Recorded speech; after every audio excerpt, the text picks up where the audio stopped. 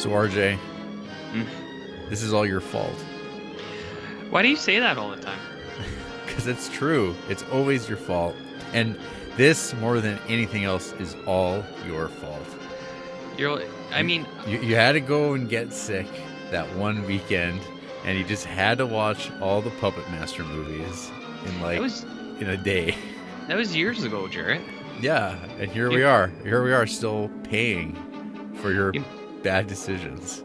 I get it, but also I'm sick of being the guy who is, Full Moon Entertainment was my fault, CORMAY was my fault, CORMAY was my fault, COVID-19 was my fault, the race riots, the hierarchy and the matriarch, all these things are my fault, Jared. And any of them.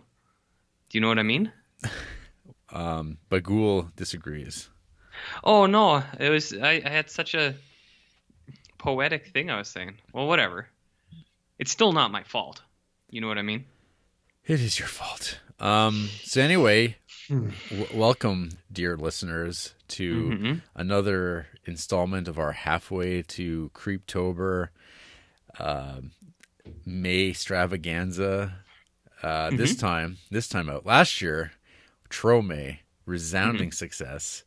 The year before that, Full Moon, the great works of Charles Band, director and producer. Last year was Lloyd Kaufman, and this year we're doing the granddaddy of the bees, old Roger Corman himself. Roger Corman. Do you think that he likes that title? The King of the Bees? Yeah. Well, one documentary alleges that he does not, but I don't know about that.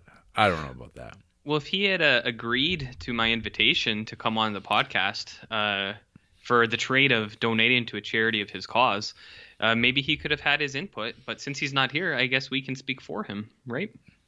Absolutely, RJ. That's how that works, right? I think so. Yeah, I think he's a character for a podcast, also. Absolutely. So we're at the end of it, though. This is kind of the payoff to an entire month of watching like 50 odd movies a piece. And how do you feel about that at this point? I mean, how do I ever feel about it? It's like real bad.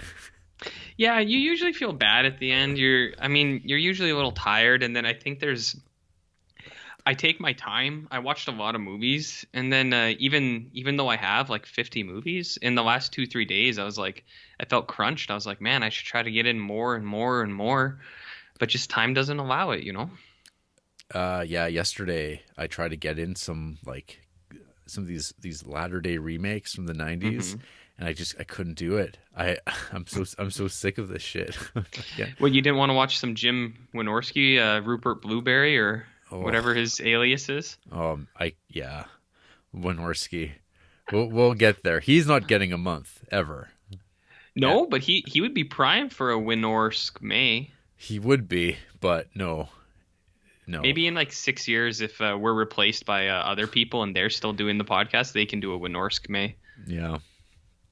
He would be up there though. So anyway. Yeah. Roger Corman. Yeah, who's that? The man, the legend. So you watched that Corman's World, right? Just I'm hot off of watching it this morning because I thought I saved it for last because I was like, oh, maybe it'll be a nice recap of like some of the things I watched 30 days ago, and it did help a little bit. That's good. Yeah, I that was the very first thing I watched. Actually, it was the second thing I watched on this whole project.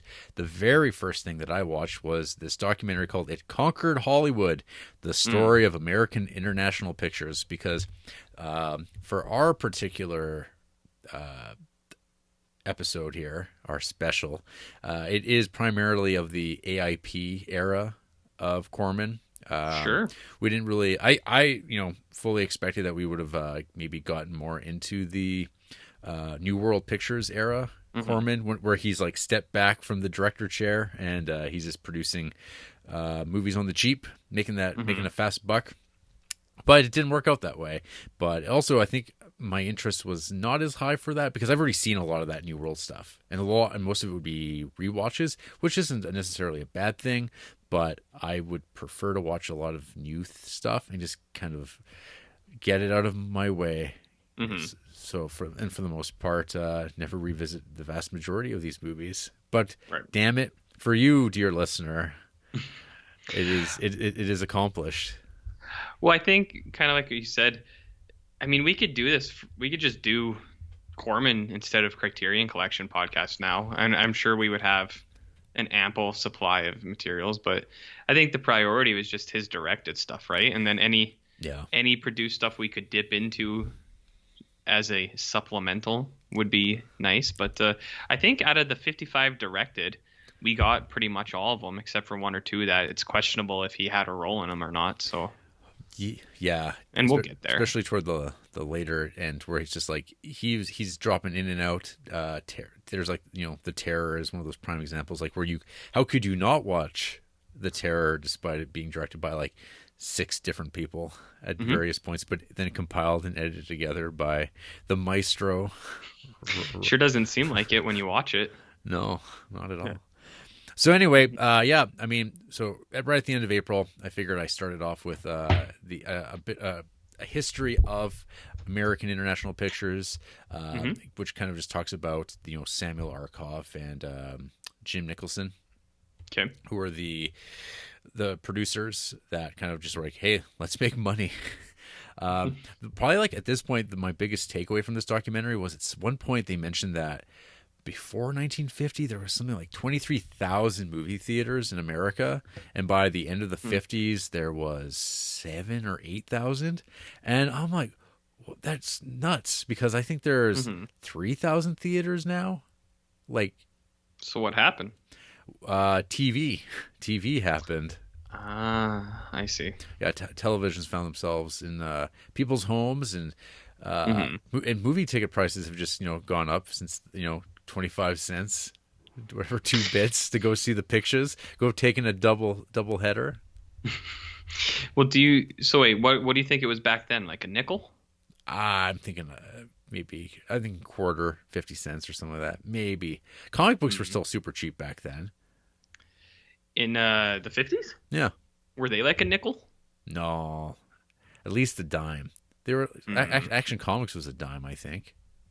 Action Comics was a dime? Yeah, and that's 38. It's more than a nickel. Yeah, it is more than a nickel. If you know what I mean, but I mean, some of these movies, boy, you can see the nickels on the screen. Yeah. Well, yeah. I think the most important thing to remember is that pain is temporary, Jarrett, but cinema is forever. Thank you, John Landis. We can. That's going to come up organically near the end of this wild ride that we're on, right? That's right. But I mean, apart from murdering people, I think Corman would agree that, you know, it doesn't matter if it's cheap or not, as long as it's out there and you take something from it, right?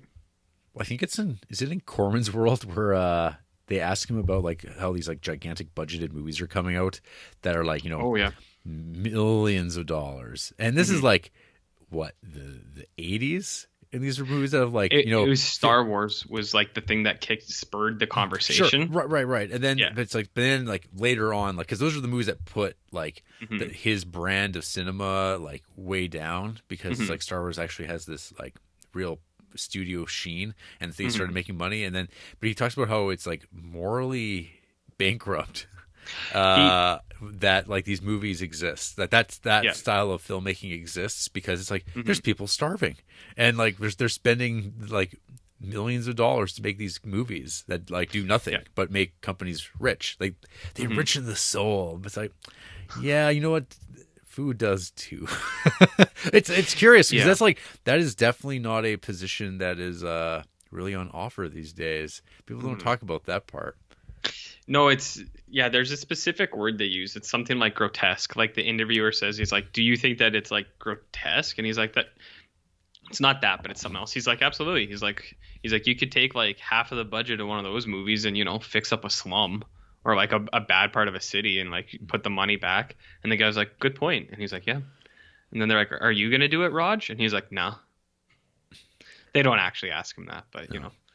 yeah, it's an interesting point, and yeah, because it was all from the Star Wars thing, and then he kind of talks about he's like, yeah, they stole my bit, and then these movies got bigger, and he's like, oh, well, what are you gonna do? Yeah, your Jawses, your Star Warses. And That damn Spielberg. and then Corman comes along. He's like, "Yeah, I'm going to make Star Crash. Carnosaur. I'm going to make my own brand of these of essentially it's like the Corman schlock version productions, ripping off aliens and stuff like that.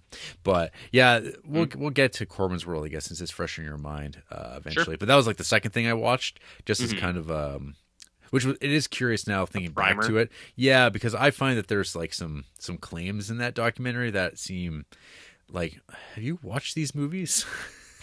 Yeah, there are some claims from some of the people, and then I think like the biggest thing is it seems like all the people they interview, like say Scorsese and Jonathan Demme or Dem or whatever, and those guys, and they're talking about it's like more about his influence than anything else, and Right. like Ron Howard articulates it really well. He's like, it's just about like what he was trying to do.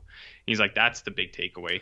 But then you watch something like Doomed, and then you see like some of those guys' opinions. They're like, yeah, Corman was kind of an asshole, and it's like, but other guys are like, was he? And it's like, I don't know.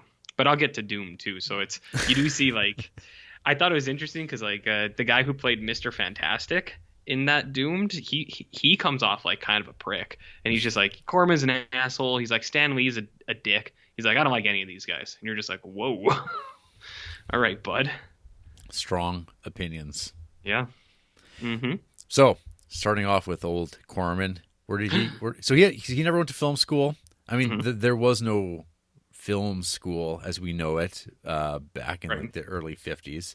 So, but I mean, he didn't like apprentice. He just kind of jumped into it out of his college and was like, I'm going to start working in films, and he did. And I guess he was like a script guy. Mm-hmm. And his first screenplay that he worked on that didn't really write, but like he fixed up, was The Gunfighter, starring Gregory Peck, which I did not watch for this month, but I've seen previously, and is actually a really good Western.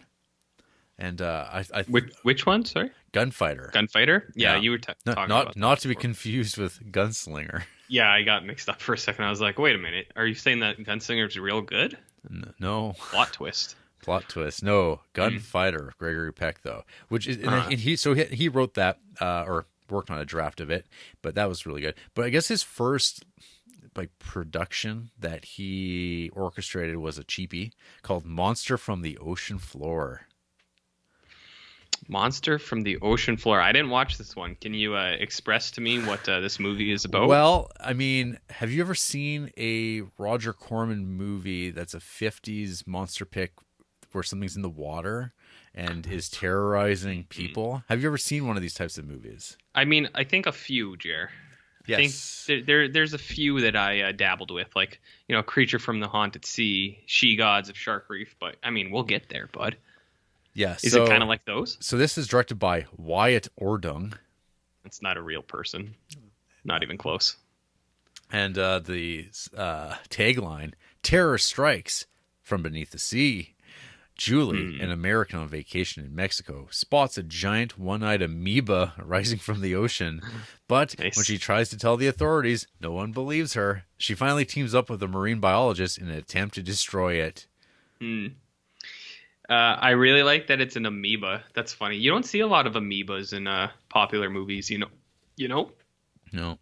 Yeah, so this begins, I guess, maybe there was a market in drive-thrus and like in theater for scuba diving, which is something that comes up time and time again in the Corman oeuvre.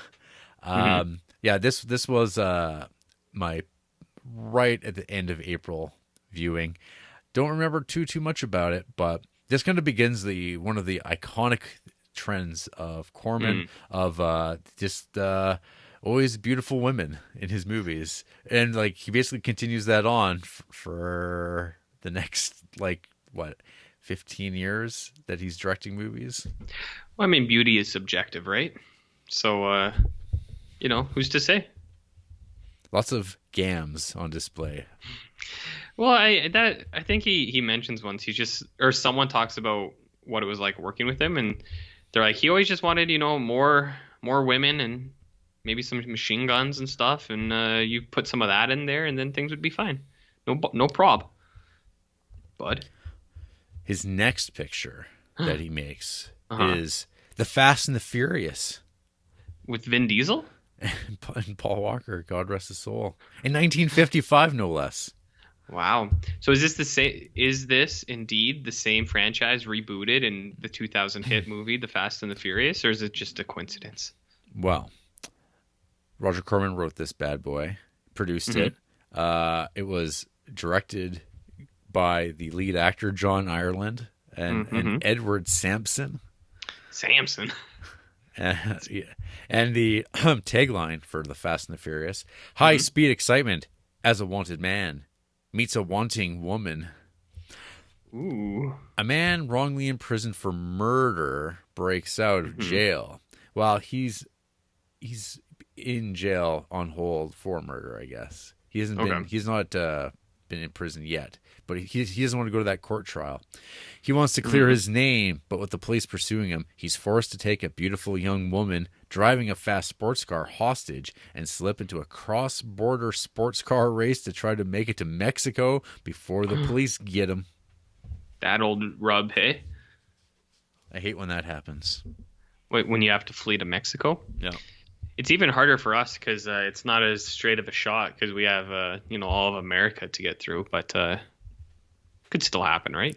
No.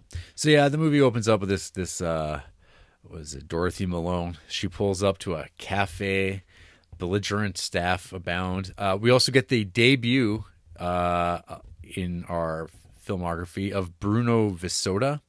He's the very angry fat guy that's in I don't know, 12 of these movies. Usually drunks, perving on ladies. That's his shtick. He's always the suspicious, very paranoid, very American Bruno Visota. And then just like the previous movie, women making strange decisions, falling in love with these men that they shouldn't be because either they're kind of creeps or criminals, a little handsy, and they're just like, well, it's the screenplay. I guess we're in love.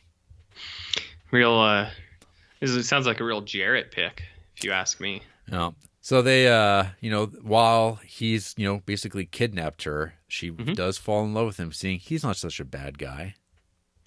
Oh, it's one of those, it's like, you know what? I mean, I know he kidnapped me and beat me up, but he also bought me that snack that one time. He's not a bad dude. Not the worst. Not the worst.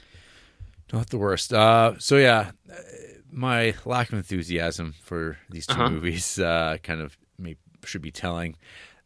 Completely, cheap B movies that there's really nothing of merit beyond the fact that it's hey, it's the early days of Corman.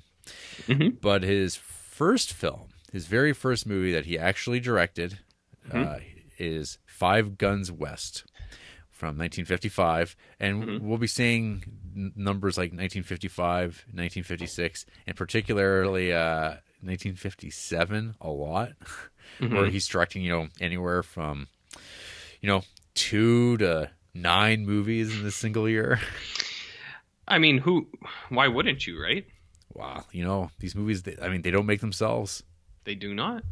They do not. Did you, RJ, have a chance to watch Roger Corman's first film? I watched the first 20 minutes of it, and then we started recording. So it did look like a good show, and I was like, it's too bad I didn't watch it. I know you said to, but I just couldn't fit it in. So I saw the setup to the movie, and I was like, that's kind of neat. It's almost like it's one of the. It happens in a few of his movies, but it's almost like that. I wouldn't say Wild Secret Bunch, Invasion. but Dirty Dozen types things, right? Where it's like, hey, here's 5 cons. Let's give them a pardon and send them on a mission. Suicide Squad. Get them together. Suicide Squad. Yeah. So yeah, Five Guns West. Guns, gold, and a girl. During the Civil War, 5 condemned Southern prisoners are plucked off death row and promised pardons on the condition that they undertake a mission to head west and bring back a double-crossing Confederate spy who has a stagecoach full of Confederate gold. Nice. So yeah, this was a pleasant surprise. Mm-hmm. I mean, I'm also generally a sucker for westerns, and this is like very much a bunch of, you know, deranged men, and there's always like kind of the cool customer who are like, what's his real deal, and you can kind of make some guesses and go, oh yeah, that makes Mm-hmm. sense why that guy isn't behaving like these other dudes. Mm-hmm. But this also has Dorothy Malone, Mm-hmm. stars John Lund, Larry Thor. Wow, Wow, Larry Thor, Larry Thor. the man himself. Wow. You might remember him from Machine Gun Kelly, The Fast and the Furious. Um, would I remember him from those? Probably not. This is a very specific name, though. Very Right. memorable. So Mm-hmm. yeah, I mean, the movie just starts out like they get dispatched, like many of these tales. Mm-hmm. They have to go through Indian territory, Excuse me? running afoul of white guys in red Uh-huh. face that they dispatch, and then they're like, okay, we're through. We got through Apache territory, and then they go to like the whatever, the way station, which is run by an old man and his daughter. Uh-huh. And of course, they're suspicious because when men come a calling, and you're a beautiful young woman out there on the prairie, you don't know what these men's intentions might be. What do you mean, Jared? I'm not sure I follow. Well, there's a hashtag that a friend of mine uses on Letterboxd called the Mm-hmm. threat of rape. That's an ever-present thing, and I think a lot of these films, that's a trend in some of these movies. So this is where it began, hey? Maybe this is the birth of it. It didn't happen. It didn't exist in literature beforehand. Well, I mean, if you believe Corman's world, he did create a lot of these things. So I guess it's canon now. It's canon. Hmm. But yeah, Five Guns West is, I mean, for a first feature film of him actually directing, pretty Yep. good. Not bad. Not too bad. Hmm. And then he follows that up with, I believe this is the first film that you've seen now. Yeah. This was the one I started with, and so with mine, I kind of bounced around just with what was available, either on YouTube or Amazon Prime, or what you kind of lent to me. So this one was on Prime, and it was just when I started May 1st, I was like, well, that's easy to go hit to. So that is The Beast with a Million Eyes. This is a alien flick, Jarrett. Aliens. And Hmm. what do you do, RJ? I love aliens You with fucking with the love. F word. Yeah. I don't actually swear in real life. That's just my online persona. Oh, I should also mention that Five Guns West is available on YouTube in a pretty good copy. Yeah, the one I clicked on today, I was like, "Ooh, man, that's actually pretty decent." And one of the biggest things, especially in the first like 25 of these Corman movies, is the drastic variance in film quality. And I think when we get to House of Usher, I think that's where it like completely flips. But even going from the 20 minutes of Five Guns West I watched, and then thinking about back to like Beast with a Million Eyes or Apache Woman or Oklahoma Woman, I was like, man, what a wide range of film, That's you know. right. Mm-hmm. So you want to hear about Beast with a Million Eyes, Jer? Yes, I do. An unspeakable horror, destroying, terrifying. An alien spacecraft lands in the desert. The alien takes over the minds of some of the local humans and animals and is able to see through them. The animals attack and the terror begins. As you talk about it, the memories start rushing back. The good times that you had watching Yeah. The Beast with a Million Eyes, and all the shots of just animals like chickens in a chicken coop or birds flying or a snake. This is the one with the simpleton. Yes. The dad's old war pal. Hmm. Yeah, it's got a kind of Mice and Men kind of guy, and he's just a good old farmhand trying his best, and Leering. Lots of leering. yeah, lots of leering, and this one's all about this alien can take over the simple-minded, so that's why it's like animals, but it can't take over real humans because Jarrett, humans have the power of love. But yes, we do get a lesson all about that, don't we? Hmm?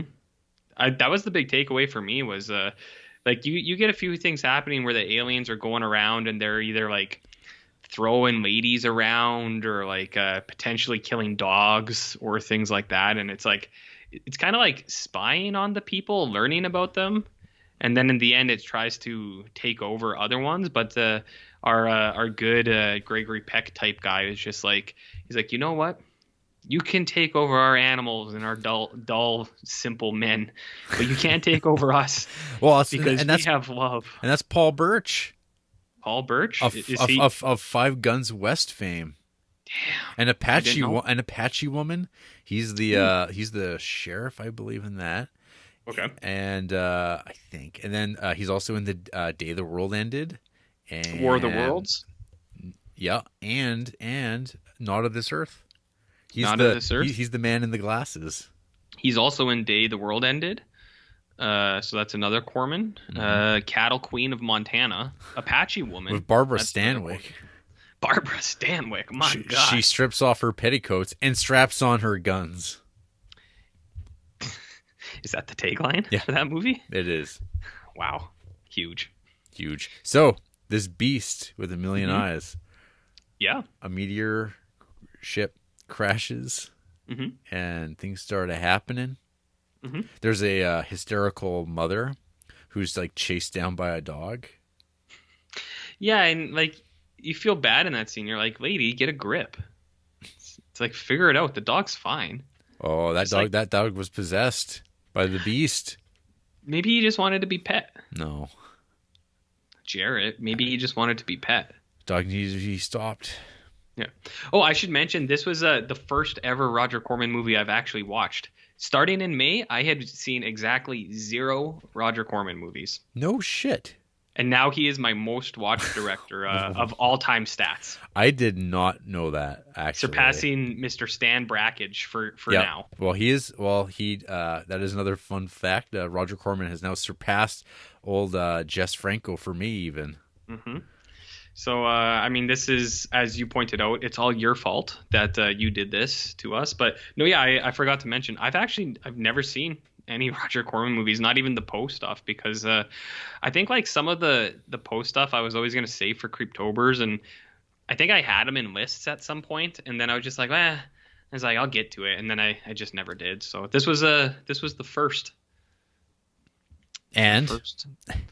I mean, I don't think there's much to A Beast with a Million Eyes. Like, I don't think it's particularly good. I think some of his other Alien ones are actually like decent. So I didn't. I mean, I get the animal thing, and especially for the time, it's like I see why this was like a gimmick that they use. But I was like, I don't particularly care for that, like the controlling of animals, and it's like it can bounce between bodies, and then the power of love ending. I was kind of like, meh.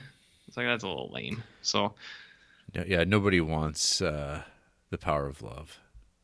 Except Marty McFly. You know. You know what I mean, Jer? I heard. But do you agree, or were you a big Beast with a Million Eyes fan? No, I don't stand for the Beast with a Million Eyes. Yeah, you're not a simp for this one? No. Okay, that's fine. I'm not. How did you feel about Apache Woman from 1955? I did not, in fact, watch Apache Woman, so you're gonna have to fill. But I did watch the next one. Did you even show up? I watched the big back end. I didn't watch Apache Woman or Swamp Woman, but I did watch Swamp Women. Swamp Woman. But I did watch The Day the World Ended, Gunslinger, Oklahoma Woman. So I see. You see, I'm filling in holes there. Okay, all right. So I did watch Apache Woman because I'm thorough. Yeah. To a point. You sound like Ben Foster when you say Apache. Apache? You Apache? Apache? You Apache. 1955. Tagline, Naked Violence. With a gun or a knife, she was a match for any man. A government agent ventures west to look into reports that Apaches are behind a recent wave of frontier attacks. Begins to suspect a setup. Damn. Wait. This stars Lloyd Bridges. Really? What's he like? He's not. I don't know. I've never been Sleepy. I've never been that crazy about Lloyd Bridges as a Why not? lead. I don't know. He doesn't have it. He's like a comedy guy. He's just Okay. yeah. He's a little too much like Leslie Nielsen for me. Well, I mean, they do partner up sometimes, do they not? They do. I'm pretty yes, they do. Airplane style. That makes sense. Yeah, I'm just looking through his stuff of all these westerns that he's in. Yeah, yeah. I like Jeff a lot more. Jeff Bridges? Yeah, Are they related? that's his dad, Lloyd. Well, you can't assume that stuff. And Bo Bridges, Jeff Bridges. Did you ever watch that the Outer Limits remake series? The TV show series? Yeah. Yep. The very first episode they did was the Sand Kings, which is based on a George R. R. Martin short story. The whole thing about like a microcosm of a civilization that passes over time, and the whole gimmick was that they got the Bridges family in there to play actual brothers and fathers and sons. It was like, wow, That's spectacular, Jarrett. very spectacular. I don't think we've ever hit that watermark of cinema television since, if you ask me. So Apache Woman, Joan Taylor plays. Is it Lana? Oh, look, and there we go.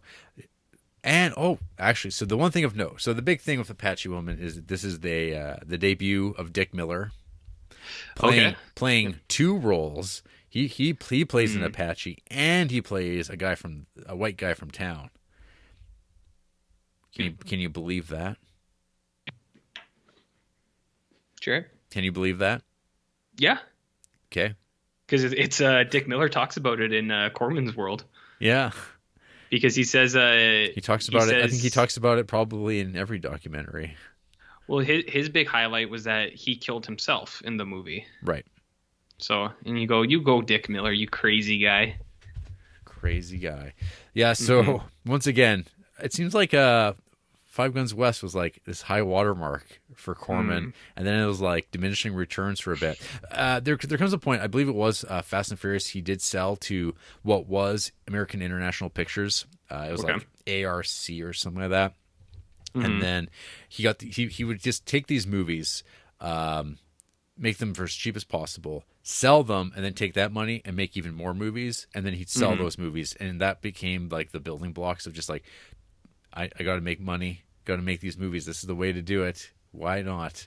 We'll capitalize on these trends of whatever people are going to. But then later on in future documentaries, they'll talk about how we were visionaries, redefining cinema and giving people what they want. Which we're going to get there. But I looking back, I'm like, that doesn't even make any sense. Especially when they're talking about these like the teenage movie craze.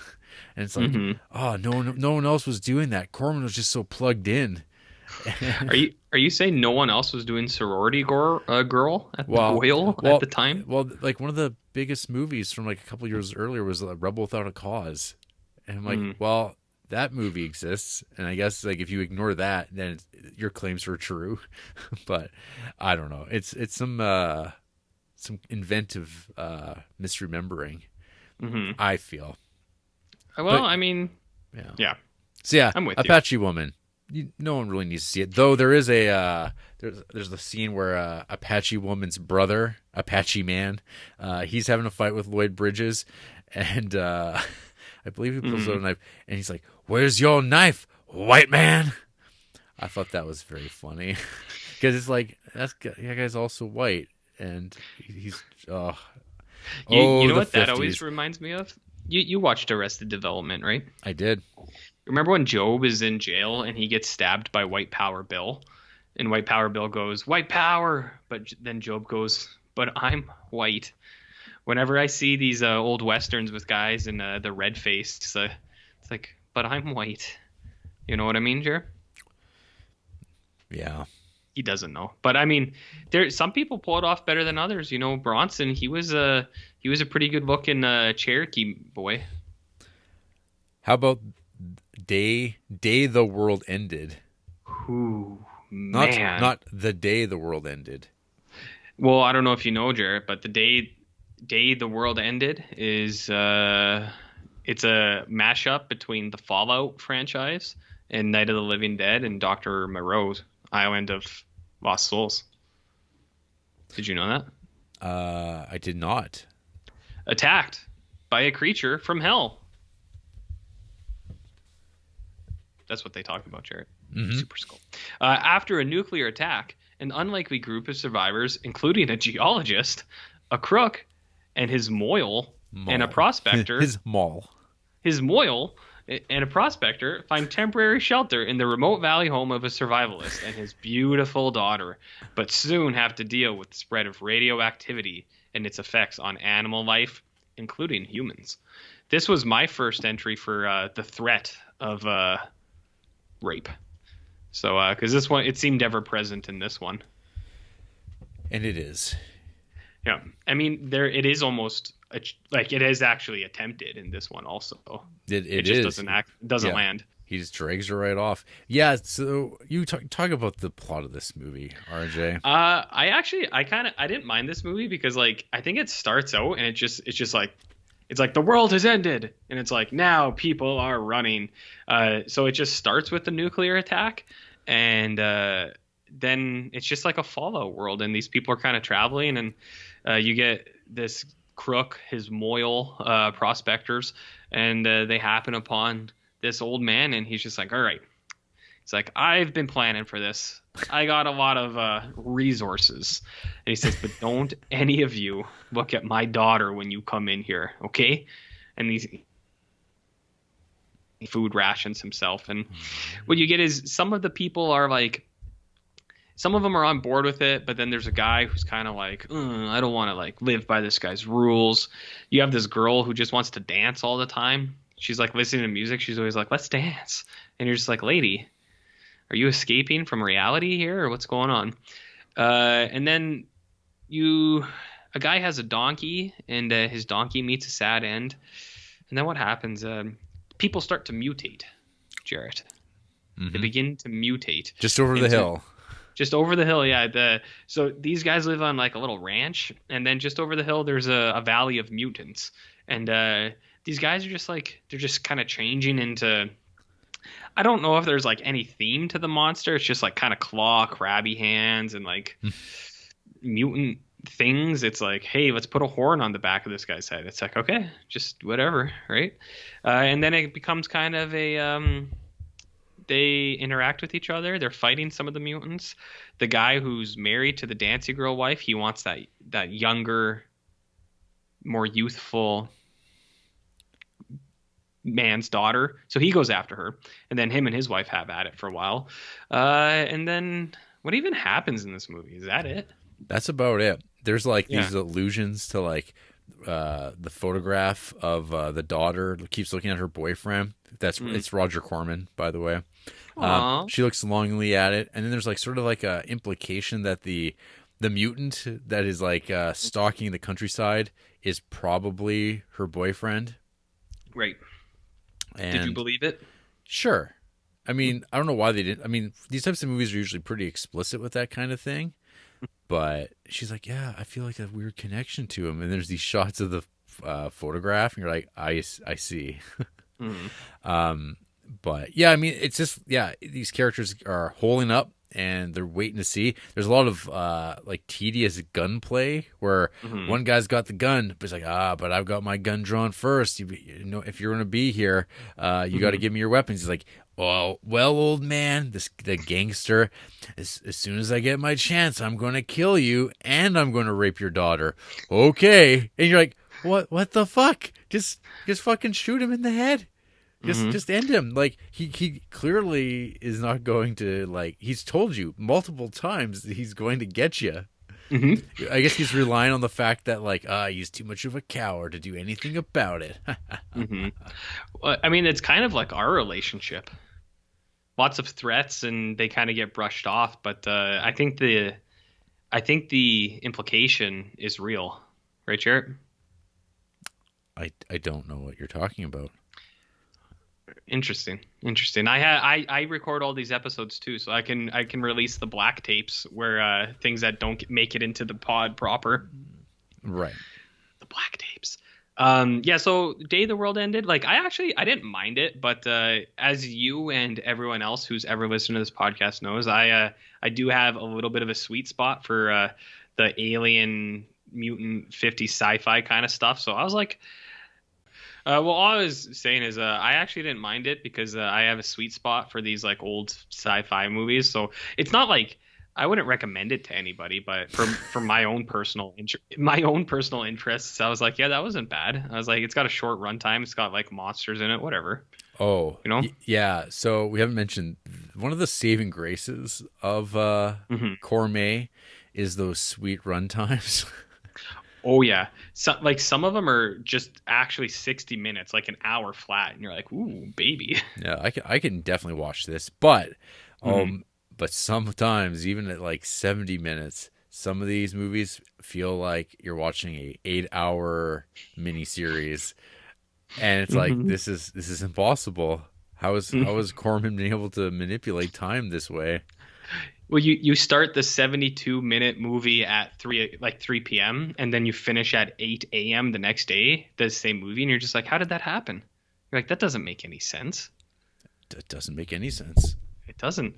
So why don't you tell me about Swamp Woman, Jarrett? Oh man, so Swamp Women. Oh yeah. Uh, Uh-huh. the tagline for this poster: "Flaming passions, weird adventure, women with a lust for men." An undercover policewoman helps three female convicts escape from prison so that they can lead her to a stash of stolen diamonds hidden in a swamp. Wow. That Um, sounds good. so this is like unwatchable Oh no. in its current form. So I could not find a very good version of this anywhere. Like this is just Mm-hmm. relegated to like the wastes of time. Hmm. The only print is just muddy beyond belief. But I think there's a reason no one cares because this is just like a slog beyond your wildest imagination. Hmm. This movie's got like some babes in it. Ooh, That's nice. that's about it though. I remember being like, yeah, there's some real nice looking '50s women being Hmm. tough because they're escaping from jail, and then one woman winds up with them, and they're just they're in a swamp. But there's like I kept thinking this would be like looks like and sounds like a really sweet exploitation movie, Hmm. but it's not. It's like a really like atmosphere free film noir that has Hmm. nothing going on. It's got a scene where like this husband and wife just got married, and they're in Louisiana, I guess Ooh. New Orleans, and they're having like their honeymoon, or I don't even know if they're getting married or dating. It changes, it seems, scene to scene depending who they're talking to, Hmm. and there's like a guy who's pretending to be drunk and he's a pickpocket at the Hmm. beginning, and then it just keeps going on, and nothing of note happens. And yeah, this is all some all time bad movie making right here. Nice. There's nothing to recommend here. But you know what? It still isn't the worst movie I saw this month. Really? Oh I no. can't wait to find out whatever that. I legitimately don't know what you think the worst movie is here. So that's interesting. I wonder if we'll have some confluence in our Oh, takes. I think we might. I think we might. So So I yeah, I didn't watch Swamp Woman, but yeah, I think I'm glad now that I didn't. yeah. That one you definitely dodged a bullet. No Hmm. one needs to see Swamp Women. What Okay. instead they should watch the Oklahoma Woman. What about Gunslinger? Oh, right. Sorry. So I went in my order. I've seen Right. Gunslinger before. Um, so remind me about Gunslinger because I I saw this. Let's see here, some time ago. Man, this is before I was even logging stuff on mhm. Letterboxd. Why would I watch this? Strange. Yeah, so I did watch Gunslinger, and I'd say Gunslinger and Oklahoma Woman, they have like I can't remember which one. One of them has real bad quality, like film quality to it. I can't remember which one it was, but and they actually I think they have like kind of similar plots. So it's like I don't know if they filmed these like right after each other or something, but Gunslinger is hired to kill the woman he loved. After her husband is gunned down, Rose Hood takes his place as sheriff of a small western town. So Gunslinger, I think the poster is misleading because it makes you sound like it's the hired gun, but the movie's more about this lady Rose. So she's like the wife of the sheriff, and the sheriff gets gunned down in the town. She's like, "Who's going to be the sheriff now?" And old Beverly Garland is like, "I'll take care of this. Don't worry, boys. I got it." So she's in a couple other Cormans. She's pretty wicked. So she becomes the sheriff for a while, and she's got a no bullshit attitude, Jarrett. One of the local saloons is run by another lady, and it's I think it's the undead lady, Allison Hayes. So the saloon stays open all night, and Rose Hood, Beverly Garland, is like, you know what? You're closing at 2 a.m., bucko. And the old saloon lady's like, no way, man. We do what we want. And they go in and they have a fist fight, a lady fist fight, Jarrett, because she goes in at 2 a.m. She's like, you're closing the bar.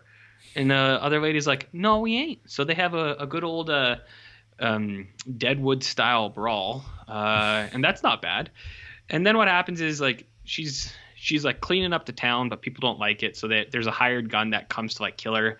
But then the guy kind of hangs out with her for a while, and they start to like make out sometimes. And you're like, that's fine. And then the rest of it goes the way you would kind of expect, where it's like you have to make a decision. It's like, do you want to kill this woman or do you love her? What do you think he does, Jer? What? I said, what do you think he does? Do you think he kills her or do you think he loves her? I think he loves her. Kills her dead, man. And he disembodies her and stuff. It's pretty gnarly. Wow. No, yeah, he crawls inside of her. Yeah, it's a real like Tusk style stuff. He makes a walrus out of her and stuff. It's pretty crazy. No, it ends pretty much the way you want it. It's like, I don't know, it's along the line of unoffensive like westerns that you could just pump out. So Gunslinger it's fine, whatever. But it's no Oklahoma Woman, I'll tell you that much. Queen of the Outlaws, Queen of Sin. Ooh, baby. We're the only two people of our friends group that have watched this, it appears. It looks like we're two of only 17 people ever who have watched this movie. So that's weird. We're doing pretty good, man. Wow, what an oversight, people. Why are you a big Oklahoma Woman champion? No. Yeah. Yeah. What happens in this one? I don't even remember. After 6 years in jail, Steve returns to claim a ranch left him in a will.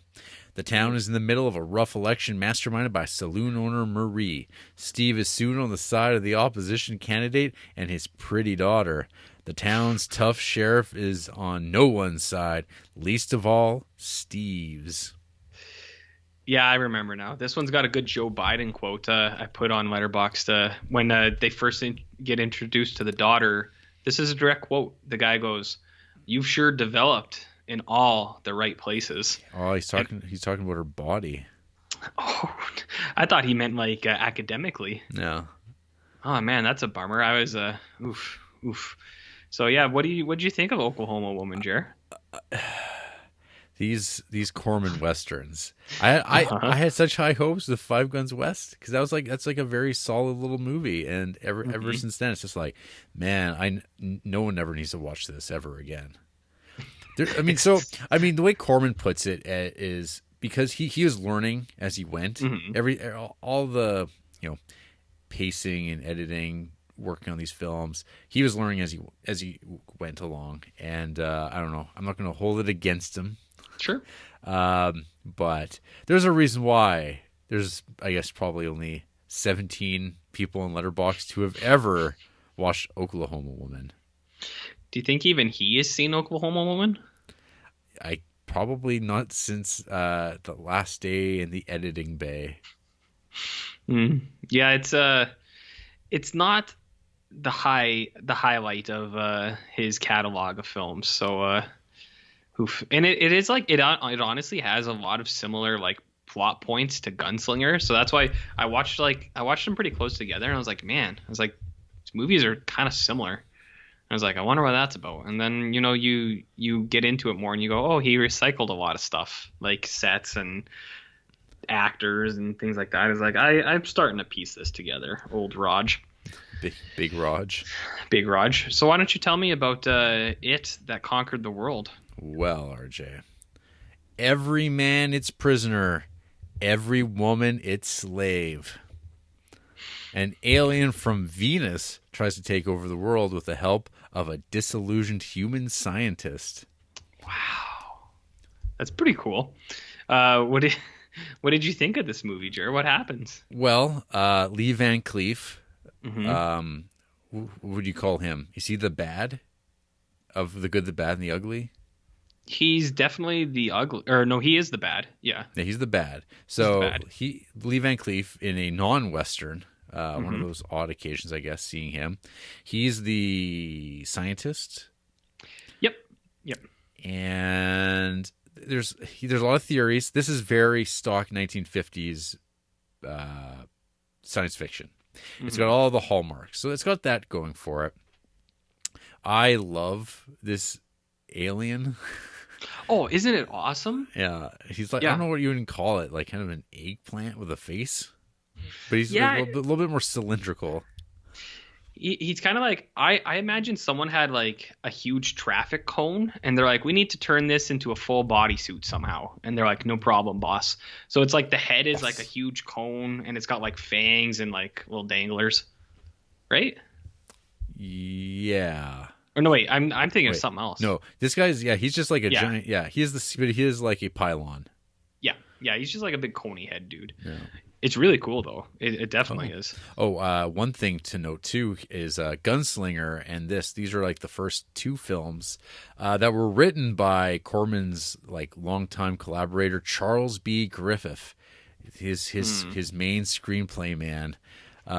He's going to go on to be writing Naked Paradise, Attack of the Crab Monsters, Not Yeah. of This Earth, The Undead, Rock All Night, Teenage Doll, Bucket of Blood, Ski Troop Attack, Little Shop of Horrors, Wow. Atlas, Creature from the Haunted Sea, Wild Whoa. Angels, Death Race 2000 even. Wow. That's pretty cool. I mean, I like some of those movies, so that's good. Yeah, so but he's a constant factor in this the Corman verse, and he loves scuba diving. Oh, I do you think feel. he was the one? I don't know. He actually directs some movies in his own right, which I looked at and went, "Oh my god, is that a scuba diving movie?" And yeah, called Forbidden Island from 1959, underwater murder thriller, tropical Ooh. island underwater scuba diving swimming murder thriller in which divers and thieves search for a sunken treasure. Mm-hmm. Like Pretty good. And he also directed a total Jaws ripoff called Up from the Depths. Oh, yeah. Your vacation is about to end. A menacing shark-like predator attacks a Hawaiian tourist area in this low-budget creature feature. If it's shark-like, is it not a shark? But it's not. It could just not be a shark. Huh. And he directed RJ, Dr. Heckle, and Mr. Hype. I was gonna watch that. It's just time did not allow. So maybe that'll be a Creeptober thing because it's got a lot in its favor, if you know what I mean. So it conquered the world. Yeah. So this is like one of the first where we have like the cave dwelling monster. I think which becomes like almost a theme in some of these movies where you have like a monster that hangs out in like a cave and then like comes out. I don't know, fucks around with people a little bit, goes back in. This one's also the one. It's kind of mind controlling, right? Right. Yeah, so it's kind of like mind controlling, and then you have your group of scientists that like battle it. I don't remember the particulars that much, but I do remember like I think someone eye gouges the monster at one point, Yeah, and then they blow it up or like blow fire through it, and I was like, whoa, that's pretty cool. Yeah, so they're very into the movie. hmm That's what stuck out with me. I don't remember anything else in between. Do you? Not really. It just seems like there's like Lee Van Cleef, him and his wife go for a dinner over at their friends to talk about his great ideas. They have to like, hey ladies, you go take care of the dishes. Me and my science friend, we have some science to talk about. And he starts showing him like some transponder, showing like different brain waves because he starts That's what Lee Van Cleef starts communicating with it. On ham radio or whatever, and it talks this universal language, and it starts tapping into all of us, and then it can start making people do what it wants to just try to start some like I don't know wars. Hmm. I mean, that's usually the greater goal, right? Yeah. So this one also stars Beverly Garland, the gunslinger woman herself, Jarrett. Yeah, she's in a lot of these things. And Hmm.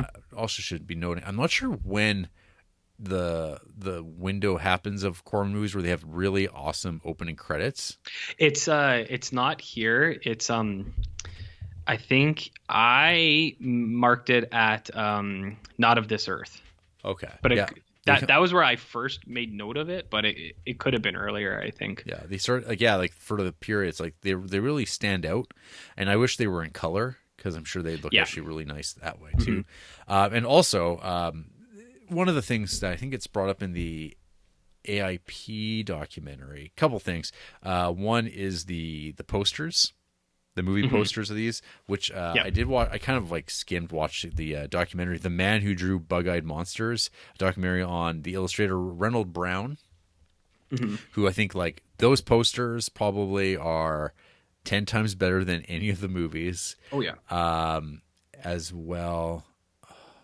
The other thing too was as things get going, the trailers start being cut in a way where they always say "see the creature," like "see suspense," and like the idea is like again the trailers are better than the movies, but it's like once they got your quarter or nickel, Yep. they've already won the battle, and then they send you home, and then they'll just retitle it someday, and then you'll be tricked into seeing it again and be like, "Oh crap."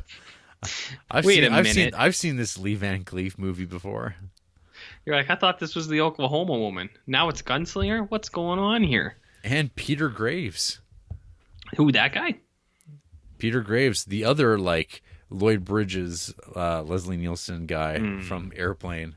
They're all there. I mean, people say Roger Corman, he created cinema, right? He created cinema, some might say. He got everyone their start. You heard it here first, folks. He did it. And then Carnival Rock. You got to tell me about Carnival Rock and the next one because I didn't watch these two. So, oh my god. Tell me about them. What's there to say? I don't know. Let me tell you. An Oceanside nightclub owner loves a singer who only has eyes for a gambler.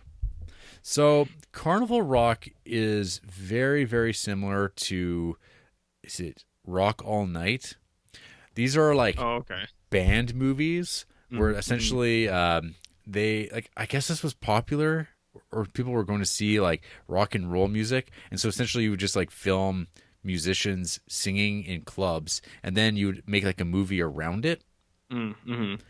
Yeah, I hate these things. They're not even like particularly like bad exactly, but I just like I don't give a shit. I don't watch music this way. I don't want to see the music and experience it in this frame.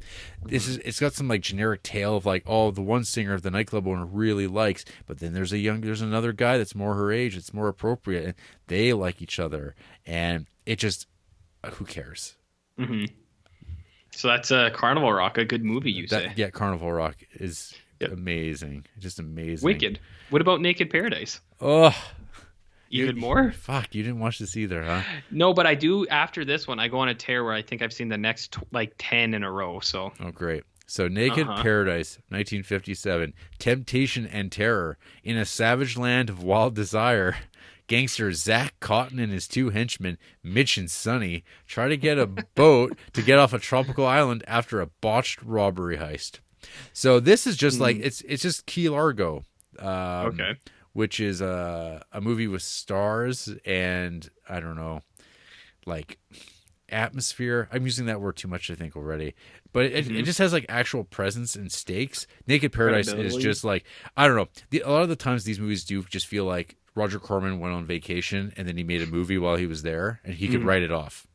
That's what these ones feel like. And that's fine. Why not, right? And the only reason I'm having to watch these types of movies right this moment is because we're doing this goddamn episode, giving people what they want, us barely talking about movies, but saving them the time of not making the same mistakes that we have made.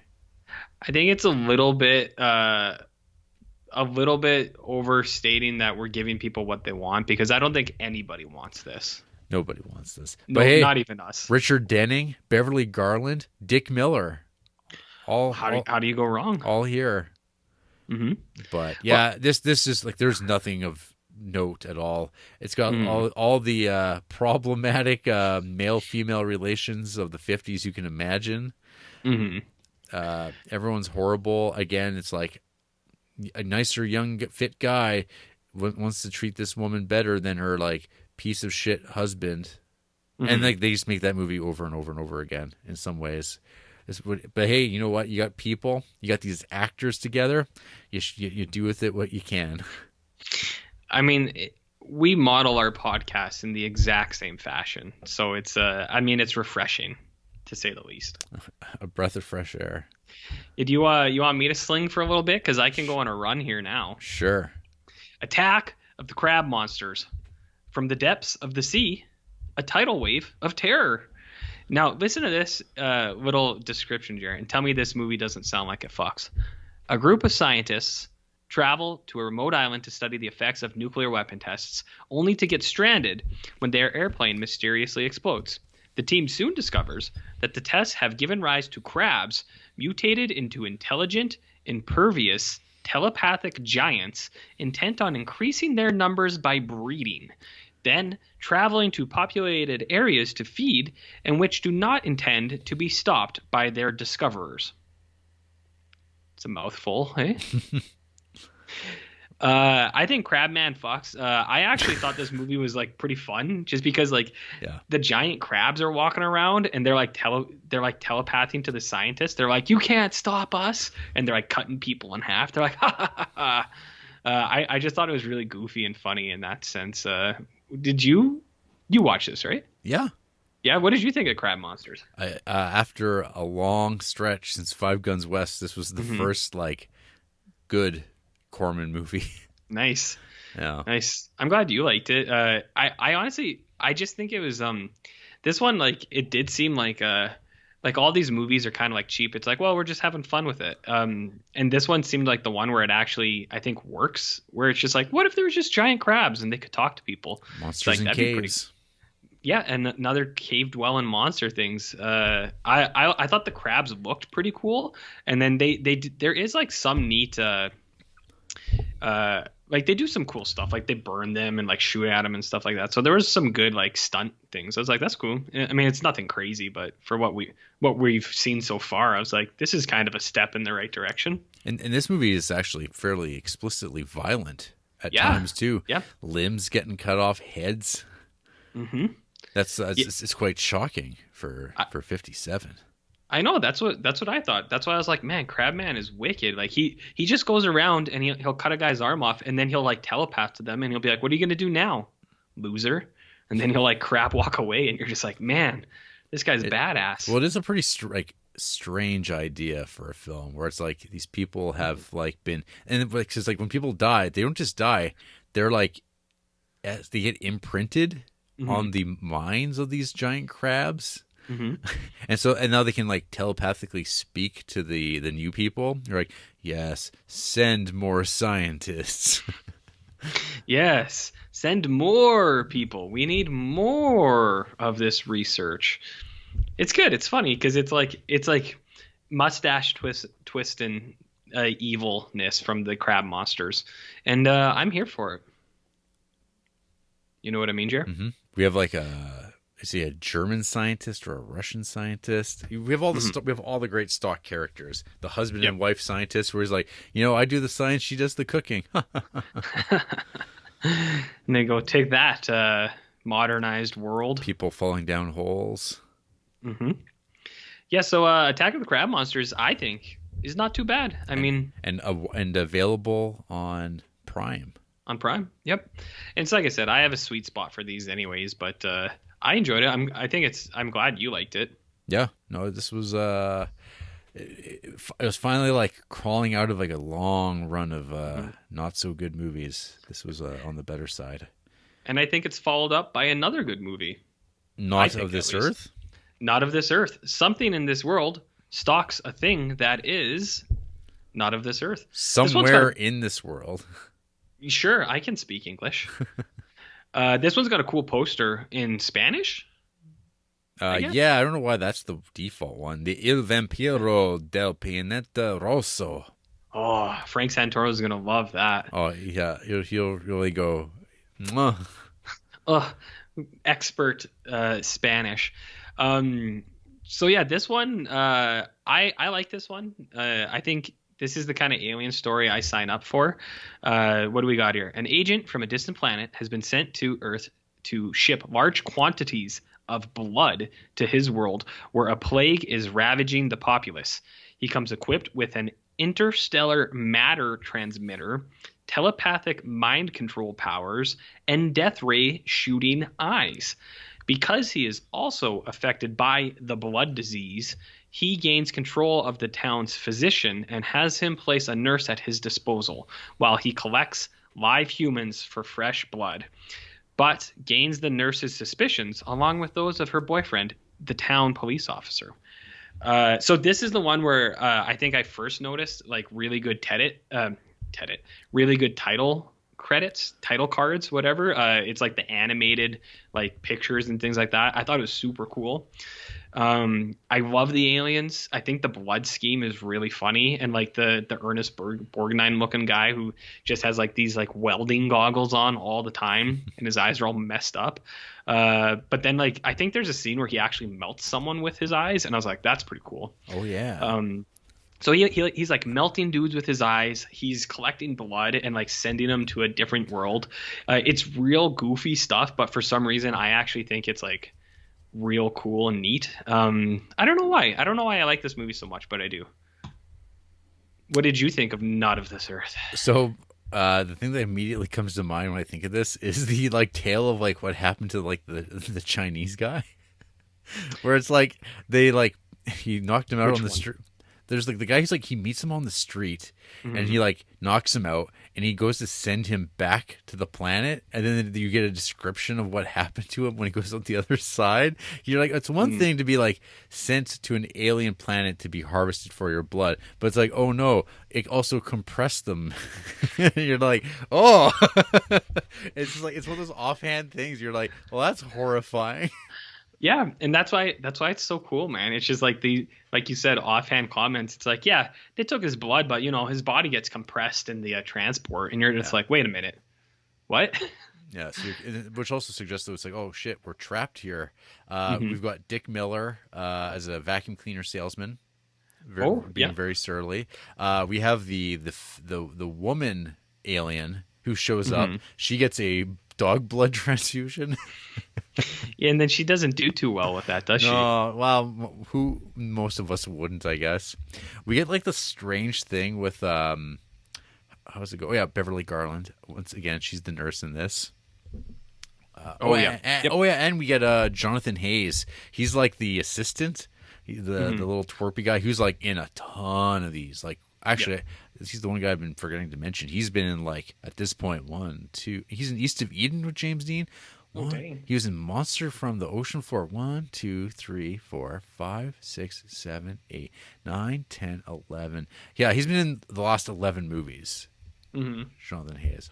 That's cool. But this is the first one I think where he actually stands out in a real way to me. Right. But yeah, like because he can. So this okay. I remembered one of the this is actually also a really interesting thing with Not on This Earth. I love that the Paul Birch, who's what's the name of what is the name of the alien? Paul Johnson. Guy Man. So what's awesome about him is he fucks up. Like, because usually in these movies, the aliens always have these perfect plans, and like no matter what you do, they always foil. But this, like, he illegally parks and he's going to get a ticket. He tries to like snatch a guy from like a parking lot, but then like a car horn goes off and it wakes the guy out of the hypnosis, and the guy has to like chase after him. And he's always like, he's always messing up, which is like a really cool thing. That I feel it adds kind of like a levity to the whole scenario where it's like, no, he's not invincible. He's just like a guy. And you get like the really cool little thing dropped in there too with what is it? Like the history of like why is the alien planet ravaged by this plague? And it's like, oh, this is consistent with what happens if like there was like too many atomic bombs dropped. There's also the thing that is a consistent manner of like all the depictions of aliens of the 50s is this like inherent superiority, like humans will never understand, simple humans overrun by their emotions. It's the laziest shit in the world. I don't know. Yeah, that's that power of love thing too, right? That's why I'm not super on board with that either. It's pretty goofy, and it's like it's a lazy thing. But I do agree with you, like the bumbling Magoo style of this kind of podgy looking guy. He's just like, he's always like, is that not what I was supposed to do? And they're like, no. They're like, why would you do that? And he's like, oops. In his mansion. His mansion, he's like, hey, butler, come over here. That guy's got some threat of raping him. Oh yeah. Then like when they have like the dead bodies, it's like, throw them in the furnace. Yeah, just throw him in there, and he's like, he's always like, stay away from my furnace. It's the only rule. And they're like, what a peculiar guy. There's another scene that's really funny when they come about those 3 homeless guys, and he's like, who are they? And the chauffeur's like, those are hobos. They got no job. They got no spunk. He's like, they just want wine and to get and to like have a good time. And he's like, invite them to dinner. And the chauffeur's like, what? He's like, do it. I want their company. And he's like, all right, man. Yeah. It's got fun stuff like that, you know. It reminds me of like you watched Futurama, right? Yeah. It reminds me of like Futurama when they would do like PSAs from like the 50s, and they would or like PSA things of like the past, and they would show them. That's how it kind of plays out to me, where it's like exaggerated things like that, and I like it. It's fun.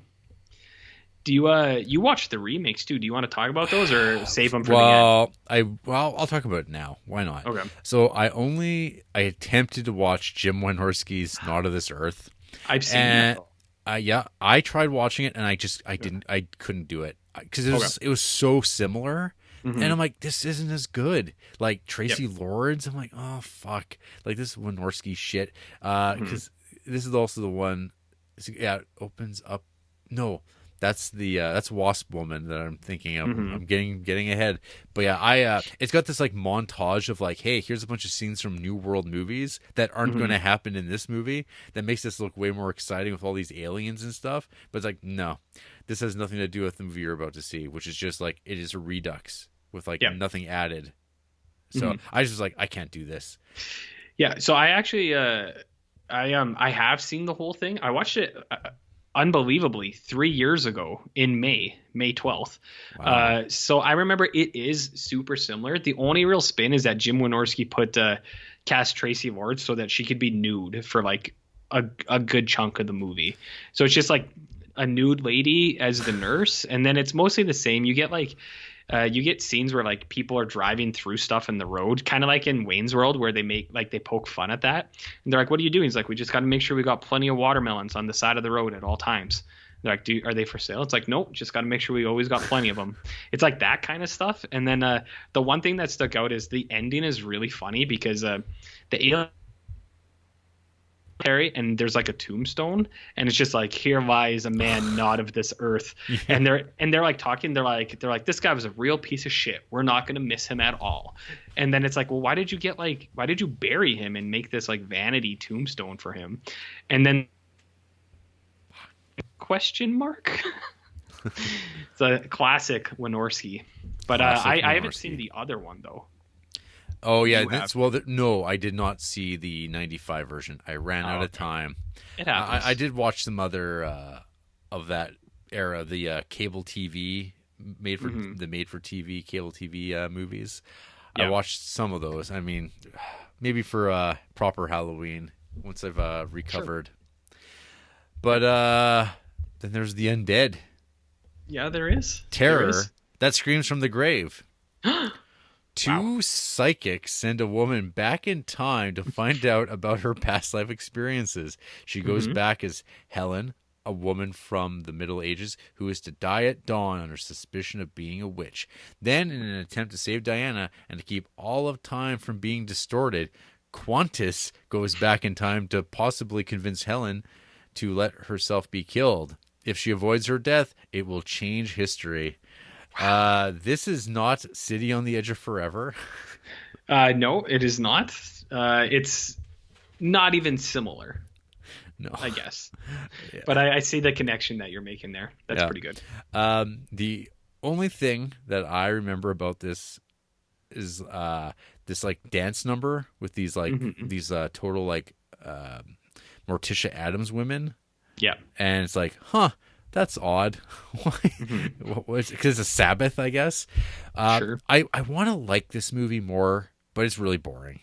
Yeah. Like I love I like that this is 57. So Bava's kind of like, this is Bava territory, Mario Bava. And that I feel like Corman must have been aware of Mario Bava at this point, because there's some similarities, particularly with the Poe stuff and the colors and stuff.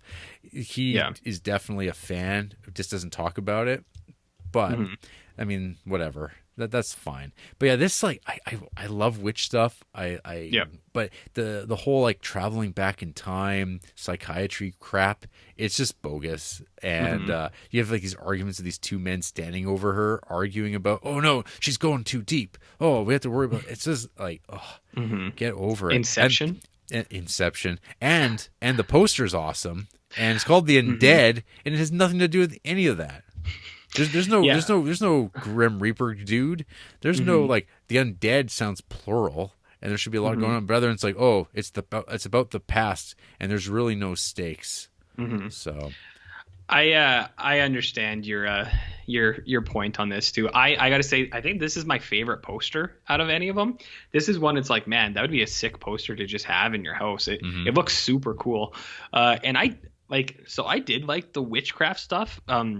I didn't much care for how they just throw the cat around whenever they want her to appear. You're just like, But I did like the idea of like witches turning into cats, and her little like imp slave turning into like a what is it, like he'd always pop up with like the little hair, and then he'd go back into like a lizard or something. I was like, that's fun, whatever. But it is definitely, there's some I think it's got good ideas. It just doesn't actually like hit any of them. Yeah. So it's too bad, I guess, but what are you going to do? What are you going to do? What are you going to do? Yeah, I forgot about the the real witchy lady. So that's Allison Hayes. She was in Gunslinger. I thought something else, but maybe it was just that. But yeah. Rock All Night. Whew, baby. Some have to dance. Some have to kill. I think this poster is gorgeous. Like, yeah, this one's. I think this is actually one of the. I think this could be actually my one. Like, it's too bad because like I think the movie's just like boring. Whatever. Even though like I've read some people's strange theories about this, like how it was like a big influence on Quentin Tarantino, and that someone was saying like, because apparently he was supposed to make a remake of this at one point for Corman, didn't, and then he did Pulp Fiction. Some people are like, yeah, there's some real Pulp Fiction things to it. And I'm like, I guess that seems like quite a reach. Yeah. So again, unless you're like really into the platters and the blockbusters and like into music scenes of just shots of like a band playing their music, and then you get the one actress who sings really, like she's like overdubbed really poorly, and then like these goons show up and hold up the place. This does have Dick Miller in a lead role. And he's very angry, and he's actually pretty good. I will say that I think Dick Miller actually is a pretty good actor. Yeah, I think he's I agree. And actually I think I saw someone else throw out there too that like Roger Corman might have seen Dick Miller as kind of like a Jack Nicholson before Jack Nicholson came along, because he kind of plays those characters or that style of character. For sure. But yeah, I found his anger Rock All Night was pretty solid. So this one's better than Carnival Rock, but at the same time, like it didn't keep my attention whatsoever.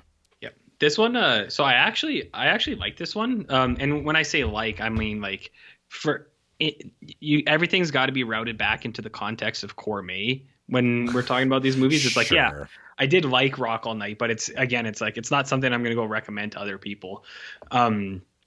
I liked it because of Dick Miller, because he's in there and he's just like pissing people off. They're like, "Why do you sit?" They're like, "Can I sit beside you?" And he's like, "Why don't you go sit somewhere else?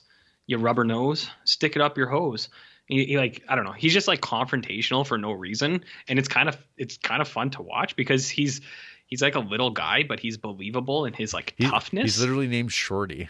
Yeah, he's like a little guy, but like I don't know. I never questioned like his ability to stand up for himself because like people like come and confront him. He's like, "What are you gonna do? Nothing." He's like, "Get out of here." So I liked him, and then I do kind of see the Tarantino connections where it's like, I think he has elements of things like this in his movies, but never like a basis for like an entire movie where it's like, yeah, so you have this group of people in like a little bar and then some other people come and hold it hostage. It's like I can see a little bit of that, but it's like I don't think it's like a huge thing. I bet Tarantino's seen this and he's like, yeah, that's cool. But yeah, I don't know if there's he's explicitly been like, I love that movie. There's like a movie where the poster is on the wall. Oh, okay. Yeah, there is like there is a little bit to it. Yeah. But. Yeah, no, and I think I mean, I wouldn't like put the whole farm on it and just be like, yeah, Tarantino's, this is his shit. But it's like I can see the connection a little bit, so it's fine. I didn't mind Rock All Night. I thought it was all right. Yeah, I mean, I guess it's just like I find the music stuff just just I zone out and I do other things. So that's I'm glad that he only has 2 of those under his belt and the music never comes up again. But so next up though is Teenage Doll.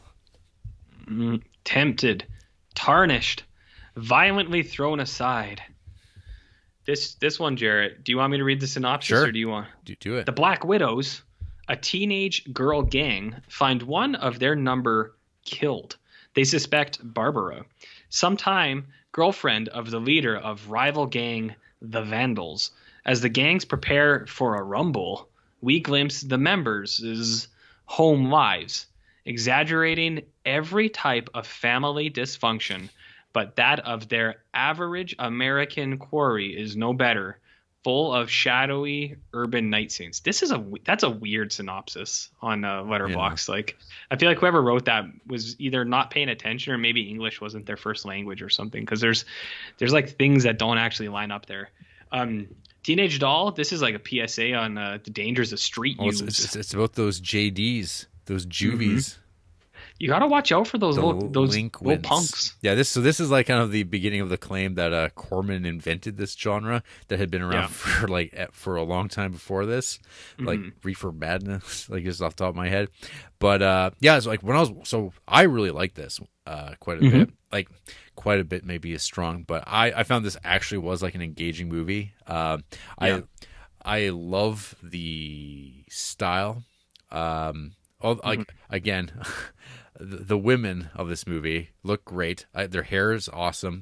I love their jackets and pants and stuff like that. The slacks, they're tough broads, and I don't know. I was far more engaged with this on a story level because it's just like a fun piece of like juvenile delinquent stories that were very popular in the 50s. It prompted me to go look up those lists because I was like, yeah, I want to watch more of this type of stuff. I love Asphalt Jungle and that kind of thing. But I thought this was like, it was interesting that it kind of did like the time jump. Like it was asynchronous in its time and kind of showing like how did this young, beautiful woman wind up dead in an alley.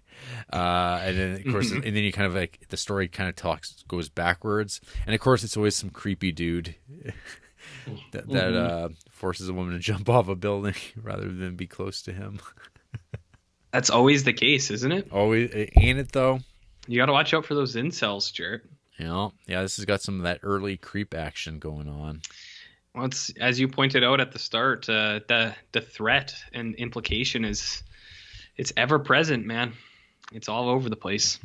And then you get that. I can't remember which one of the girls it is, but she's got like her younger sister that she's keeping, and like she's just on the floor, no food. She's just yelling at this kid. Yeah. Yes, a box of crackers.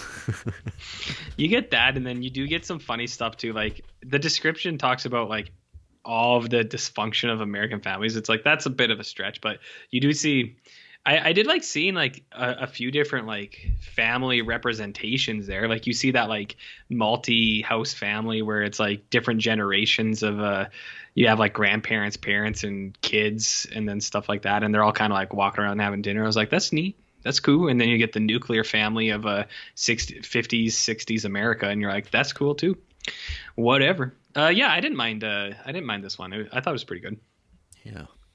Yep. How about Sorority Girl from 57?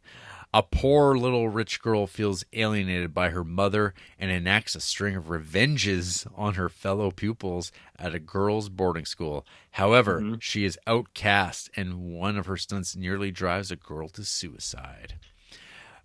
So I was like, Yeah. pretty stoked on this after watching Teenage Dolls, because I was like, yeah, I want more of the same. I want luridness, but this was a step down from that. I think it just like, if again, very repetitive.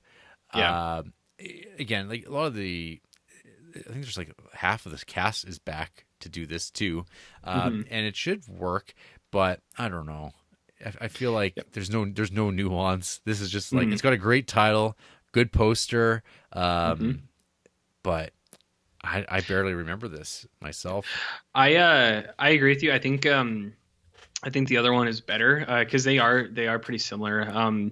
But I thought Sorority Girl was fine too. So you have this girl and she just gaslights everyone. So like she has like a housemate and she manipulates her all the time, and she's just like, you should feel bad. It's like, you're a bad person. And the girl's like, I am a bad person. She's like, I know, I'm telling you. It's like, I'm the only one looking out for you, and you're a real piece of shit. So it's like, come get your medicine. And then she does some hazing with a little sorority paddle. And it's just like, whoa. It's like isn't it like a tennis racket? It's no, it's like an actual like the actual paddle. Okay. Yeah, and it's got like the Greek lettering in it. Okay. I for some reason I thought there was like she has a tennis racket that she produces at one point. I think she has one of those at a point too. Okay.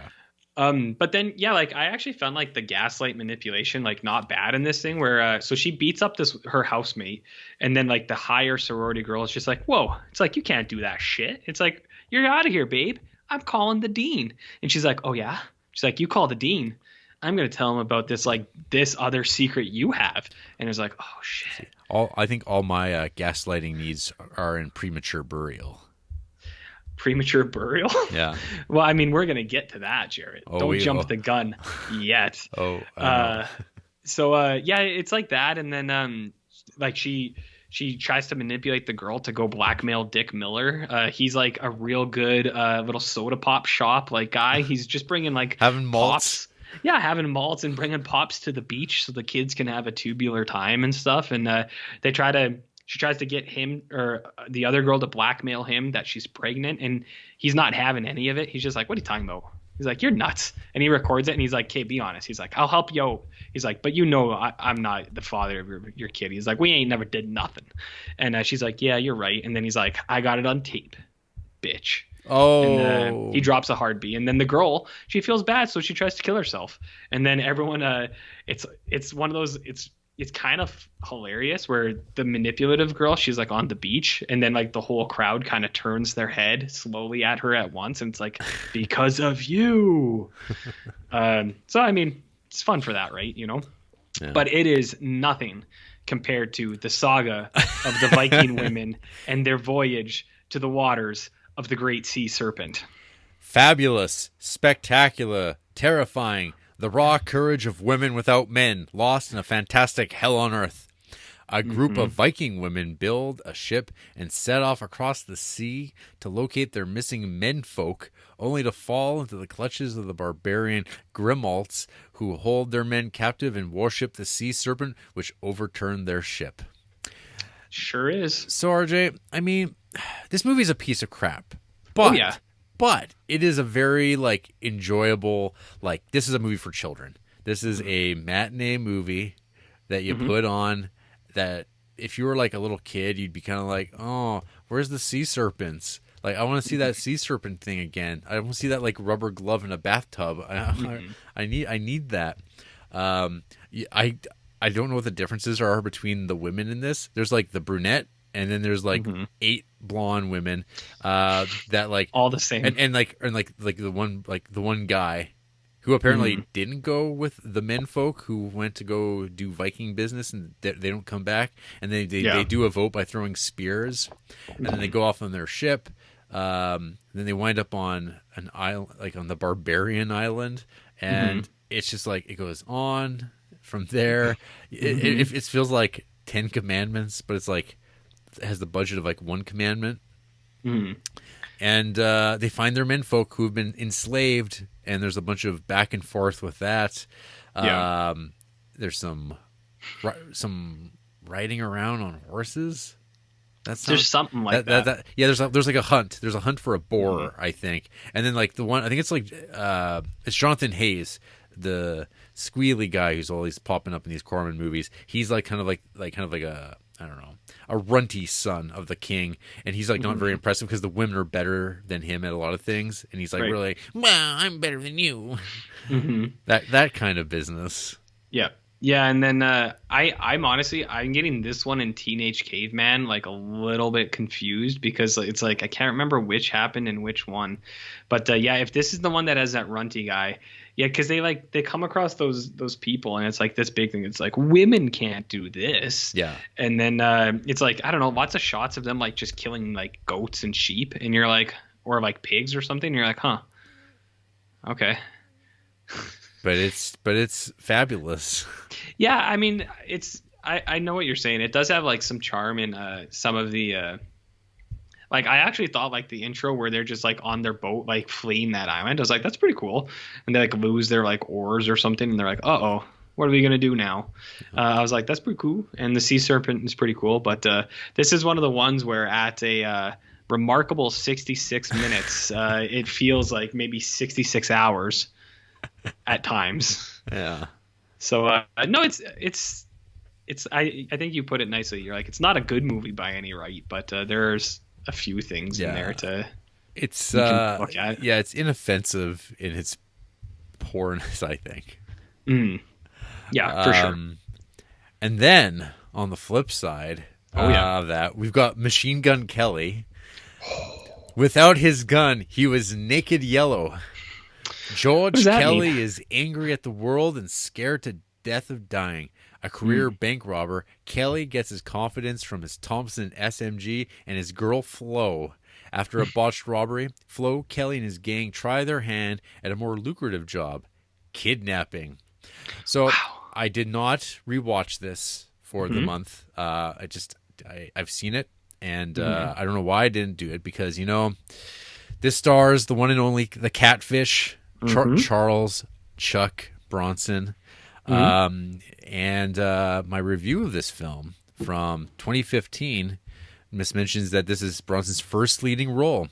I felt at the time this was a good example of no budget Corman filmmaking, doing an awful lot with what he gives himself, and this just thing blows by at its runtime. And yeah, that's about it. I seem to be very positive at 3.5 stars. I'm curious, RJ, how does this feel to you at this point in time? I mean, I don't rate stuff, but I'd probably hit it with like a 3. Okay. So I understand why you like this one. This is very in your wheelhouse. I think these movies. It's good.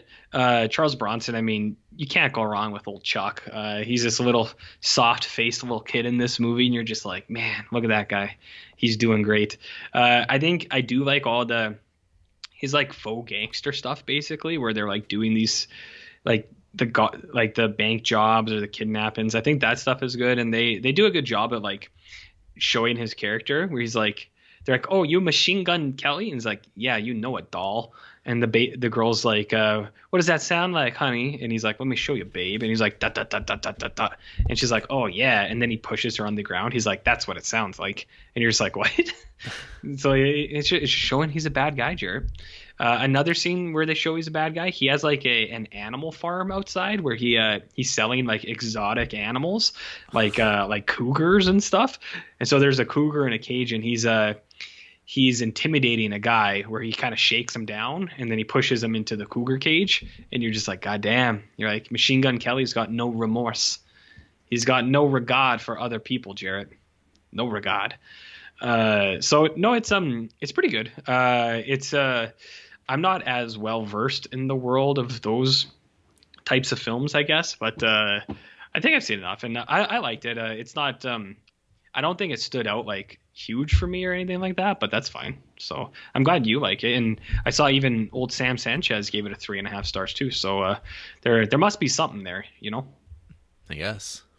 Must be something. Yeah, it's pretty good. I always like seeing Chuck. Big Chuck. How about War of the Satellites?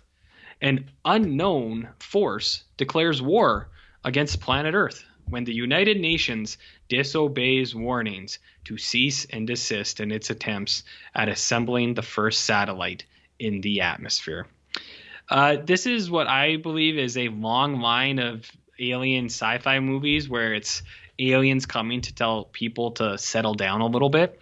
It's like that danger of human ambition thing, I think, where it's always just like humans are always trying more than they should. And I think that's like part of like the nuclear scare and like things like that, where it's like we're overreaching, we're overstepping our bounds.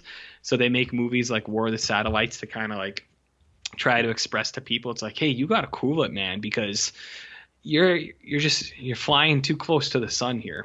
So War of the Satellites, you have like these scientists and the UN, and they're getting messages from space, and it's basically just like, hey, we're aliens, don't come out here or else we'll fuck up the Earth. And then you have this secret scientist man, and people start to become suspicious of him. He's burning his hands, but then he'll burn his hands, and some guy's like, oh God, this is a horrible accident. He's like, I'll go get help. And he'll come back and the guy's hands are healed. And he's like, you're wrong. He's like, there was no horrible accident, as you can clearly see. And he'll hold up his hands, and you're like, okay. The fun thing about this is they actually go up into the satellite, and then this guy who's like the double agent alien, he just starts going around killing everybody on the satellite. And like, apparently they tried once before, and he was there and he killed everyone there too, or it's something like that. But he'll go around and he'll be like, oh, there's the doctor. He's like, I'm gonna go strangle him. And then he makes a message. He's like, well, the doctor's dead, too bad. And then he'll go and he'll push someone out like the air, like the hatch or something. And so he goes around trying to kill everyone for a while, and you're like, that's pretty cool. It's fine. I don't know, it's not like it's nothing great or anything like that, but I got mild entertainment out of it. Yeah. It's kind of boring. Yeah. But, you know. Yeah. Oh, so it's got the guy like, so I think it's like the king, from Richard Devon. Yeah, so he's the king in Saga of the Vikings. Yeah. And so he shows up in this again. He's got a good look. He's got a good like bad guy look, I guess. But at the beginning of this, he's a good scientist, because they're just like unrelenting. They're trying to get these ships up into the orbit, and they keep getting blown up, and they're like, what's going on? And then eventually the unknown forces, do not intrude beyond your realm, humans. And they're like, fuck you. And then eventually the aliens are like, well, fuck you. And so when Richard Devon's like driving home, he gets like blasted off the road, and then he gets replaced with an exact replica of himself, and who can like split off into two. Just cause, which is cool. And so I don't know why this is the way. It's like, oh, they're really going to do it this time, so I'm going to send a guy down there to sabotage it. It's like, well, why don't you just do what you've been doing the whole time and just keep blowing up the ships? It doesn't make any sense. We got Dick Miller again. He's I don't know, he gives an impassioned speech to the United Nations. This room filled with people with placards. That's how you got to do it. And I mean, it feels like there's a lot of build up to get them to the station, and then there's like some tomfoolery of like, oh, why is the now like alien imposter like dithering? Like what's the issue at hand? It doesn't make any sense. And then they get up there, and then they beat him. Yeah, I mean, and that's what I mean. Like, it's not like a slam dunk or anything like that, but I do like when he's running around killing people. But I mean, I think you know how it's gonna kind of work out near the end, right? Yeah, pretty much. It does not live up to the awesome title, though. No, it does not, which is unfortunate. But that's the whole game here. These posters and titles are greater than the sum of what they are, right? No. And next Next, though, is Uh-huh. Teenage Caveman. Oof. Oh boy. Prehistoric rebels against prehistoric monsters. And then an alternative tagline, prehistoric lovers against primitive beasts. Yeah. They couldn't make up their mind, I guess, eh? Roger Corman's post-Holocaust quickie about an adolescent tribesman who dares to explore the forbidden, or the feared, forbidden zone. Starring Wow. Robert Vaughn. Yeah, I mean, he is a teenage caveman, if you know what I mean. He's 30 years old. I figured it out. He is very, like, a rough 30 looking years old, too. And why not, you know? Yeah. Why not? Come So on. this Do you one's like Robert Vaughn in basketball? I love Robert Vaughn in basketball. Yeah, that was the one thing that when I saw this, I was like, hey, it's the bad guy from basketball. And he's also in Demon Seed. It's Yeah. pretty cool. Pootie Tang. Pootie Tang, man. That came up as a recommended movie for me not too long ago. That's pretty fun. What even happens in Teenage Caveman? It's like It's not that tough to figure. So there's like I just can't remember. Okay, so all the remnants of this like post-apocalyptic world, they all live in a little section of their jungle, and they go hunting. I think for animals. I think elk or boars or something like that. But there's if you cross the river, you have to beware because there's dinosaurs, which are just like giant Gila monsters that are wrestling in that like famous footage I remember from like Pee Wee Herman's show. Yep. And Robert Vaughn, though, he's like a young guy. He's like, I want to break loose. I want to live my own life. And I think like he runs afoul of some tribesmen. There's a lot of intertribal politics going on. And Robert Vaughn goes over there. But there's like this like monster that looks a lot like that's like going around. And as soon as you get close to it, you die. You just and so it's like, oh shit, that's the Great Guardian. We have these rules that we cannot disobey them. And eventually, you know, there's a lot of this and that, what have you, as far as what's going on the island. But you get to the ending, which I think is actually a pretty, like, I don't know, very sci-fi idea, where you find out that the giant monster mutant creature on the other side is actually a very, very old astronaut who apparently they were in space when like the end times came and the planet got wiped out, and then they came back to Earth, and in the change that happened or something like that, or maybe they were just scientists in a lab and they were able to. But anyway, they didn't age very well. Like they aged very slowly, and now he's like this really, really, really old man, and they don't talk the language anymore, and if they get close to you, they kill you. But as time's gone on, their radiation levels have gotten lower, and so now they don't instantly kill you by their single touch, and they're wearing armor, which is why these guys couldn't ever kill them, because they were wearing space armor or radioactive suits. That's what Teenage Caveman's all about. And I mean, it's like you said, it is kind of a cool, like, little sci-fi hook. It's kind of like Planet of the Apes, right? Like, yeah, exactly. I like cool. I like the final speech that kind of goes over the very end of like laying out how it all came to be, and I try to watch over people. It's like really like, oh yeah, that's a depressing tale. Yeah. Well, they're all depressing tales, Jared. I mean, look at what's happening to us. Look at the state of us. I don't know about you, but I've never been more unhappy. So, what a great time to be alive. Shit, yeah. And then we have what I am. I will say so. There, like I think Robert Vaughn has said that like Teenage Caveman is like the worst movie ever made, and I'm like, whoa, slow down there. You never saw the follow up. Pump the brakes, because we got here, she gods of Shark Reef. Beautiful maidens in a lush tropical paradise ruled by a hideous stone god. Two brothers, one wanted for murder, are shipwrecked on an island inhabited by nubile young women who have amassed a valuable cache of pearls. What do you think about that, Jer? Well, this is the worst movie of the month. Nice. With ease. This is just like these two hunks, these two beefy boys walking around, and it's like, hey, Roger Corman's on vacation and he shot like Teenage Caveman. Hey, let's go make another movie. Let's just keep making movies forever.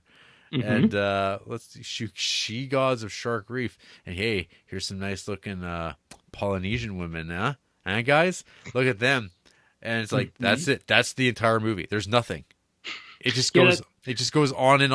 And you're like, this is 63 minutes long somehow. You're like, yeah, exactly. It's like somehow this thing is. It's only an hour, but it feels like several, and you're just like, what is this? And like it doesn't. The quality of the film stock doesn't do it any favors. No. Where it's just kind of like, it makes it even harder to watch, because I can get past like poor film stock too. Like sometimes sometimes that's just how it is. But this one, it's pretty tough. I think you're right. Like I think he was just on vacation, and he's like, hey, you two guys, go swim around for a while, and I'll film it, and we'll make that a movie. Bill Cord was never in another movie. Dawn Durant was never in another movie. Damn. Poor guys. Lisa Montel, though, she was in like 15 movies. No, these two lunkheads. Okay, this one's wild. So there's Jean Gershon. Her movie credits include She Gods of Shark Reef, The Bride and the Beast, the Ed Wood movie, the movie The Touch of Satan from 1971. Oh, and she's in Spartacus. Wow, what a luscious film career. And then there's a hula dancer, Carol Lindsay, and that's her only movie as well. Yeah, this is like the poster's cool, I guess, in that like way that like is very generic. Like most of these movies, like this artwork was everywhere at the time, but I mean this would fit like a paperback. But yeah, this is. I mean, I see someone actually gave this 1.5 stars. I mean, that's very generous. Yeah, I mean. It's just how I felt that day, Jarrett. I gave it 1.5, and I was like, I don't know, man. It's definitely not good. I'll tell you that much. It's got your favorite trope of snorkeling and scuba diving and stuff of that sense. Yeah, that certainly didn't help matters. Yeah, no, this one is this is definitely the bottom of the pile. Yeah, and that's good. Yes, yeah, it's only uphill from here. Yep. Do you want to tell me about iMobster? Because this is one that I did not watch. Well, iMobster from 1959. The rise and fall of gang lord Joe Sante, a crime boss, Steve Cochran, appears before a Senate subcommittee. Flashbacks tell his story. Wow, that's pretty cool. I like the poster. He killed my brother and put his dirty trademark on me. What does that mean? I watched this and I don't remember.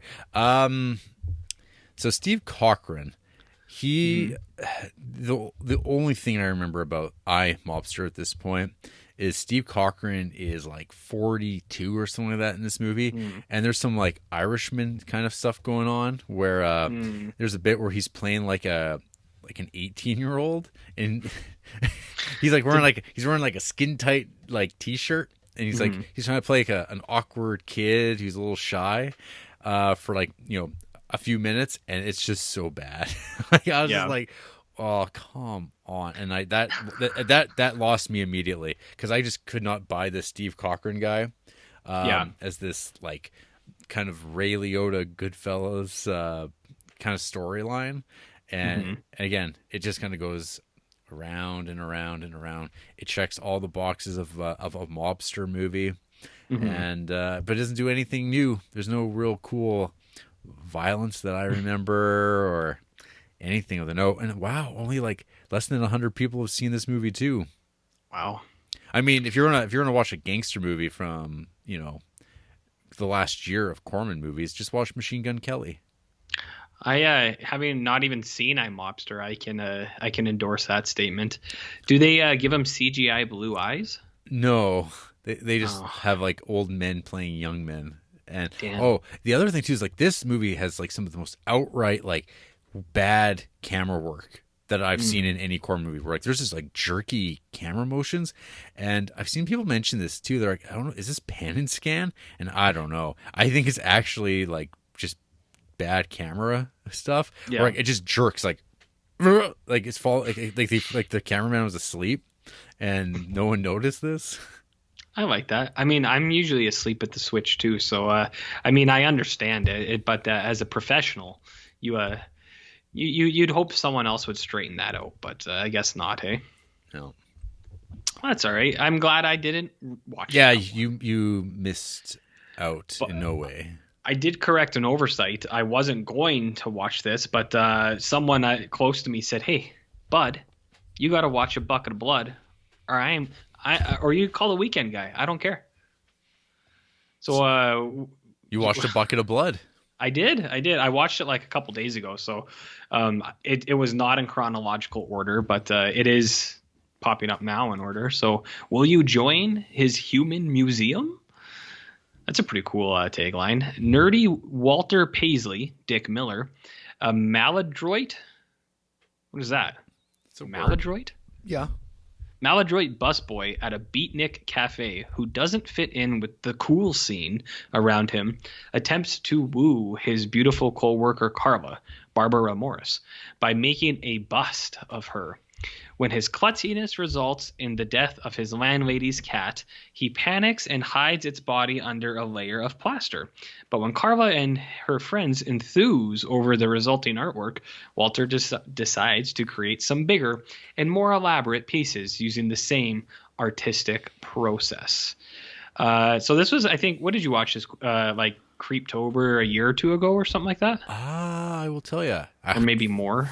I watched this for Creeptober in October 1st, 2014. Holy shit. That's a while ago. That was a while ago. Did you rewatch it this month? I did rewatch this. Yeah, you're a big fan of this movie, eh? Yeah, I think it's pretty damn good. As far as like it is. As far as like art, send-ups of art. I think this like nails it in this very authentic way that's actually funny. And it's like it's Savage's beatniks in a way that's like not cheeseball. Like the humor actually I think is good. Which I think is like a rarity. I love it's a sad bastard movie. Yes. It's like the Dick Miller's like probably the peak of his like solo acting career, I guess, as a leading man. Mm-hmm. I'm not a fan of the movie poster of this. It's very it's like too goofy. It's a little busy. Yeah, I get like it's like a comic kind of thing, but like I don't know.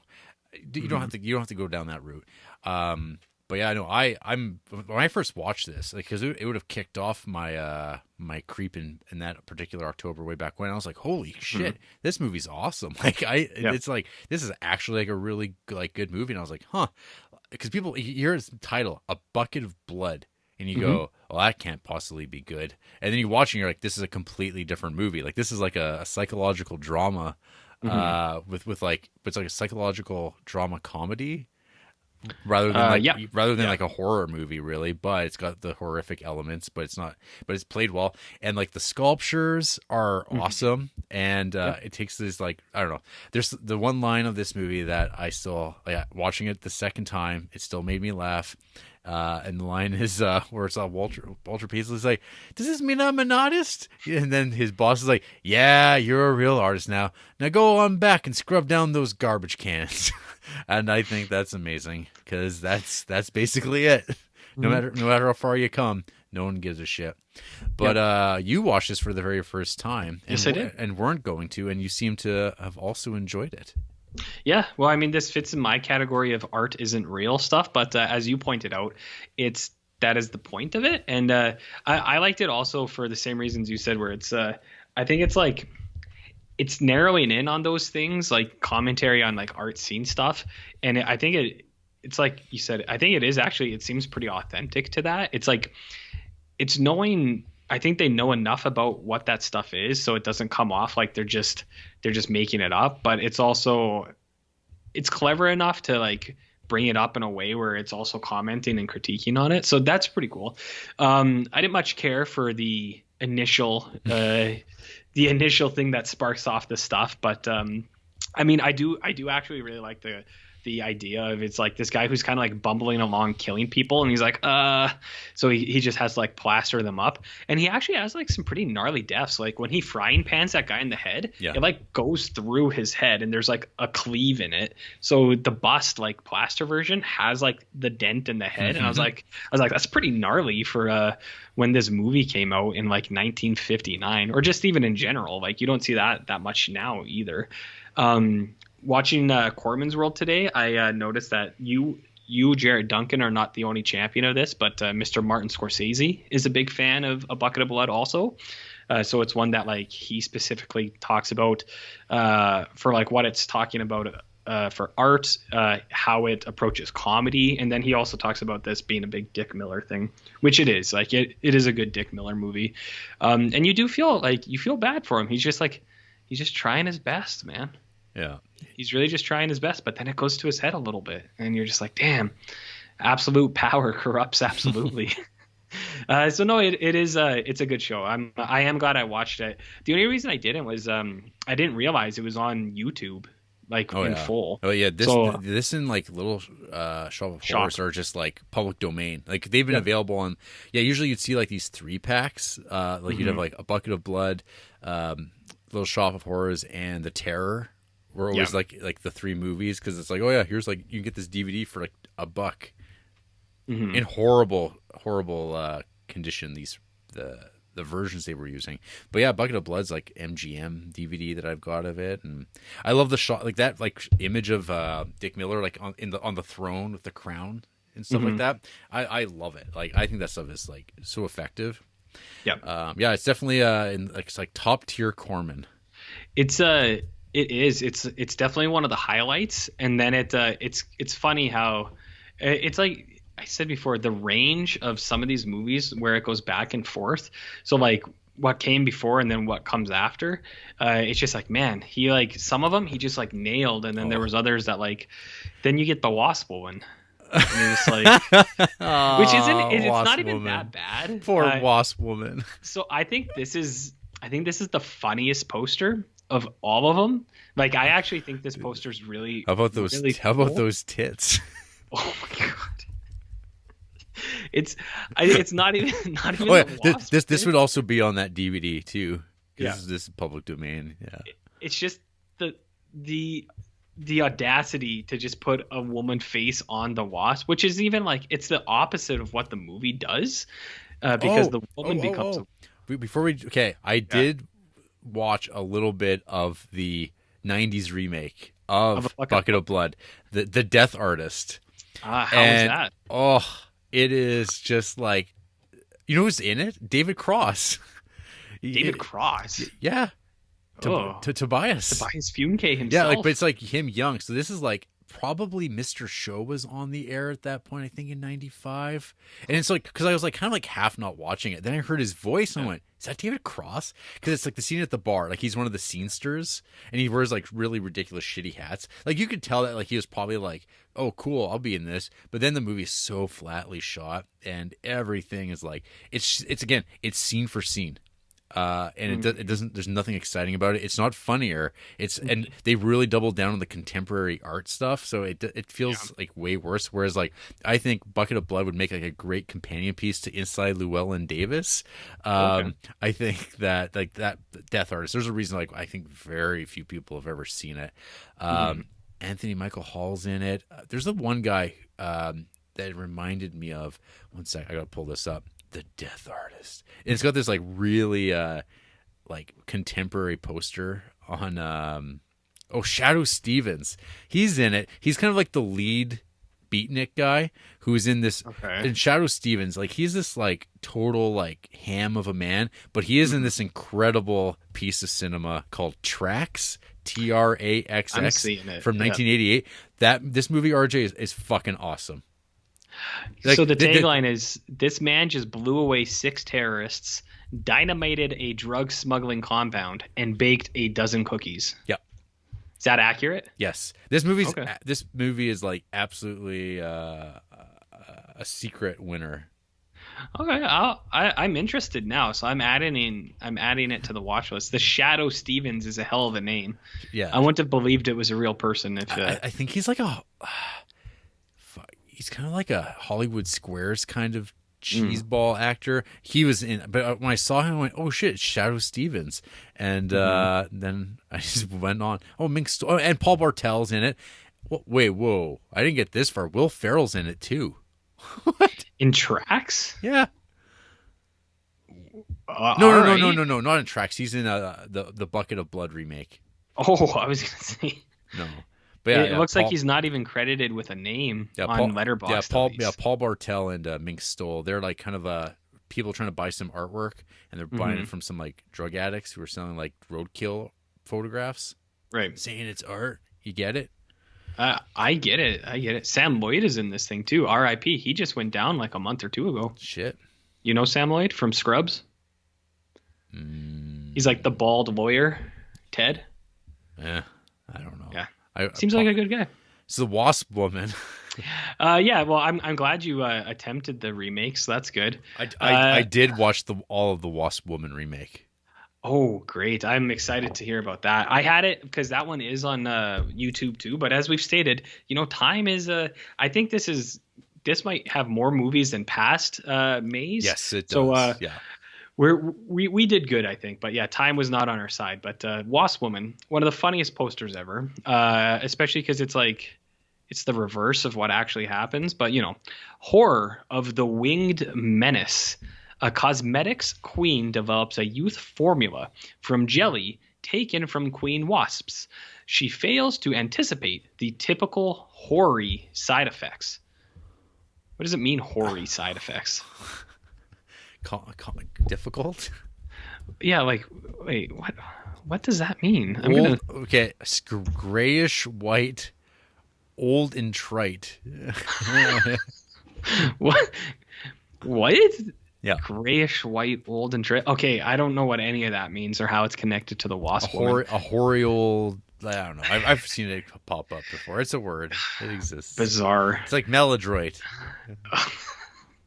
Bizarre. So this is a 61-minute film. Yeah. Available on Amazon Prime.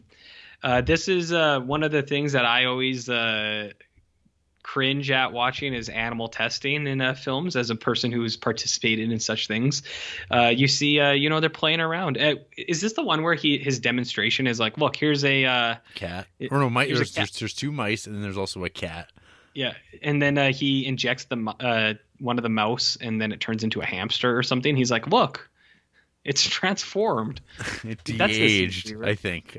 Oh, it's like de-aged. Yeah, and you're just like, okay. So they're like testing on all these animals, and you're kind of like, that guy's real scruffing that cat. That's whatever. Animal stuff aside. So this guy like makes a serum to make you younger, and this lady, it is an incredibly long scene. It's like 9 minutes long of her like breaking into the lab to inject the serum into herself. Because I was watching it and I was like, why is this taking so long? Like she's just really slowly in there. Like it felt like a fucking eternity.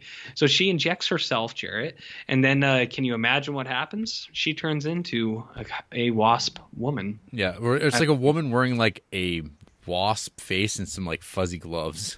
Yeah, and so like that's why I think the poster is funny, because the poster is a wasp body with a woman's face, but in the movie it's a woman but with a wasp face. Well, whatever. What you need though is you need Jim Wynorski's Wasp Woman, where they actually have a wasp woman with with tits. Like it's, oh my god, it's like, but they're like very fake looking tits, and it's like a wasp head, and it like and there's a scene where you see the wasp woman having sex, like mounting a man. Oof. And like, and he's killed by it. Yeah, they give you what you wanted. I mean, I don't know who wants that, but I'm sure there is someone. So, how was the Wynorski remake? It's top notch or what? It was watchable. I watched the whole movie. It's a lot meaner though. It's like 90s shitty mean. So, because in this movie, there's like the thing about talking about how sales have gone down, and they're like, why have the sales gone down? The guy's like, because of you, because your beautiful face isn't on the advertising anymore, and people are like, they miss it, and they're like, but she's like, but I'm not beautiful and young anymore, it can't be me. In the 90s version, it's like everyone's like, yeah, she looks like saddlebags, she looks like shit, and like they put like on this like young actress, they put like all these like wrinkles and like big dark pits around her eyes that just look like makeup. It's so over the top, and she still thinks she's hot, and then everyone's like, nah, you're ugly. And I'm like, come on. Like I like the 50s version where it's like, no, it'd be nice. In the 90s it's mean. Anyway, it's about like they just switch things up slightly. It's like she's still like a cosmetics queen, and there's like she gets like emails or like letters that say wasp hormones. Just like in her spam folder, it's like she has woman de-aging. It's all printed out, but I laughed every time because there's a lot of talk of wasp hormones. Yeah, but yeah, it's Jim Wynorski, so there's lots of leggy women running around. Mm-hmm. And what else happens in that? It's beat for beat, pretty similar though. Yeah, which is the case with a lot of them. They kill it, but the doctor's dead right away. He actually gets killed by the cat, so the cat gets injected, and then it just turns into a murder wasp. Cool. Like it's like a giant wasp, and it just kills the guy dead. Yeah, that's cool. Yeah, I don't know. Like, I don't think Wasp Woman's like very good. I don't think it's like super bad or anything either. It was just kind of even with my affinity for the 50s sci-fi type stuff, I was kind of just like, meh.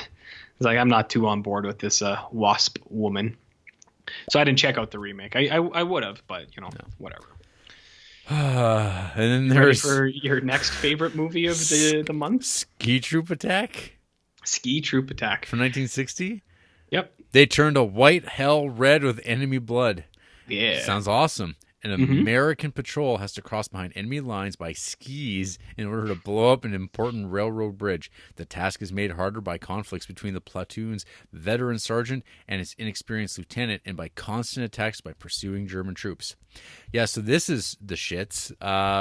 This is like, it is. I was reading about the history of this because I'm like, what is this? Like, where did they shoot this?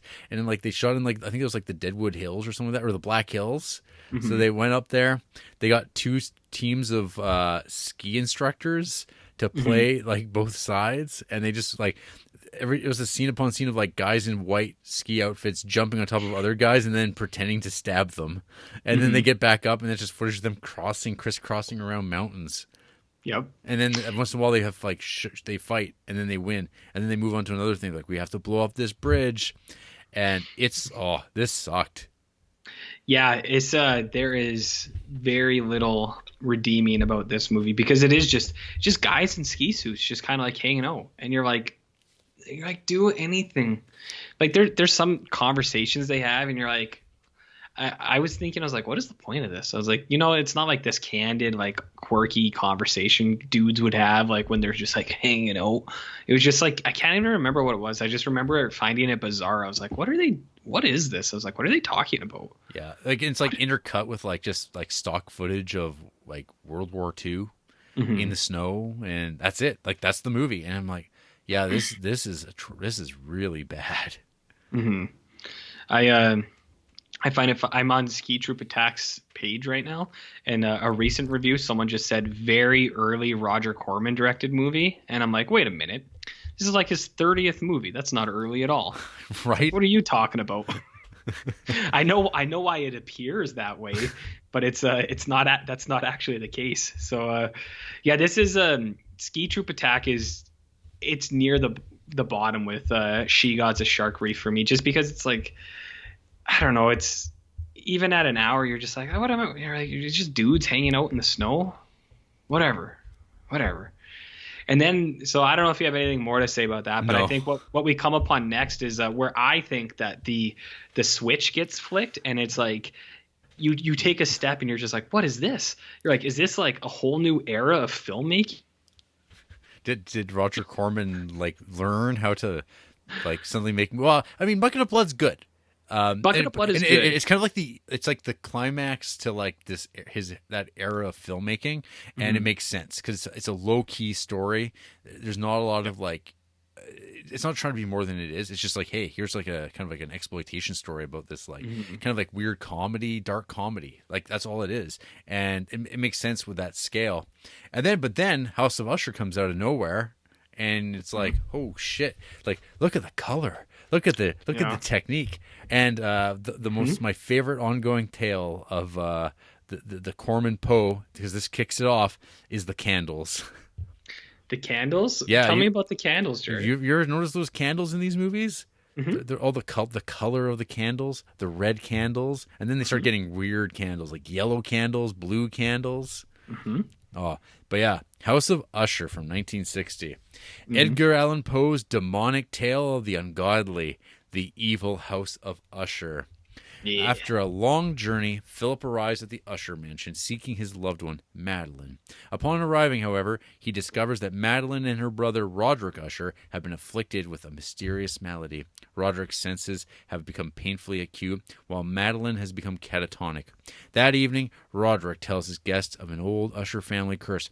Anytime there has been more than one Usher child, all of the siblings have gone insane and died horrible deaths. As the days wear on, the effects of the curse reach their terrifying climax. Terrifying indeed. So this stars, I'm assuming, Matt Damon's dad, Mark Damon. We can only assume, right? And yeah, he rides up dressed to the nines in this bright, like blue purple suit. He rolls up into this soundstage, like matte painting, composited house in a spooky woody forest, and he's met by the butler, and he wants in to see Madeline. He's like, well, you have to take your shoes off. And you're like, what's this all about? He takes off his big riding boots, straps on some slippers, he creaks his way up, and he meets brother Roderick, played by the debuting Vincent Price, with some spectacular hair. Very, very platinum. Yeah, so like I knew that this was the start of the pose and Vincent Price. I was pretty jacked for it too. And then when I didn't know he was blonde in this movie. So when I saw him, I was like, whoa! I was like, what the fuck? I was like, why didn't anyone tell me? Yeah. So I mean, we're gonna be talking about these pose, I think. Sure. Bit. But like, what a leap! Like there's actual like production design. Yeah. Like there's like the color coding of stuff like that. It doesn't even like necessarily make sense, but like it has this like pop art look to it that just seems like totally different than like nothing's prepared us for this in Corman's movies. Because like that's the one thing that, thinking back on, like, you know, watching like 50 Corman movies, you're like, what is his style? Like, what is like, what are these like what are Corman shots? Like usually like we get so hung up on this like auteur shit that you think like, oh, people do this and this and this. But like right now, my biggest takeaway is candles. He got really into candles and stuff like that. But these movies though, and he obviously fell in love. He really loved the idea of Mario Bava. And he's like a very film literate guy. I mean, in the 70s, like he was distributing Ingmar Bergman movies, Mask of the Red Death. He talks about Seventh Seal. Like he's like a guy like really liked this stuff, like liked movies, and he's not a dummy. But when it comes to like bringing this stuff together into movies, it never really quite worked, because when he does go and do that, several movies from now, he gets punished for it, and he goes, well, fuck that, I'm never doing that again. And then he goes back to making schlock, and then so basically this kicks it off. And I think this is like easily top 3 Corman movies. I think it's the best of the cycle. I agree. Actually, it's up there. It's top 5 for sure. Yeah, definitely top 5. I'm gonna go top 5 because it's just like, wow, like I really love the story. I RJ knows, as I've talked about, I'm actually like, I really love the idea of like an evil house, like of like and like kind of degeneracy of families. Like it's this, I don't know, that connection between Poe to Lovecraft. This has all of that. I love the weirdness of like the Usher character, who like he's super sensitive to like sun, to sound, all those things. And like the whole thing with the sister Madeline, she's kind of like, she's fine until she's not, and then it kicks into another gear. Probably Mark Damon is like the weakest part. I thought his acting is like pretty weak. Like he's just not that great of an actor. But from like the production, the story, I think this is a pretty good little movie, RJ. Yeah, House of Usher is awesome. Jarrett, as he stated, he loves these like haunted house kind of things, and he's always asking me for like idea or like movies and books that are written from the house's perspective, and I think this is one that's almost there, just not quite. Almost. Yeah, I love it too because it's like Vincent Price is just the ultimate indoor kid. They're always like, you gotta lighten up and get some sun, and he's like, no. He's like, leave me alone. He's like, I just want to like stew in my bedroom, and I feel the same way a lot because, and I think most people can would be able to relate to this now with the last couple months of what's happening around the world. So I think more than ever, House of Usher is a prominent piece of artwork. Yeah, it stands out for me because it's like I said, it's not that Corman didn't make good movies before, because like A Bucket of Blood is good, and I actually like some of the Alien ones too. But this one is just like, it's such a step up from everything else, and I think a big part of it is the production.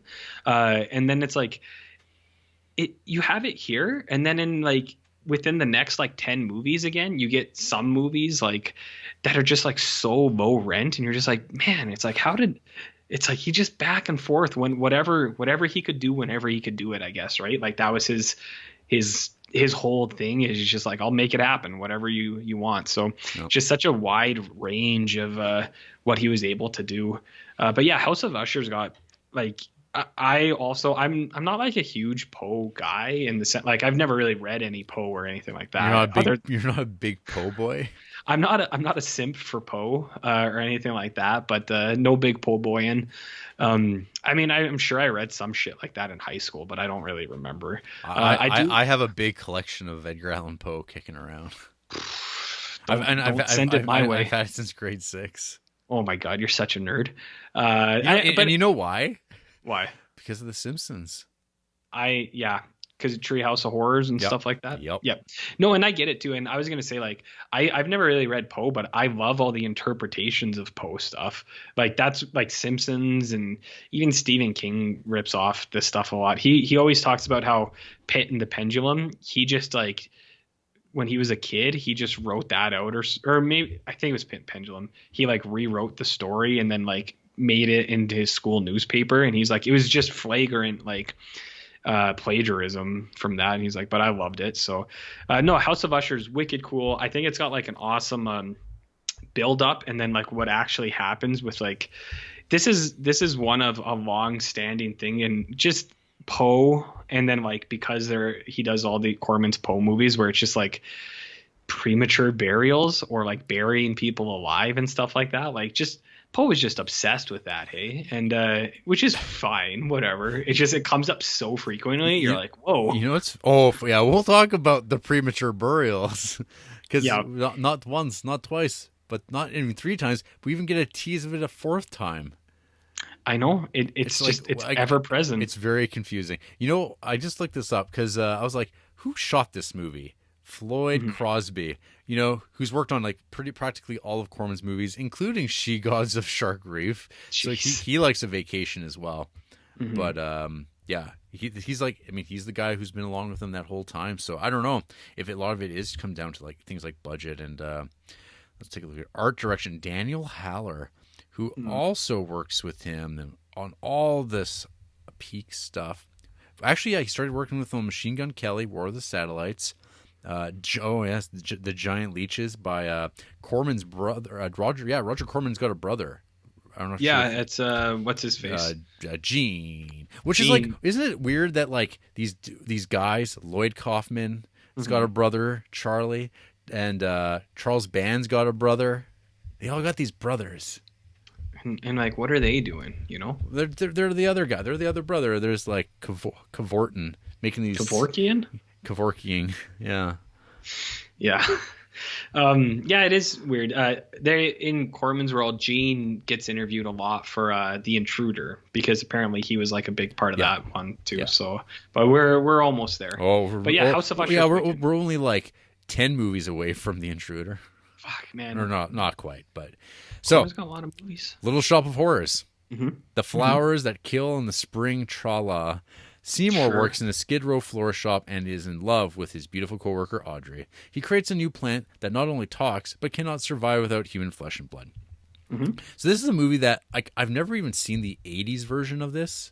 I've seen it on TV, and it's always been like, oh, I really want to like this because it's about a giant man-eating fly trap thing. That's awesome. I still feel like I've never seen this movie because the copy of this that exists in the world is shit. It's like practically like, I don't know. I find it fairly rough to watch. The audio is so bad that I feel like kind of like the Jewish kind of cadence that the screenplay and delivery of this has does not work great. Mm-hmm. And like, I don't know. Like, I feel like this. Like, I like the idea of this movie more than like trying to watch it because, man, the copy of this that exists stinks. Like, it's tough. Mm-hmm. No, it's definitely it's like I said too. It's a lot. Sometimes I can look past that, and this one I could to an extent, but it does get to a point where you're just like, man, you're like, this thing needs an upgrade or something like that. And I think this is one of those movies too where probably the remake has much more like presence in people's minds than the original. Like, because even when I grew up, I just knew that like the 80s Rick Moranis thing more than anything else, and like how popular and big that was and things like that. So like I knew all about this thing, and I'm kind of with you. Like it's like Coke, like Coca-Cola. I like the idea of it more than I actually like it. So it's like I think it's got cool stuff, and it's almost good, but at the same time, it's like I didn't get as much out of it as I would have liked to, and I'm like, that's fine. This movie has lots of champions, so I think if you and me aren't fighting for it, that's okay. And like I said, like I feel like it comes right down to just like there's not a good copy of it to watch. Like I mean, I'd be fine if like, you know, I don't know, Kino or Criterion put this out on like in a good restoration and like salvaged it, because I mean the movie has these fans. You know, you got Jack Nicholson showing up here too. Yeah, you do, in a like in like such a bizarre role. Like some of the times Jack Nicholson pops up, you're just like hey, that's Jack Nicholson, and then you see him acting, you're like, whoa. And I think in Corman's world, he talks about like how a lot of his acting in these movies is really embarrassing, but he's also just like, but he's like, Corman was the only guy who'd give me work for 10 years, so he's like, he's really the reason I'm an actor anyway. So he's like, what are you going to do? He's like, it's just part of growing up, man. But yeah, Jack Nicholson's in here as like a weird sadist, and that just likes to get his teeth banged up, and you're like, it's a comedy, as I know you and me are such fans. So I don't know, it's got like some cool stuff, but like the shopkeep owner and stuff like that, his like aggressiveness and things, you're kind of just like, I was kind of wondering, I was like, what are you getting at, bud? But I did like the idea of him just like getting homeless people, and I was like, come on, I'll feed you to my plant. Well, it is very like Bucket of Blood too. Like there's like, like I think even there's like a thing in that guy Dick Miller, he mentions that like he didn't want to play the Seymour character in that because he's like, it's just the same character, so he wanted to play the tough instead. Gotcha. Or the wise guy. Then next is Last Woman on Earth. Oh man, Jarrett. They fought for the ultimate prize. So I'm not even going to read this shit because, oh my god. So this is a movie. It's three people. Scuba diving appears.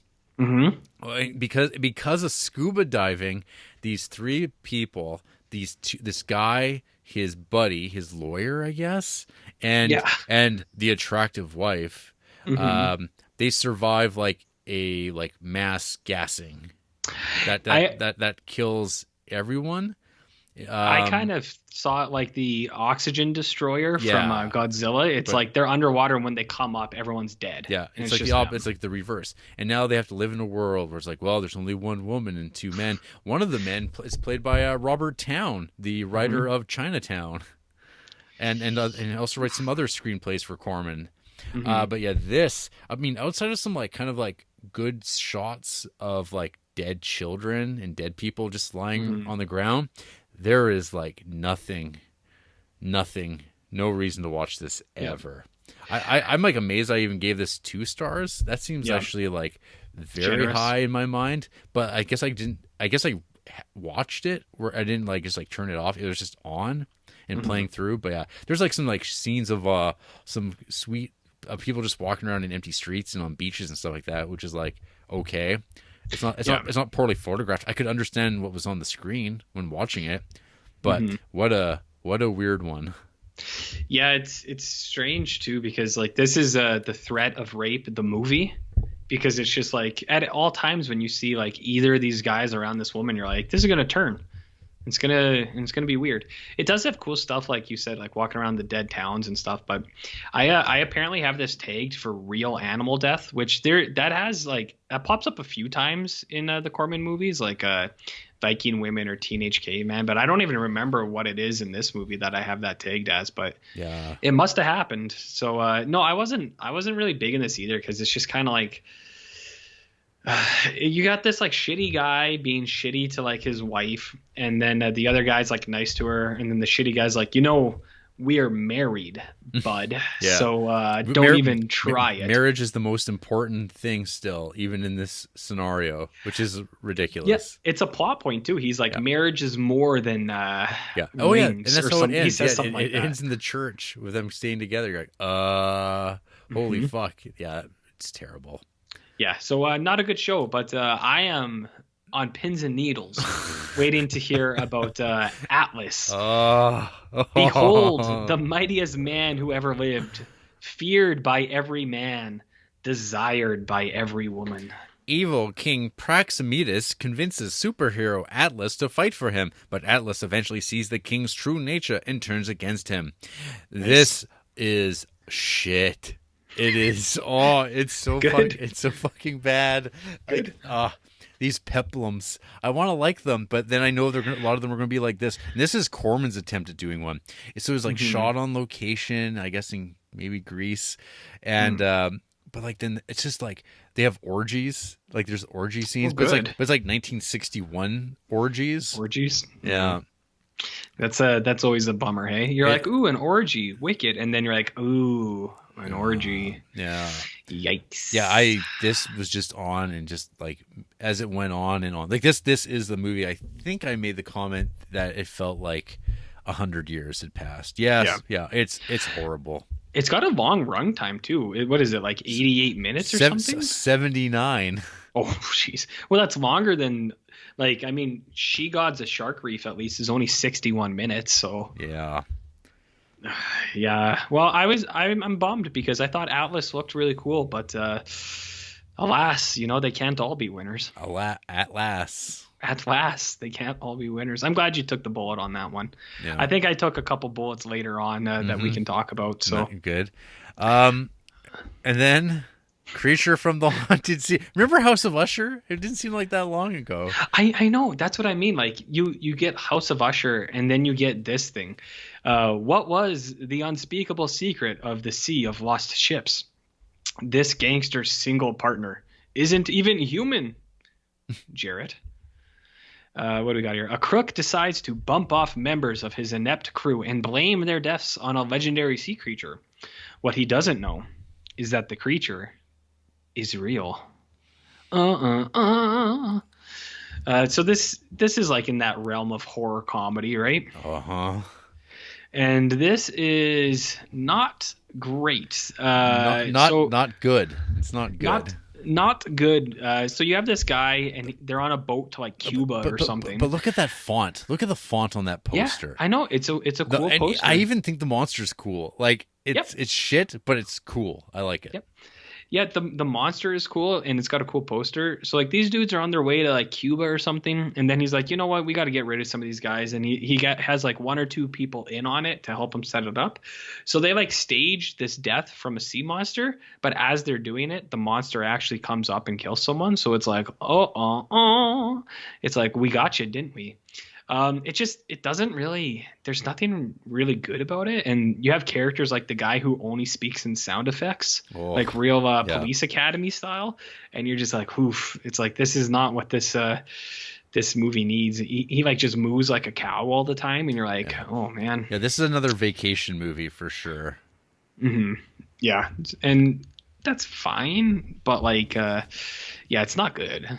It's not great, Jer. No. It's not great. Yeah, in my review, I kind of mentioned how this was one of those movies that, like, I think it was like Access or something like that back in like the late 90s, early 2000s. And they would just play like public domain horror movies and stuff.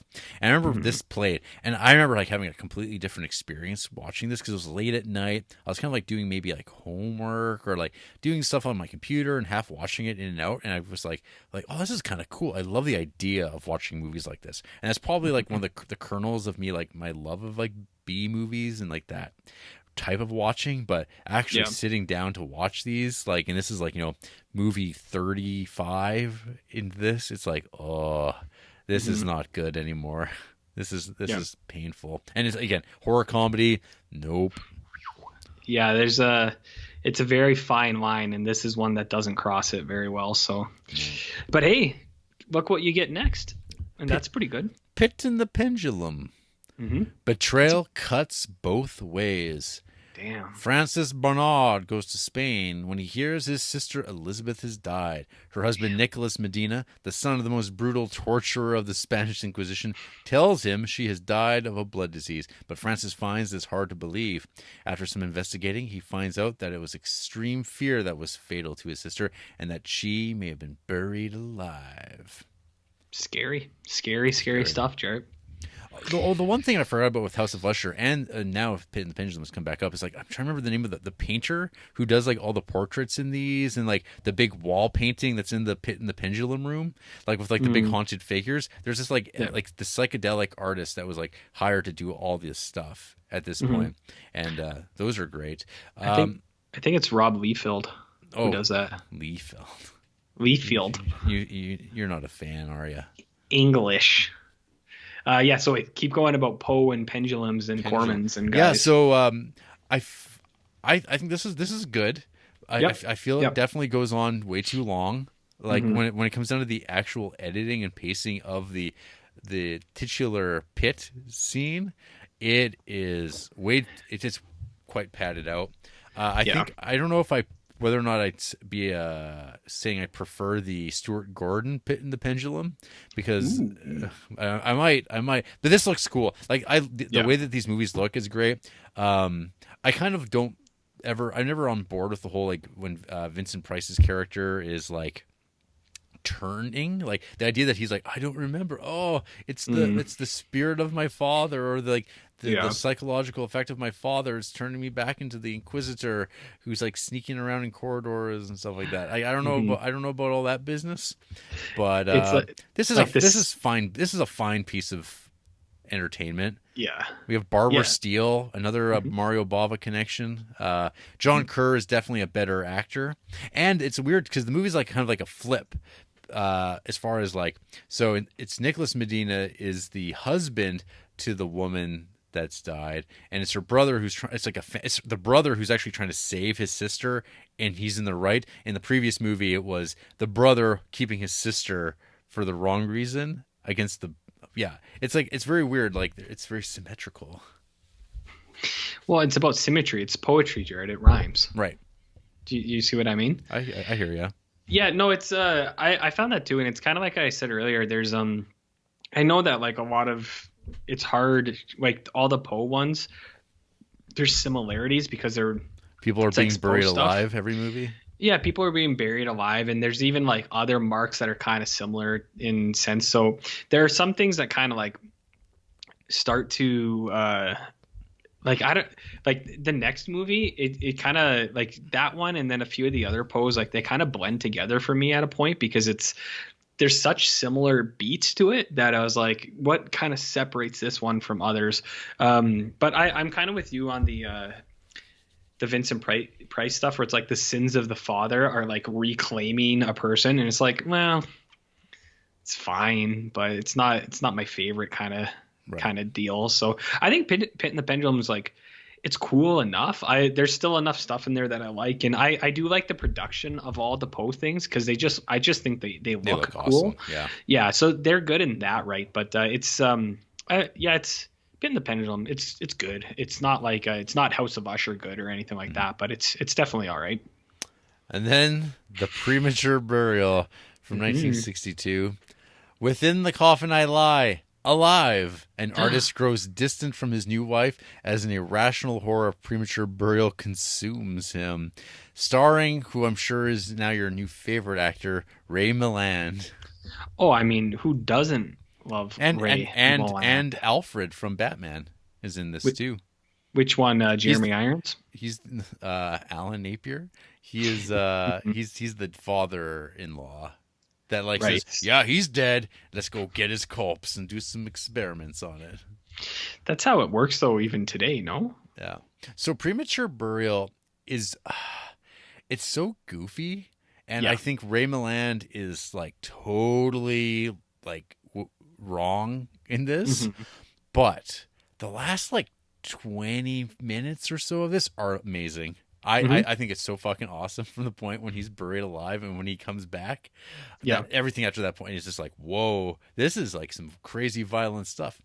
At what point, this is a spoiler to conversation, folks. And, you know, come on. When did you start suspecting there was hey, this wife, she's full of shit?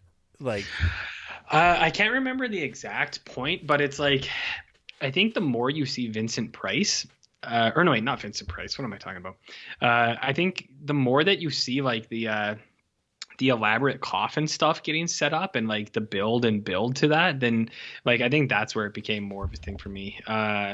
There's no real point. I don't know, maybe halfway through or something, but I do like the ending too, where it's kind of like you said, the goofiness to it, where it's just it's very oh. I also like the elaborate mechanisms of coffins that they have set up with pulleys and levers and shit, because it's just it's so nuts and wild. You're just that's fun, whatever. Yeah. This movie is definitely in the campier realm. Yeah.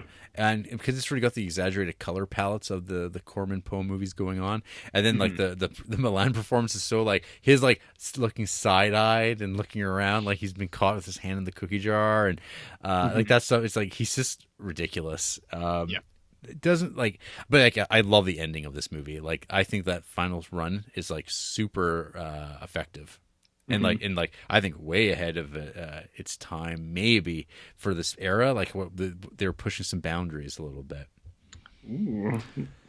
I'm all about pushing boundaries, Jared. Yeah, Premature Burial is. It's like I said. I think it's got some cool stuff to it. I do like the goofiness too. It's and the ending is very grand, and you're just you can't help but smile. You're that's fun.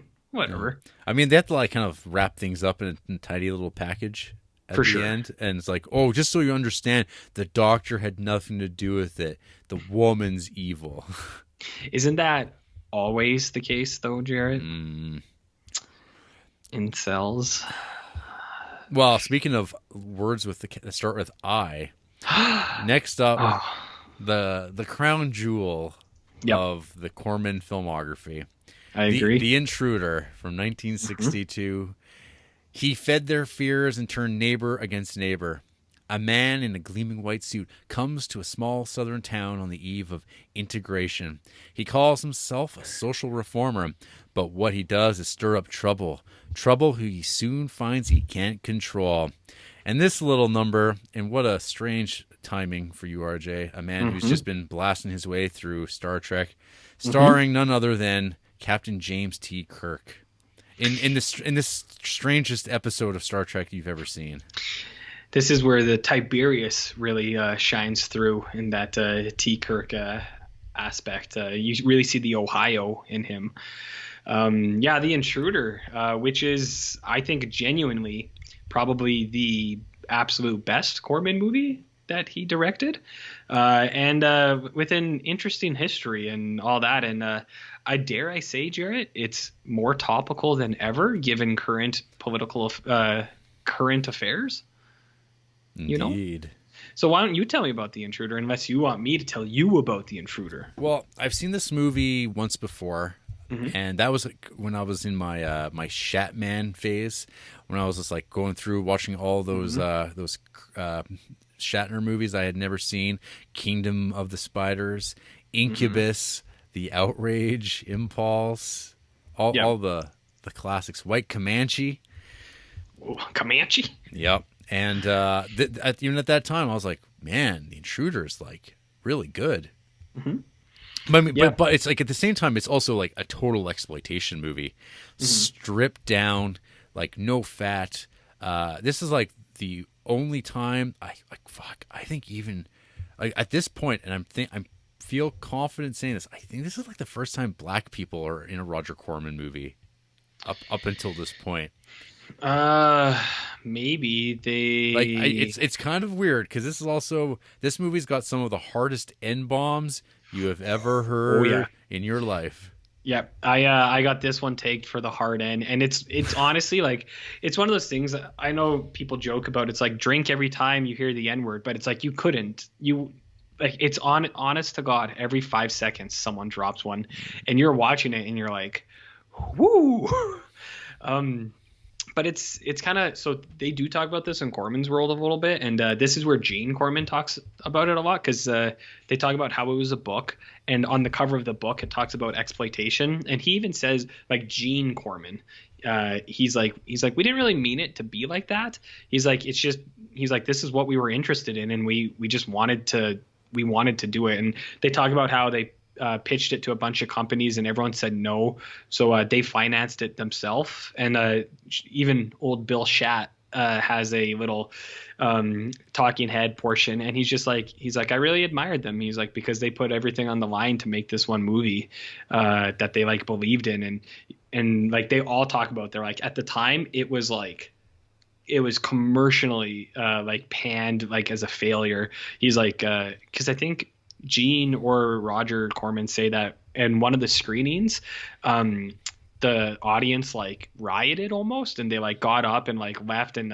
apparently like the film staff or like the theater staff like went up to them and told them they were all communists and like tried to beat them up and stuff, and you're just like, whoa, right? That's a communist, huh? Have we even talked about The Intruder yet? I don't know, not really, but yeah, I think this movie is just like it's very stripped down to the point.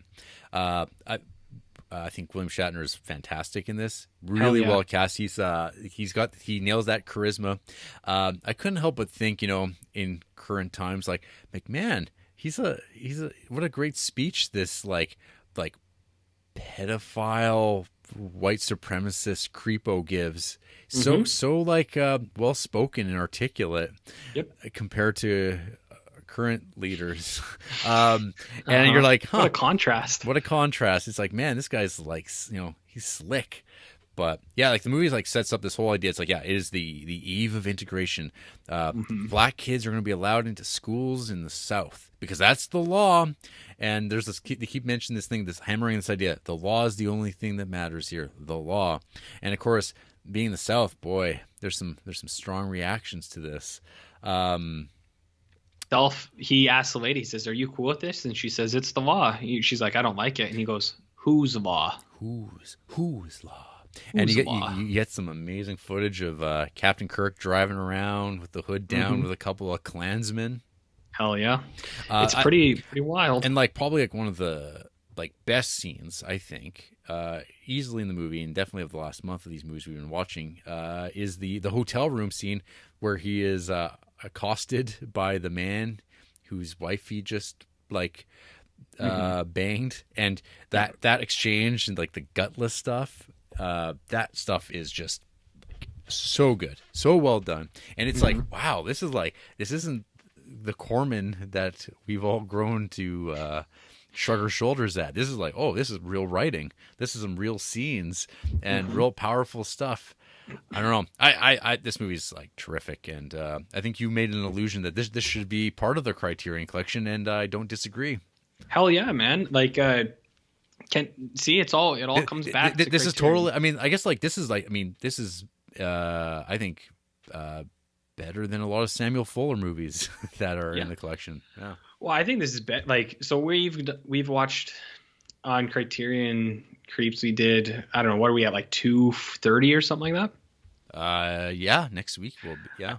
I'd say this is better than easily 80, 90 of those movies that we've watched, and it's like I think it's more deserving to be in the Criterion collection than like a good handful of those movies. That's better than Jubilee. Well, I mean, few things are better than Jubilee. Come on. But yeah, this definitely should be in there because it's like, it's a well-made movie. It's more relevant than ever, even though it's 50 years old.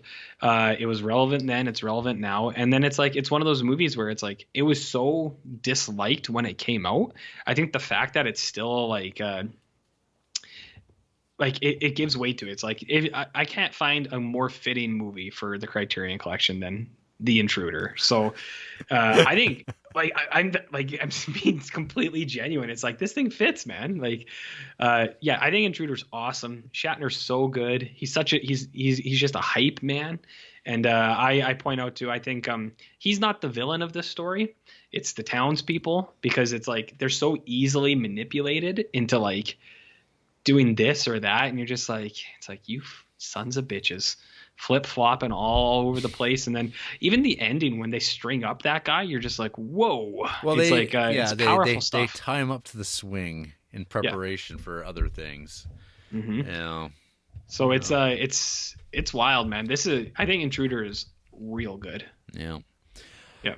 Next, Tales of Terror from 1962, Oh, no. A trilogy of shock and horror.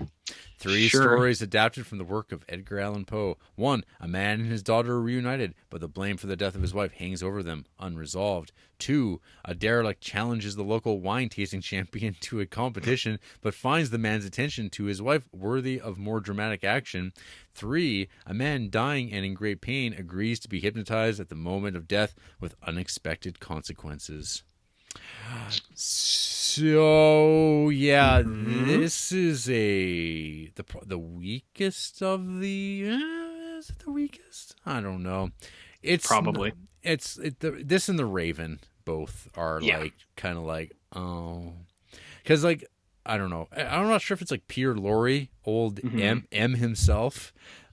But yeah, I honestly I like Peter Lorre, but I did not like him in this movie. Like I don't know, it's I didn't care much for Tales of Terror. Like, yeah, all 3 of the stories was like, I don't know about this. And Peter Lorre, like, he's good at acting, and like he's doing a good job being like a dislikable person. But I was just like, is this who you watch the story and you're like, this guy sucks. And you're like, I don't want to watch this guy. Yeah, this I don't have much to say about this either. Like each section's like a full half hour a piece, and it feels like unnecessarily it's long. So long.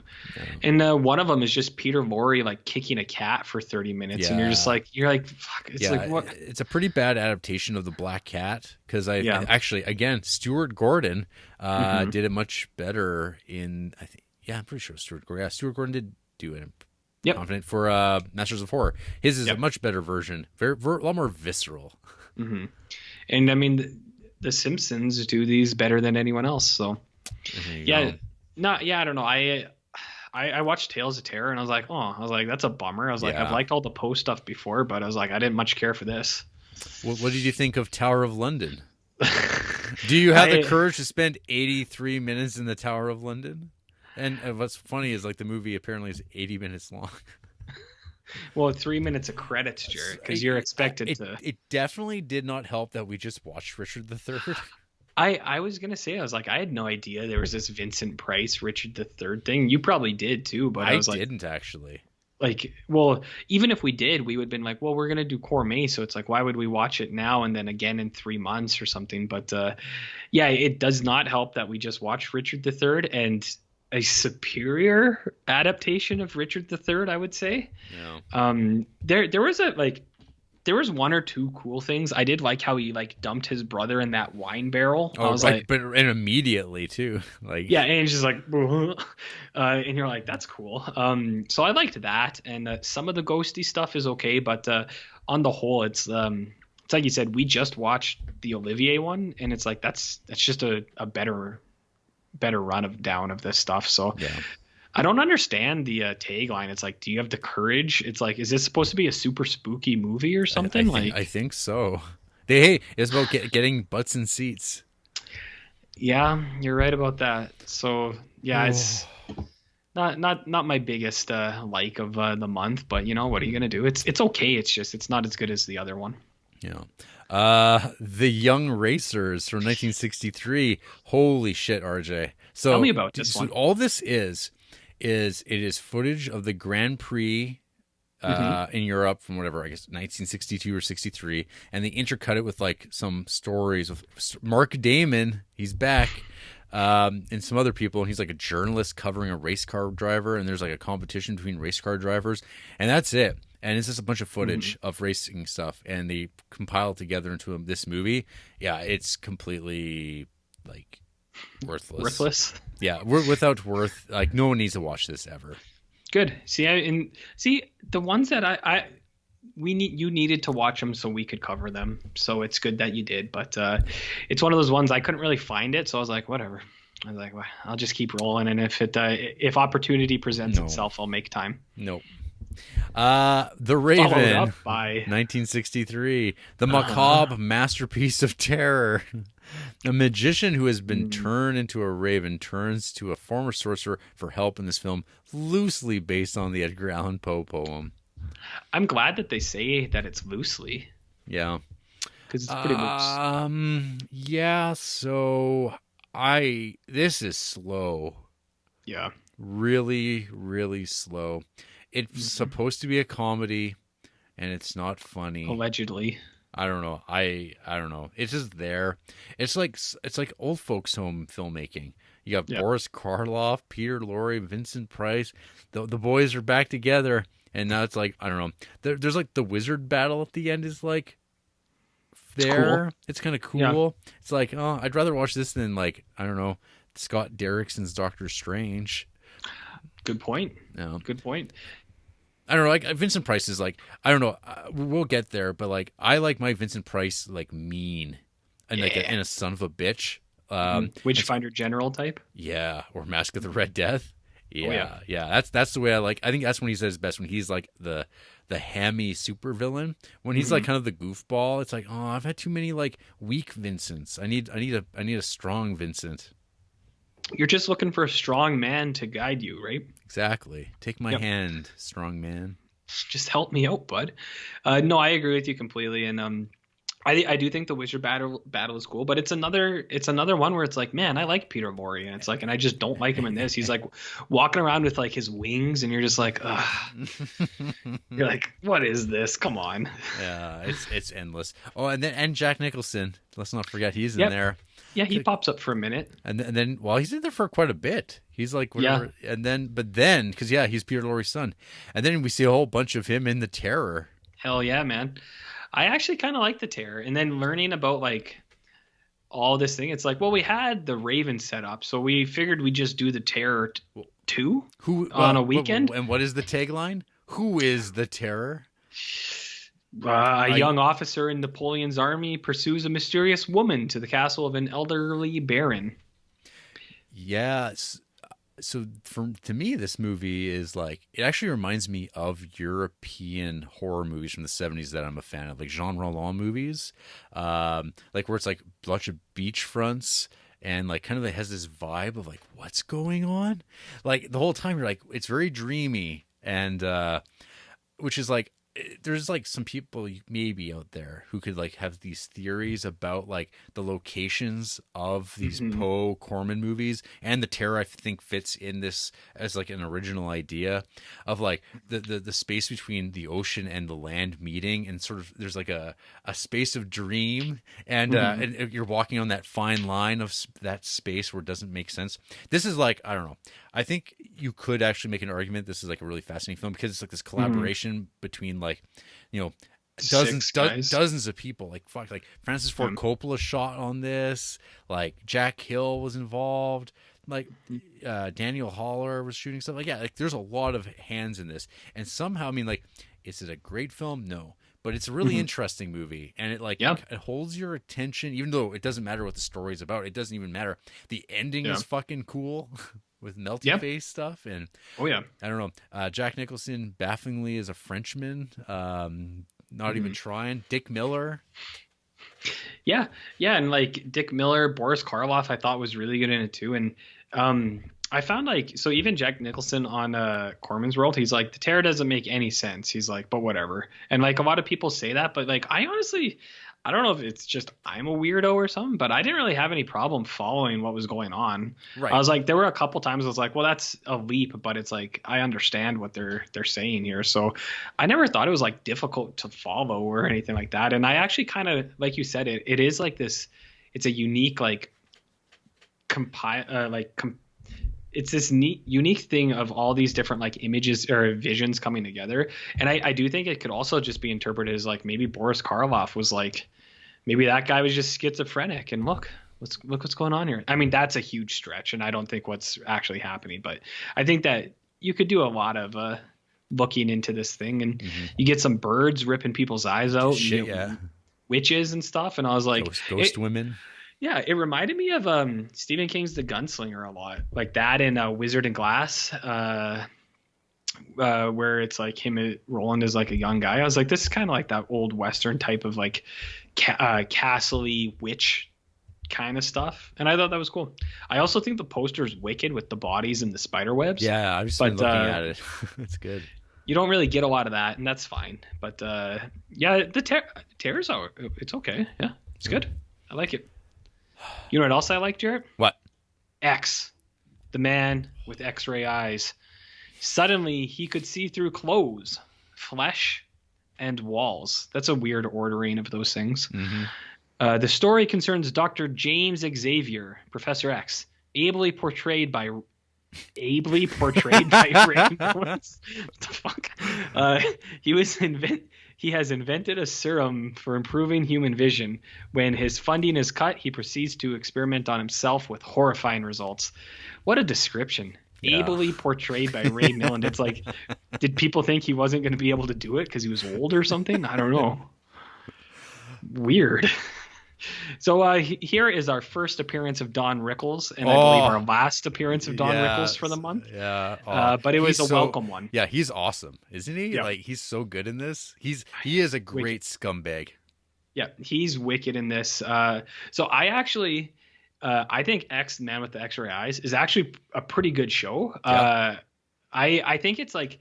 So in my review, I kind of compared it. I was like, I think this actually could have been a Universal Monsters movie. Like it had the potential for that. I think it's just like, it just almost doesn't get there quite enough. But you have the story of the scientist who's like doing animal testing on their eyes, which I was like, well, that's a bummer. But he's trying to improve eyesight, and then he gets the serum.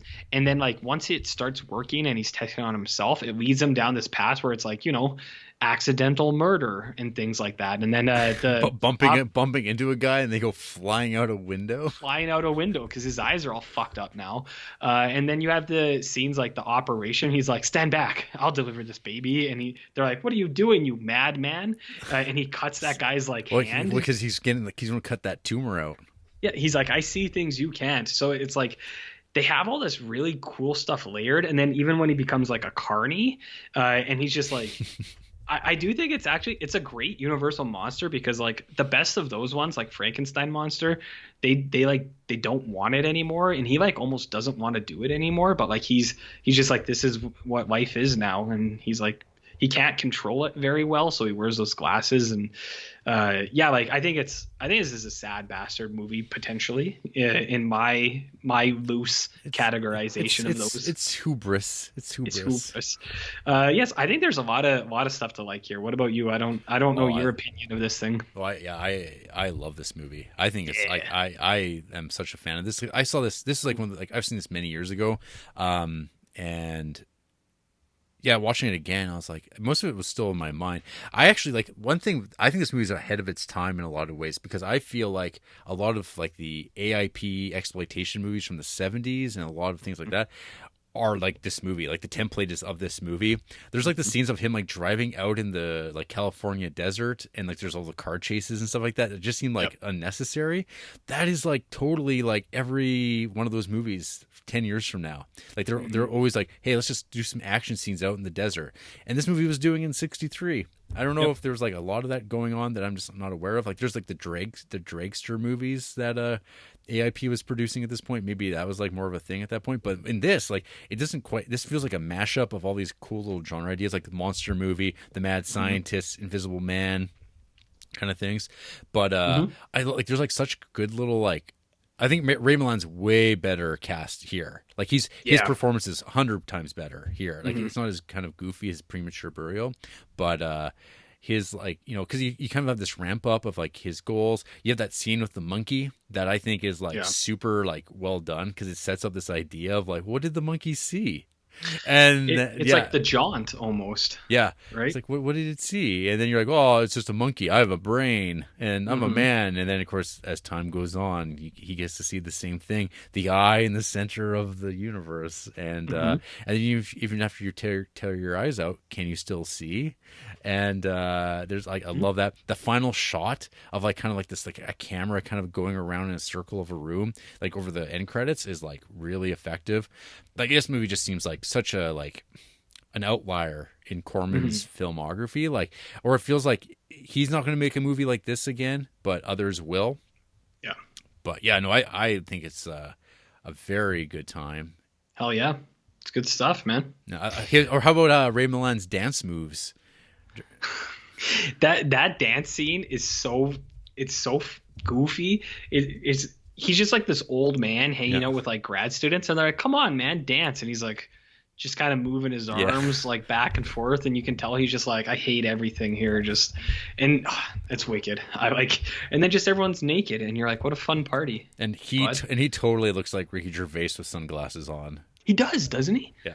Because I saw that I saw you mention that, and I went, "What is he talking about?" And then I was watching it, and I'm like, kind of like his silhouette does, like his hair is similar, but then when he puts the sunglasses on, I'm like, "Holy shit, it's extras!"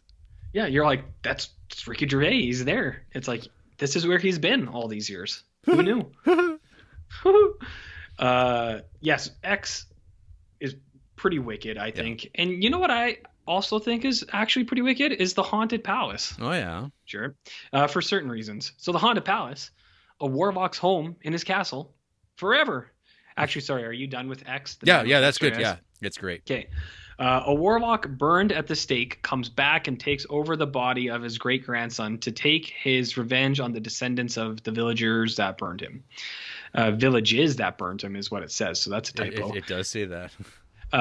So anyways, this is like we said, I'm not super on board with the like time possession thing that much, but I actually thought this movie was kind of cool. So I don't know what you think about it, if you liked it or not. I thought it was okay. It's good.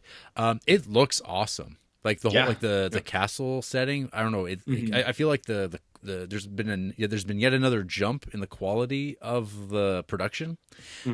Again, we get kind of like snarling Vincent Price at times, where he's getting a little bit more evil. I love that he has like basically like a sex castle. Like he has like hot ladies being shipped right up to him. He's like, yeah, we're gonna fuck now because I'm a Satanist, and then we're gonna summon a fucking demon that like you barely get to see, which is really annoying. And that's one thing too that is kind of been an ongoing thing in the Corman movies, and it even comes up as late as Frankenstein Unbound. It's like the watery kind of filter that happens over footage. What do you think of that? Because that's like often thing like to kind of elicit the dream state and like sort of otherworldliness. He does it like it's like really heavy in house. It's like all the Poe movies have it, and like sort of these period pieces have it. I mean, I'm not like I don't have any strong emotions for or against it. Like I don't know if it's ever like either used too much or inappropriately so, where it's like, oh, is this implying that it is a dream state or something, or is it just like, is he just having it in here for it to be like a fun little transition or something? I don't know. I didn't really take notice of it, to be honest. Okay, but I know what you're talking about. Yeah. So Haunted Palace, you have like he gets like drug out of his castle, Frankenstein style, and burned alive. And then he comes places back. a curse on the village. He curses the village, man. And he comes back, and then he starts to like round up and get his old crew back together. So I thought this movie was like kind of a mix between Poe and Lovecraft, and like Dorian Gray type stuff. Because I like the idea of like he has the painting of his ancestor, and that's like the thing that like almost has power over him, because once it gets burned, then he comes back to normal. But it's like the painting was haunted, and so it like the painting was part of the power for the old ancestor warlock to come back.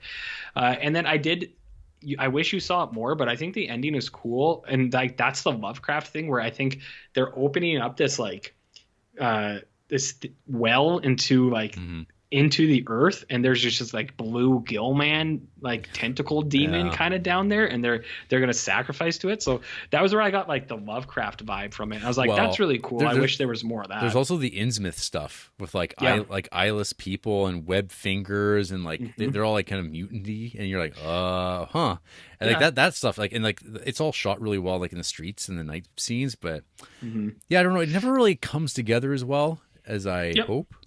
Yeah, and like I think that's a totally fair thing to say about that too. It doesn't. I liked it for like some of the novelty aspects of that, and then there was one other thing I was gonna say. Oh, a lot of full body burns in this movie. Oh yeah, that's right. Like in all the tunnels and caves, and I was like, that's pretty rad. I was like, we haven't seen that yet in any of these movies. Like, I don't think, at least I think this is the first Corman where there's just like people being set on fire. Oh yeah, totally. Not the last time though. No, like the next film. Oh, tell me about that. The Mask of the Red Death. Ooh, interesting. Horror has a face. Satan worshipper Prince Prospero invites the local nobility to his castle for protection against an oncoming plague, the Red Death. He orders his guests to attend a masked ball and, amidst an atmosphere of debauchery and depravity, notices the entry of a hooded stranger dressed all in red. Believing the figure to be his master, Satan, Prospero is horrified at the revelation of his true identity. Holy fuck, they just they tell you the whole story, huh? And but they completely miss the entire other like storyline with the villagers that he kidnaps and completely. Nah, we don't want to talk about that. So I really really like this movie a lot. Nice. I love the Prospero character because he's just like a fucking asshole. He's like, I'm gonna have people killed just willy nilly. I also totally love Patrick McGee in this, who's just like he's like the guy scheming. He's Alfredo, who's just like he's just like a degenerate. Like these are Salo dudes. Like that. These are like that's what they're up to. They're smirking and they're like, oh yes, I want them all. I want all the lowly people to mill around like animals. And then you get this like this PG orgy, but you know what's being laid down. Oh yeah. But the animal reenactments. Yes. Moo like a cow. All right. Okay, sure. Building up.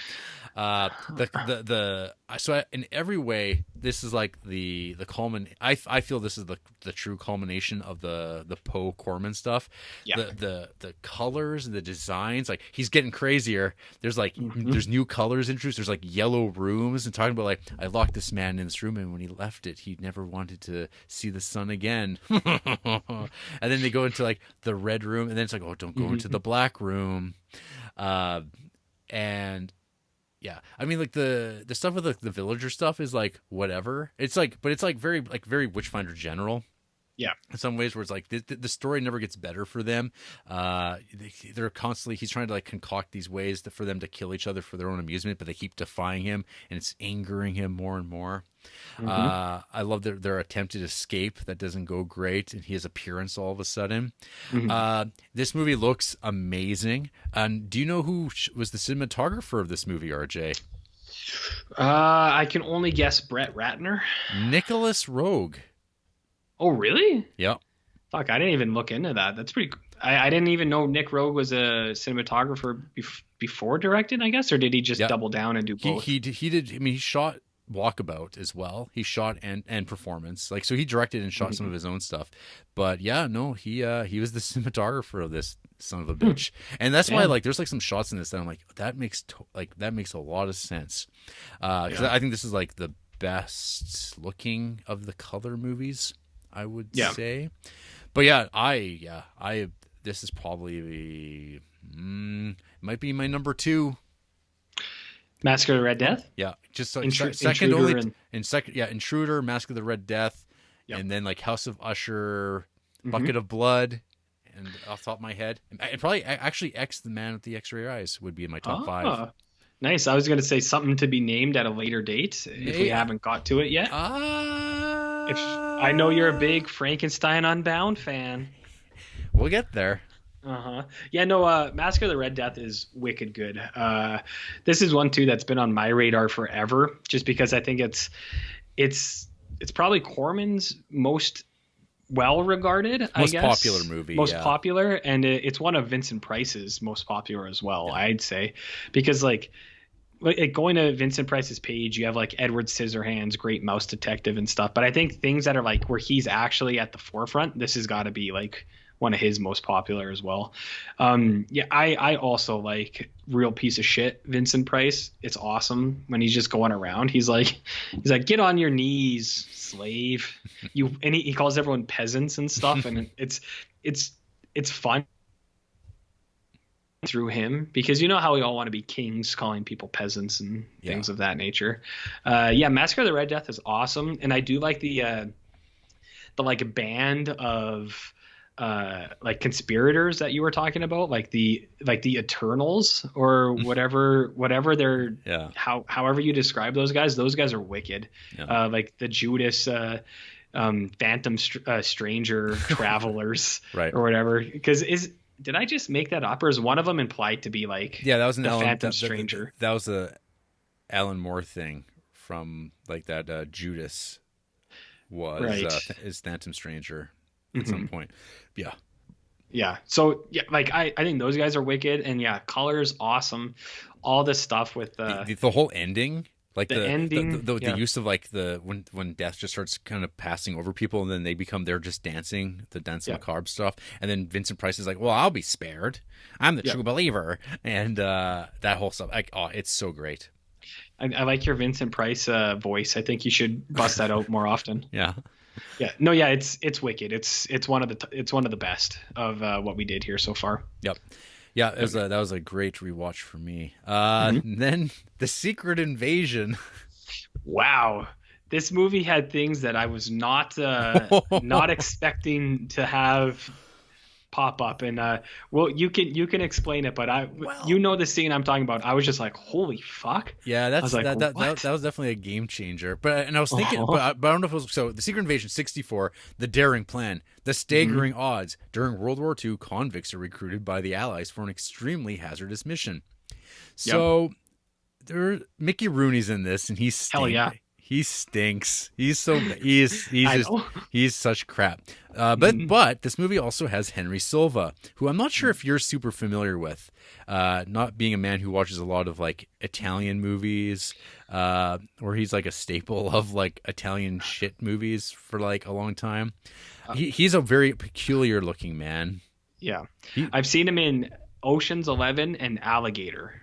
Okay, and now this. I've seen I think it looks like 18 movies I've seen with him. Oof. Yeah, he's got a striking appearance. He is, a violent look. So he's kind of like the Charles Bronson in this. And there's a scene where like he doesn't talk, and there's like this villager woman that's got a baby, and he's like just looking at her tit, and she's like, "Oh, you're looking at the baby?" He's like, "Yeah," and she just keeps looking at her titty. And then they're kind of like doing some sneaking around, because again, the story is like, oh, here's a bunch of people who are on like death row, and they get one last shot to try to do this, and if they do, they're free. It's that type of tale. Man on a mission, and so they're overseas. They got to infiltrate those Nazis. And damn Nazis, Nazis, and then so there's a bit where they're this Henry Silva and this lady and the baby, they're in a graveyard. Oh shit, it's some Nazis. And they go hide behind like a mausoleum, and the baby's going to start crying. So he puts his hand over the baby's face, and they have to wait, and they're waiting, and they're waiting and waiting. And the thing, I'm like, well, man, if you put your hand over that baby's face, the baby's going to like run out of air.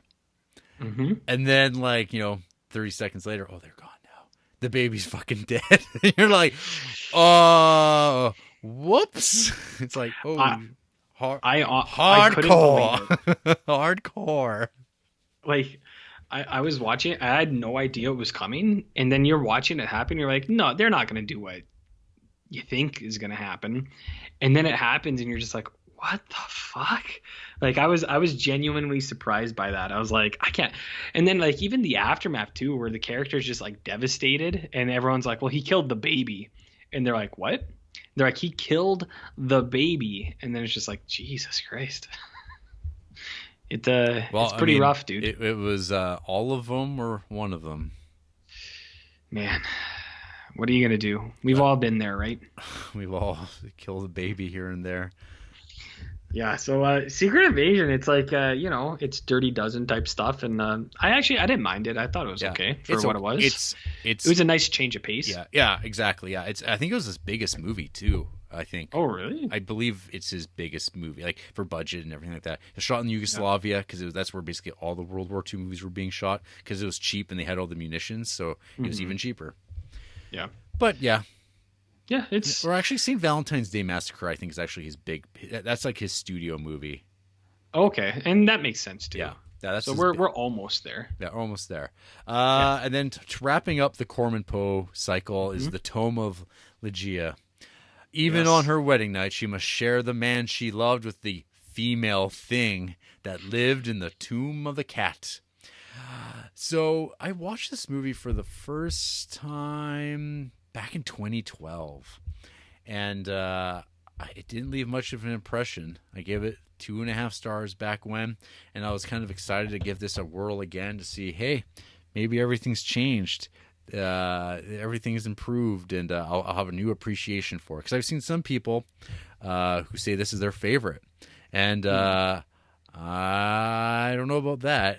This movie, it's got that price. He's got cool goggles on, and there's cats. There's a cat, a sassy cat that's around. That's fucking shit up. But man, he does have cool goggles on. No, I agree with you on that. That's even the picture I'll put out on the Instagram today for our CORMAY my Ghouls post. He's got cool goggles, and again, he got some burial stuff. But, right off the bat. Yeah, just get it out of the way early, right? Yeah. And I do like his evil scheming and things of that nature. But this was one like I was kind of like, meh. I was like, whatever. And then like when I watched Corman's World, people were like, Tomb of Ligeia.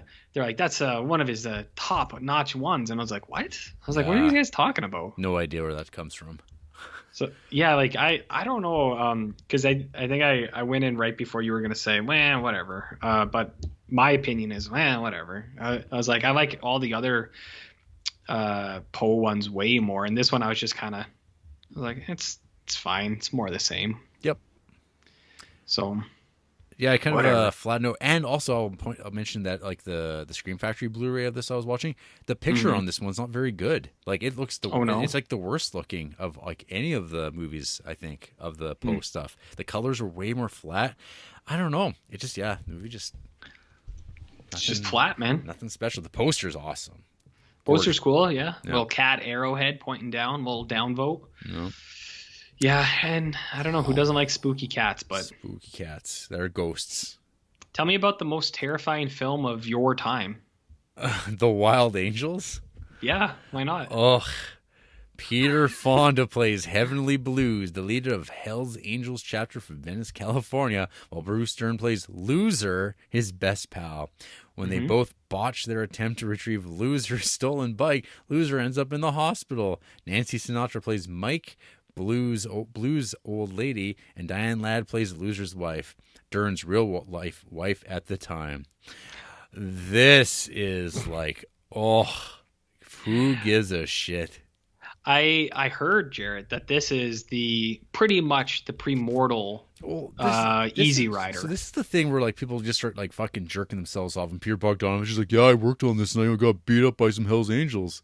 And you're like, yeah, it still doesn't make this movie any good. Like this is like that era now of like that moment, that 66 on, where you start getting these Shaggy Dog movies where it's just like, yeah, man, it's just cool enough that's about bikers and like the counterculture, and that's all you need to be.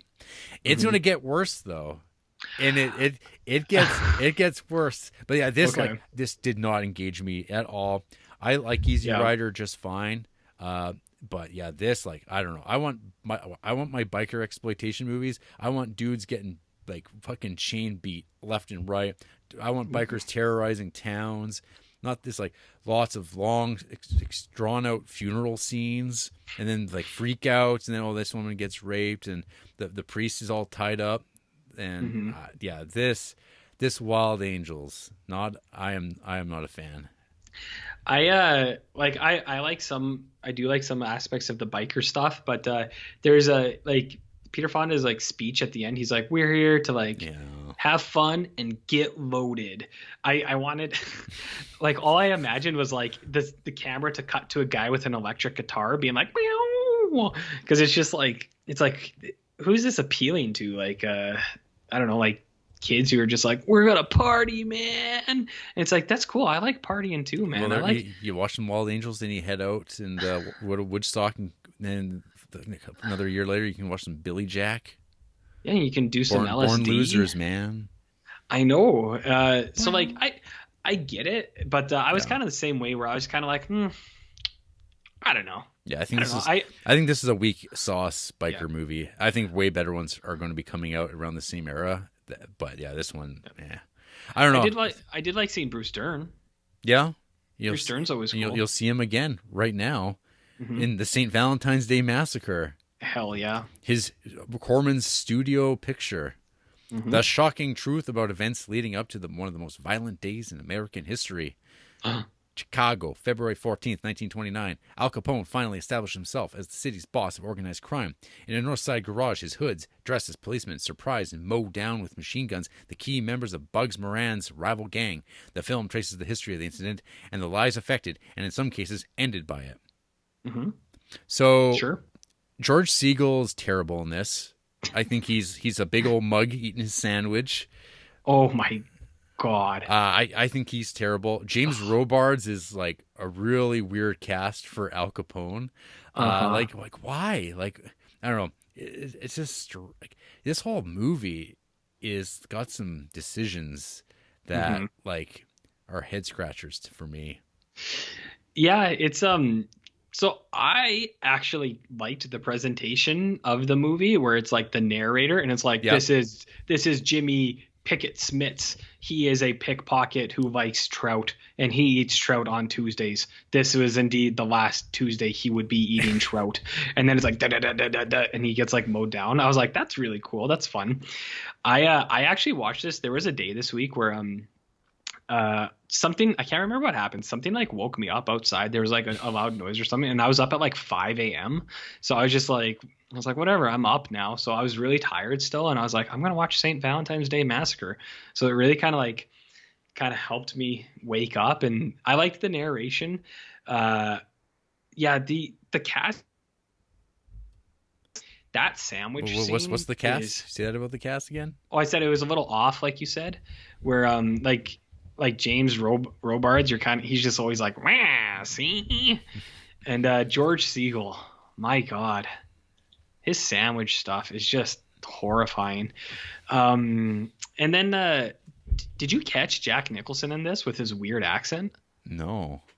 So he's in this, and he's just like, there's this, I'm pretty sure it's him. It has to be him. Yeah. He has like a weird, someone asks him something and he just says something. He's like driving the police car or something. Yeah. And he's like, what do you mean? Skeech? Oh, and you're just like, whoa, what is that? You're like, why did he do that? Anyways, I actually thought St. Valentine's Day Massacre wasn't a bad show. I like the narration and stuff. It does have like some weird, some of those actors are a little bit goofy, and I admittedly I haven't seen a ton of Capone stuff, so I don't know if like Yeah, I haven't either. I actually don't really like Capone stuff. Like, I think yeah. Untouchables by Brian De Palma is not a good movie. Ooh, babe. So like, I don't know. The Elliot Ness kind of stuff just doesn't like Yeah. speak to me. Yeah, I thought this movie was fine because, and I think one part of it again was the change of pace with all the other Oh movies. yeah, But totally. Yeah. yeah, and especially because it does feel like it's like a big, it feels like a big kind of movie, like a It big does. release movie. Yeah, no, So it definitely has value. Lots got of that value. A charm. lot of value on the screen. Yeah, I actually, there's bits though that I thought were like laugh out loud hilarious. Like, it's like it felt like a comedy. Like the scene where like I can't remember if it was like Moran or whatever, but or George Segal's character, like when they're at like a hotel restaurant, and then they have to like get down from like the Tommy gun drive by, and then they start standing back up. But then like a massive row of cars just come by to machine gun even more, and I'm like, this is like take the money and run. Like, this is like some real like airplane joke humor. Like, I don't know. I think the tone of it is just a little off. yeah, and I mean it's what it is, right? It is It's what it is. Yeah, you got Dick Miller, Bruce Dern again, but whatever. Tell me about A Time for Killing, because I didn't see it. Oh yeah, this and Desaad are the only two I didn't watch of what's left. Yeah, I didn't see either yeah. of those two, so we failed ultimately. But maybe you can tell me what you thought of The Trip, man. The Trip, a lovely sort of death, and then if you take the capitals of lovely sort death, it creates an acronym, Jarrett. After his wife leaves him, a disillusioned director dives into the drug scene, trying anything his friend suggests. So this movie is partially written by Jack Nicholson, or full credit. Full. He talks about it on Corman's World too. So this was Corman wanted to make a statement about what's going on and stuff like that. He's like, let's get into the LSD, man. So to do it, he took some, and he talks about it, and he's like, but I had a great trip. So he's like, so I needed to find someone who had a bad one. He credits this and Wild Angels as being the complete inspiration for Easy Rider. Sure. Peter Fonda's a director, and then like after a little bit, like it says, she leaves, and so he starts doing LSD, and then the entire movie is just basically like what people think an LSD trip is, I guess. You get Bruce Dern and Dennis Hopper. Dennis Hopper is like the shaman of he's like, come on, man, I'll show you what's up. And then Bruce Dern's like the caretaker for Peter Fonda when he's naked, swimming, and like almost drowning. I think this movie has like, it's got some super cool ideas. Like there's some things like when it dips into like almost the goth like Poe world of a trip, where it's like people with these like really tight like masks that like you can't see through their faces, and then there's people bodies wrapped up in like cloths, and they get set on fire. I was like, that's really cool. I like all these images. But then it'll bounce back, and it'll just be like kaleidoscope stuff for a while, and then it'll be Peter Fonda naked swimming for a while, and you're just kind of like, it's like, all right, with man. Some sitar playing. Yeah, like Ravi Shankar's in there with his sitar, and you're just like, it's we've talked about before, like the like 60s drug scene. It's just like, I see why they made a lot of movies about this and all that, but it's like, it's not something I care to like watch about.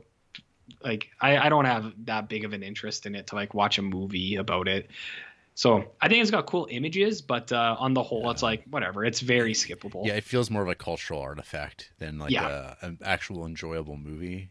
Yeah, and then, I guess like an historical anecdote is that like because so API changed the ending of the movie. Because they kind of have a thing where it's like, hey, you can take, because Corman's like, yeah, you can take LSD and be fine, but they're like, nuh-uh, and so they had like a crack, like the screen cracks like artificially, and it's like, no, his brain's broken, and he was like, that's odd. Why would you change that in my picture? Yeah, and then wasn't that where he went out for New Line or whatever, and was just like, fuck him. Well, eventually, he's still making movies for them for like another like 3 years. But what is interesting though, so he doesn't, like, according to Letterboxd the time here, he didn't make a single movie in 65, and his like output slows down dramatically at this point. Like he starts making like a reasonable amount of movies per year, you know, sometimes only 3, but like, or like 2. It's like, instead of like when he was cranking them out like, 9 in 1 year. So I mean, I don't know if time and age is catching up, and then eventually he just winds up becoming a producer in like a few moves here. But tell me about Target Harry, his TV movie. Target Harry is fine. Hey, when you look at this poster, I don't see Vic Morrow. I see Michael Keaton. It does. It looks exactly like Michael Keaton. Okay, I'm not crazy. Yeah. You're not crazy. I thought as soon as you said this looks like, it doesn't look like Vic Morrow, I was like, that kind of looks like, and you said it before it. Yeah, looks exactly like Michael Keaton. So this stars Vic Morrow, R.I.P., famed killed man of the Twilight Zone. So this was supposed to be a pilot. And for Cesar Romero. Show. Holy shit. Yes, Cesar Romero is in this, and I think what's his name, Victor Bueno or Bueno. This is like, I think this would be one of Jarrett's like infamous fat men that you would love. I don't know if you've seen this guy in it. He's in Beneath the Planet of the Apes. It's the only other movie I've seen. Oh, that fat guy. Oh, he is. So that guy's the highlight of this movie. So Vic Morrow, it's like, this is like kind of a proto Bond like TV show, spy show that they were trying to do, where Vic Morrow plays Harry Black, and he's like this cool operator, and he gets in these tight spots, but he always gets out. And it's got a lot of like the typical things you'd expect in like a show like this. And like what happens here is like he kind of runs into this like mysterious thing where a person's murdered, and then it's like he's got to go protect someone else. And what he's really doing is he's just kind of like going around with this big fat guy, Victor Buono. That guy's the best part of the show, because he's like fat, he's got this mustache, and he's like, why don't you just be bad?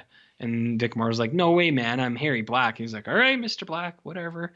And then there's like scenes where they're running away, and Vic Buono's like, I gotta stop.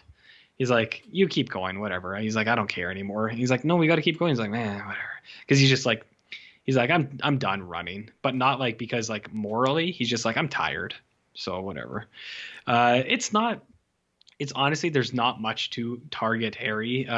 You can see what they were trying to do. It feels like a 70s like spy TV show. It came out in 69, but like, I don't know. There's nothing to take away from it. So it's fine. It's available on YouTube if you want to watch it. Check it out. I did see that. Yeah. So it's Target Harry. The big takeaway, that fat guy with the mustache is wicked. that should be your review. The fat guy with the mustache is wicked. Yeah, that's about it. Right. That's all you need. Yep. Bloody Mama. Jarrett. 1970. Bloody Mama. You gotta believe. You gotta have faith. But first, you gotta get rid of the witnesses.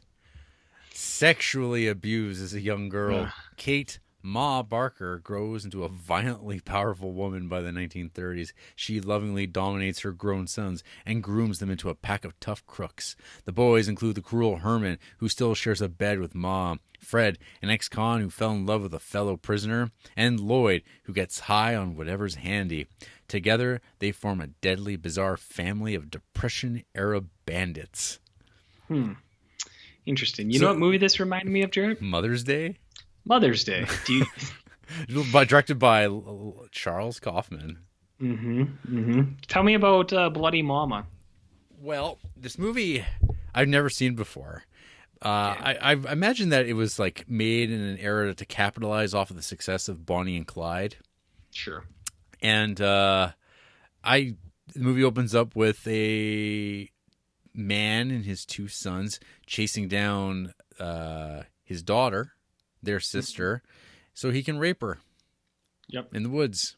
And then we time jump, and we get like Shelley Winters as Ma Barker with her adult sons, because she's like, I want my sons. My sons would never do anything like that to me. And these sons are going to be played by Bruce Dern, Robert De Niro, Don Stroud. Damn. Yeah. They're all there. They're all there.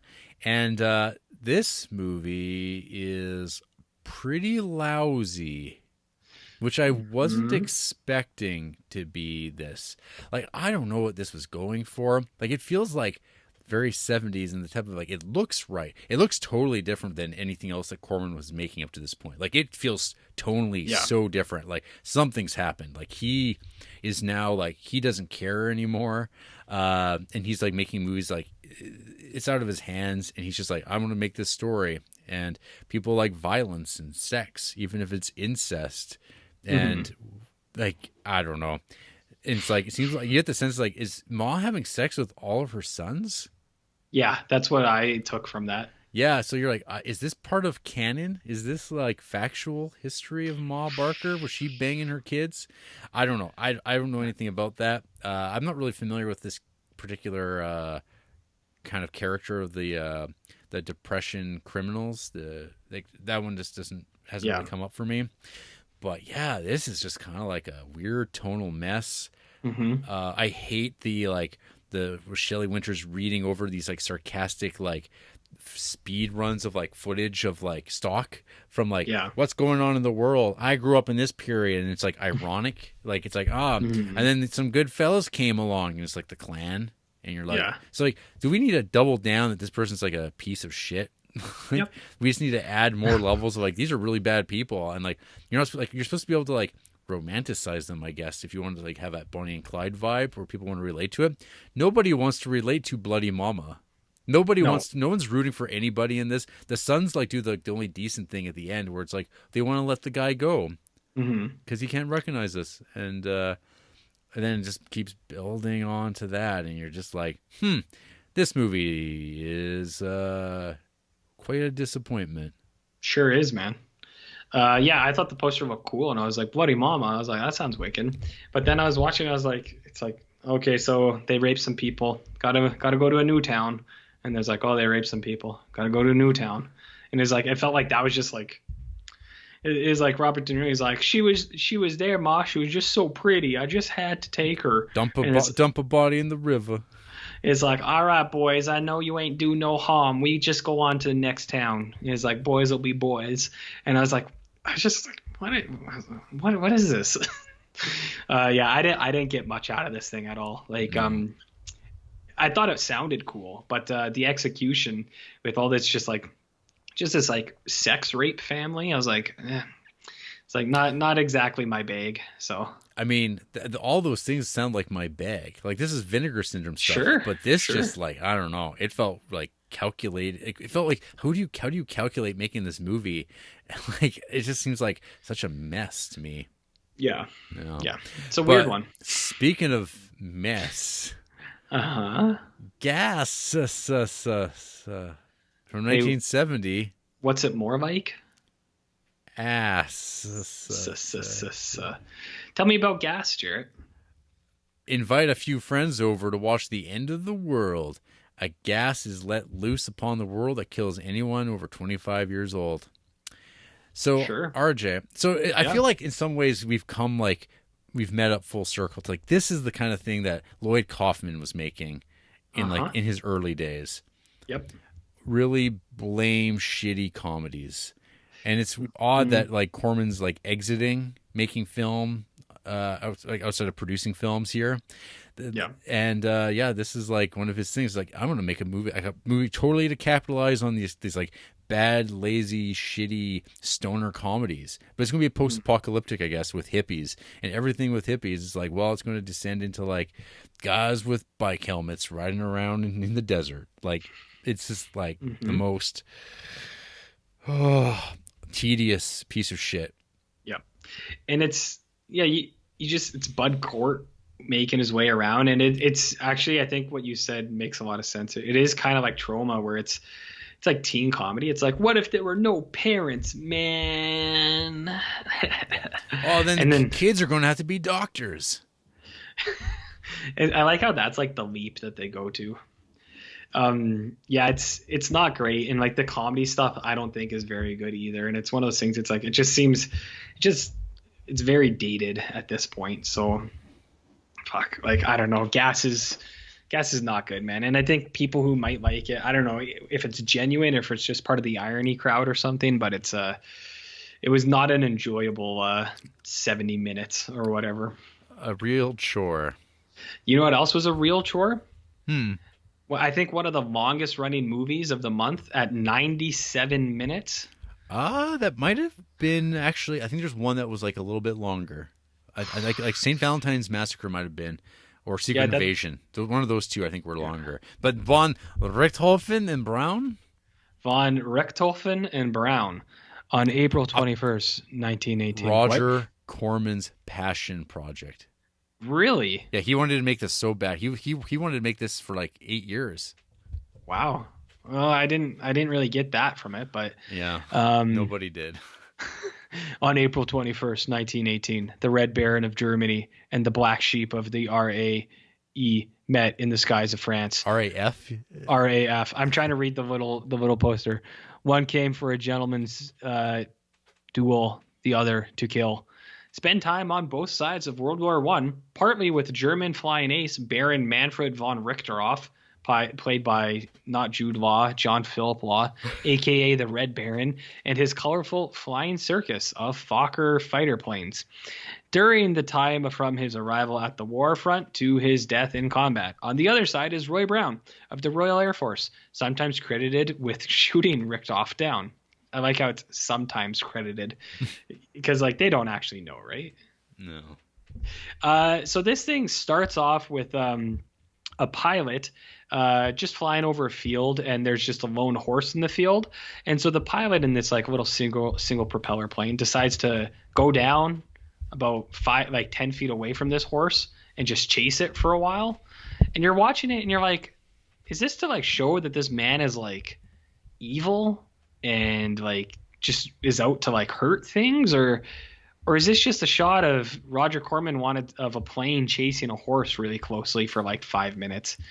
Whatever the case was, I found it bizarre and a very strange way to like enter into a movie. You're just like, what's going on here? The movie itself, you get like, it's real generic stuff about like army, Air Force guys hanging out in like the clubhouse playing pool, and it's like, well, I got this doll back home. She's a real babe. And it's like, yeah, but the war. Oh man, the war. And then you get mixed in with some actually like it does have some cool like aerial scenes of like planes flying around shooting each other and stuff. So some of that stuff is kind of neat, but at like almost 100 minutes, it definitely begins to. It's a real slog to get through, man. It was tough to like. It's not bad. It's just like it feels very long. The aerial scenes are cool. The military stuff, like the Air Force stuff, is kind of whatever.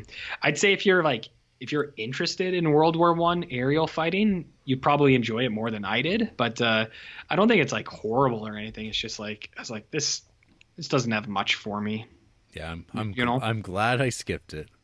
Yeah, it's entirely skippable. So but I mean, whatever. It needed doing, and it was available for free on YouTube. So whatever. Hooray!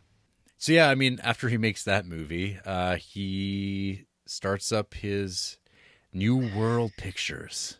Damn. And delves into a whole cinema verse that we haven't even touched upon, nor will we be. Mm-hmm.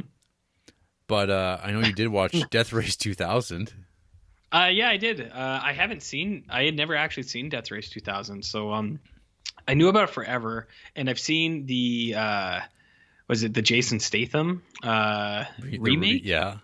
And so that was like all I knew about it. And I got to tell you, Jarrett, those are pretty drastically different movies. Really? That Jason Statham one, did you watch it? Because I know you were like planning to. Okay. No. I would say that remake is more like Twisted Metal, where it's like cars driving around trying to kill each other. So when this one was an actual race, I was like, oh, cool. So anyways, I had never seen this. And then I threw it on and I was like, David Carradine as Frankenstein. I was like, man, that as Machine Gun Joe Viterbo. Man, that's what did you say about David Carradine? And then something about Sylvester Stallone, I'm assuming. I said David Carradine as the horribly disfigured Frankenstein, a real leather daddy. That's pretty cool. And then, Stallone is Machine Gun Joe Viterbo. I was like, man, these characters are wicked. I really liked the Frankenstein character. It's just cool. Him walking around with his leather cape and stuff. And I love the attitude that they have where it's like, there's like women in the race too, as like either drivers or as the guides. And they like after the race ends for the day, all of the drivers are at like the spa together and they're just all like full naked walking around because they're like, we don't give a shit. I thought that was super funny. I was like, that's nice. I was like, that's like, I don't know. It's a good little piece of sci-fi thing. So Death Race, they're like making their way across the world and they get like points for hitting pedestrians and stuff. Mm-hmm. And I was like, wait a minute. I was like, is this why every time you're with someone in a car, like someone that you like, you maybe don't know that well or someone you know too well, and they see like an old lady and they go, that's 20 points if you hit that person. And I always go, I wonder where this originated, this like thing that people say. Death Race 2000. Death Race 2000. I was like totally surprised by some of the run over, like getting driven over. Like the first one where Stallone's car just has that huge Bowie knife like on the front and it just like goes right in that guy's ass and like just splits him in half. I was watching and I like spit out like water. I was like, oh my God. I was like, that's hilarious. So that I loved that. That was super cool. And then like Frankenstein's like dinosaur car, like his green car with like spikes and stuff. You're just like, man, Death Race 2000 is really cool. It's got all the stuff that I like for like 70s sci-fi type things. Yeah. So I was pretty happy with it. I was like, this is a cool movie. I like it. Yeah. I don't know what you think. I haven't seen it. I've seen it a couple times. It's been a very long time. It's been over 10 years since I've seen it last. And I was trying to get to it this time as well, but I failed. But yeah, I love it. There's some visuals in that movie that like I think just like shots of it, stills belong in museums. Oh yeah. Yeah. Death Race 2000 it's wicked cool, man. It's got a lot of good stuff to it. It's big A art. Big A art with an F. Yeah. Get it? But on the flip side with David Carradine, Death Sport. Have you seen Death Sport? I have not. Oh, okay. Death Sport. In the year 3000, there will be no more Olympic Games, World Series, or Super Bowl. There will be only Death Sport. It's the only way to survive, Jarrett. 1,000 years in the future, after the Great Neutron Wars, the world is divided into desert wastelands and isolated city-states. Notorious Desert Ranger Kaz is forced to fight in the Death Sport, dueling in futuristic motorcycle death machines with the help of renegade vixen Diener. Kaz must face his past and fight to save himself and his people. This is definitely what you talked about, how the evolution and unfortunate finishing piece of Corman is like desert motorcycle gangs. Like it's funny how it got to that, because this is kind of like Death Sport's kind of like a Troma or Fred Olen Ray movie, like in its execution, I think. Death Sport's pretty cool actually. It's got it does have it's got a ton of body burns and like full explosions, and there's a couple scenes where people have like their bodies are totally on fire, and they are for like 15-20 seconds, and you're like, I feel like that's getting to that area where that's too long for the body burn. You're gonna get some like Kane Hodder stuff in there. So you have two civilizations. There's like the people in like the utopia future world, and then you have like the savage land people, and that's like what David Carradine is. He's like the savage land, like wears a loincloth and like jumps around. So utopian people capture savage land people. They like put them in these like things where they like shock them and try to like tame them a little bit, but not too much, because then they're going to put them in Death Sport, where they just put them like drop them out in the desert and they give them like a stick, and then the utopian people come by on motorcycles and like try to kill them. This thing stands out to me because I think it uses a lot of the sound effects from Star Wars. Now, I could be crazy. When did Star Wars come out? The year before. The year before. There's sounds, and it sounds like the spaceships flying by in Star Wars, and like laser like guns and like shit like that, like stormtrooper guns. A lot of this thing sounds like Star Wars. And I don't know if that's just me, but I was like, I feel like they just took the sound effects and they just put them in this thing. It's very possible that they bought it from a sound library. who knows? But yeah, so there are some cool stunts. You get like a lot of people on fire and like things blowing up. It's a little long at 82 minutes, even with like. So have you looked at the Wikipedia page for this movie though? No. It's lengthy. Oh, is it? Yeah, there's a lot because Corman didn't actually direct this. Like he came in and worked on it with like it was like Alan Arkush and this Nicholas Nikifor guy. Right. Okay. Yeah, I didn't know that. I just got distracted by the cast credits where there's a guy named Hard Boiled Haggerty. Fuck yeah, that's cool. No, I know nothing about this movie. I thought it was like it's not great or anything like that, but I thought it was for what all the CORMAY stuff. I was like, it's a nice way to kind of round this out. It was just motorbikes driving around. Yeah. But still, it's like I said, even at 82 minutes, it runs a little. So yeah. And then I guess before we get to the final piece, you also delved into some Fantastic Four. I did. So I watched Fantastic Four, and I also actually watched Carnosaur, which I'm not going to talk about a lot, but it comes up in Doomed, which I thought was kind of funny. Like of all the movies I could have watched of produced Corman stuff, and Carnosaur was one of them. It just happens to come up in Doomed. So I guess because they would have come out within a year of one another if Fantastic Four actually was ever released. Yeah, exactly. And the reason it came up was because Fantastic Four reused the sets and costumes from Carnosaur. There you go. So I was like, man, I had no idea before, just by chance. I watched Fantastic Four, the infamous movie, I guess. I actually I didn't think it was that bad. Like, I mean, I was like, it's very clearly not a good movie, but it was like, I think if you had a kid, I don't know, you had like a little kid who's really into comics and Fantastic Four. I bet if you showed them this, they'd be all into it. They'd be like, yeah, man, this is cool. The story is whatever. The acting is, or like the dialogue is whatever, because like the script was put together pretty fast. It sounds like, so like the story, it's just Doctor Doom and Mole Man, even though they can't call him Mole Man, and the Fantastic Four getting their powers and like all that kind of stuff. And for what it was, I was like, it's not like a horrible thing or anything. It's definitely not good. But it's got its own kind of things. Like the Thing, his like animatronic face, there's like actual good expression in it. So I was like, that's kind of cool. And then I watched Doomed, which is the documentary about how like the movie was never made to be released.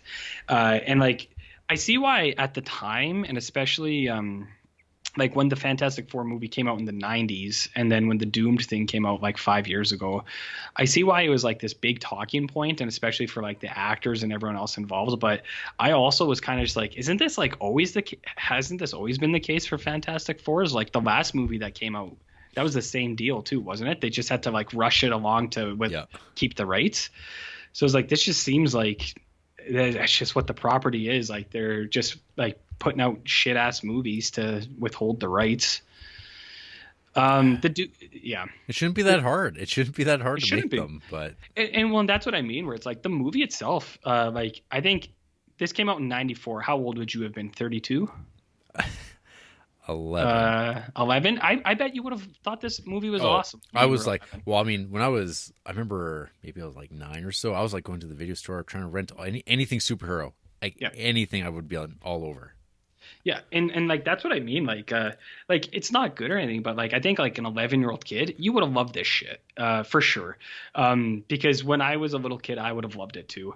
Because you do see the characters and stuff like that, and it's got some neat things. And Doomed does a good job of like showing where the actors are like.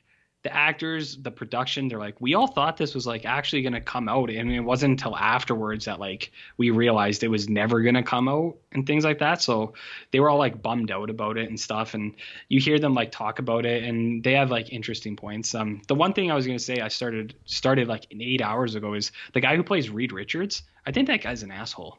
Yeah. I think he really comes off like it, because he's like, yeah, Stan Lee was saying that he didn't think the movie was going to be good, but that piece of shit came to the set. He even brought the donuts one day. So like, what do you think about that? bud. And you're just like, Jesus, this dude's holding like a heavy grudge against Stan Lee. Like, oh my God. And then they shit on Corman a little bit, where they're like, yeah, he got paid, so he doesn't give a shit. Yeah. He's even in it too. Like they got him to be interviewed for it. He's around.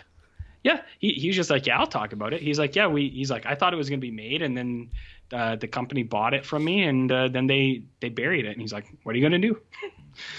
So yeah, it's an interesting little. I did want to watch it just because of all the infamy around it. I do think the documentary is a little misleading that it's Roger Corman's Fantastic Four, because he didn't really have anything to do with it other than he was the producer. Right. Like that's it. But I mean, for a lot of people, like the Roger Corman produced part is the most important part after a certain era, because like he doesn't really make a movie for like he made one movie since like real movie that he actually directed since 1971. Right. So I mean, like he was done, and now he's just like around. So it's like Roger Corman. Yeah, I do think one cool thing is in Doomed, it starts off, you get one snippet of Lloyd Kaufman, and he talks about, he's like, yeah, they offered it to Troma, and he's like, we didn't, he's like, it seemed like it was, he's basically like, he's like, it seemed like it was above Troma. So he's like, all we would have done was alienate Troma fans and alienate Fantastic Four fans. So he's like, so we just turned it down. He's like, whatever, who cares? Yeah. And you're just like, cool. Yeah. So, the final film of Roger Corman directing, Frankenstein Unbound from 1990.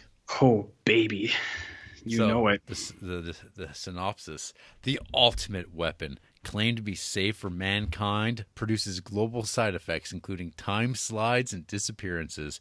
The scientist behind the project and his car are zapped from the year 2031 to 1817 in Switzerland, where he meets Dr. Victor Frankenstein, Mary Shelley, and others. And others. Yep. So this is a VHS tape that I remember really well from the video store, because I would see this and I was like, whoa, that's a fucking sweet ass poster. Hell yeah. Like, look at that. What's going on with that eye? That's a Frankenstein? Is that Frankenstein? He looks like he needs some serious shit. He's going to fuck you up. He's fucking, his eyes are stitched up. Imagine what the rest of him looks like. He must be all stitched all over the place. But I never saw this movie ever. Yeah.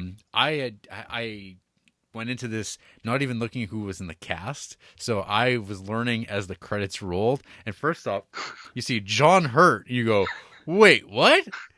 fucking Elephant Man? And then who? Raul Julia? It's like, baby, what? It's like, how have I been sleeping on this? And you're like, who's who? And then you're just like, Bridget Fonda, Jason Patrick. This is a stacked cast. Hell yeah, it is. And then I started thinking while watching this, like, there's like the one scene. So John Hurt, he's this hot shot scientist who's got this new like black hole ray that he can zap things and just turn, like, it disappears. He's like, here you go, military. And it's like, oh yeah, we knew there'd be side effects. Now there's these doomsday clouds, and like, oh, there's time slides. Like Mongolians just appear out of nowhere. Like, this is fine. It is too, right? It's super cool. Yeah. And then of course, there's this bit where he's like driving in his future car that's got like two compartments for some reason, even though like there's been no innovation whatsoever, even in 1990, that this would be. It's like Homer Simpson's car that he designs for Herb. It is. It even has a printer built into it, which I thought was a fun little thing. It's like, oh look, it has a printer. That's cool. Yeah. Well, so you can work from your car, of course, but you can't read it. So yeah. Anyway, he goes by his house in the on an acreage, and there's these children that are like burying a bicycle, and it hit me. These are the children of COVID. Like, these are the children. They'll be 11 years old, and our children now, 11 years from now, they'll be burying bikes on like rich people's yards, chanting. Do you think it'll be symbolic or literal, because you're not allowed to bike outside anymore because of COVID? Yeah, they'll be forsaking it because they'll turn hard against biking in 2031. Yep. So anyway, makes sense. Kids clear off, and John Hurt, he gets confronted by like some like Mongolian type of thing going on a bike, and like, or on a bike, on a horse.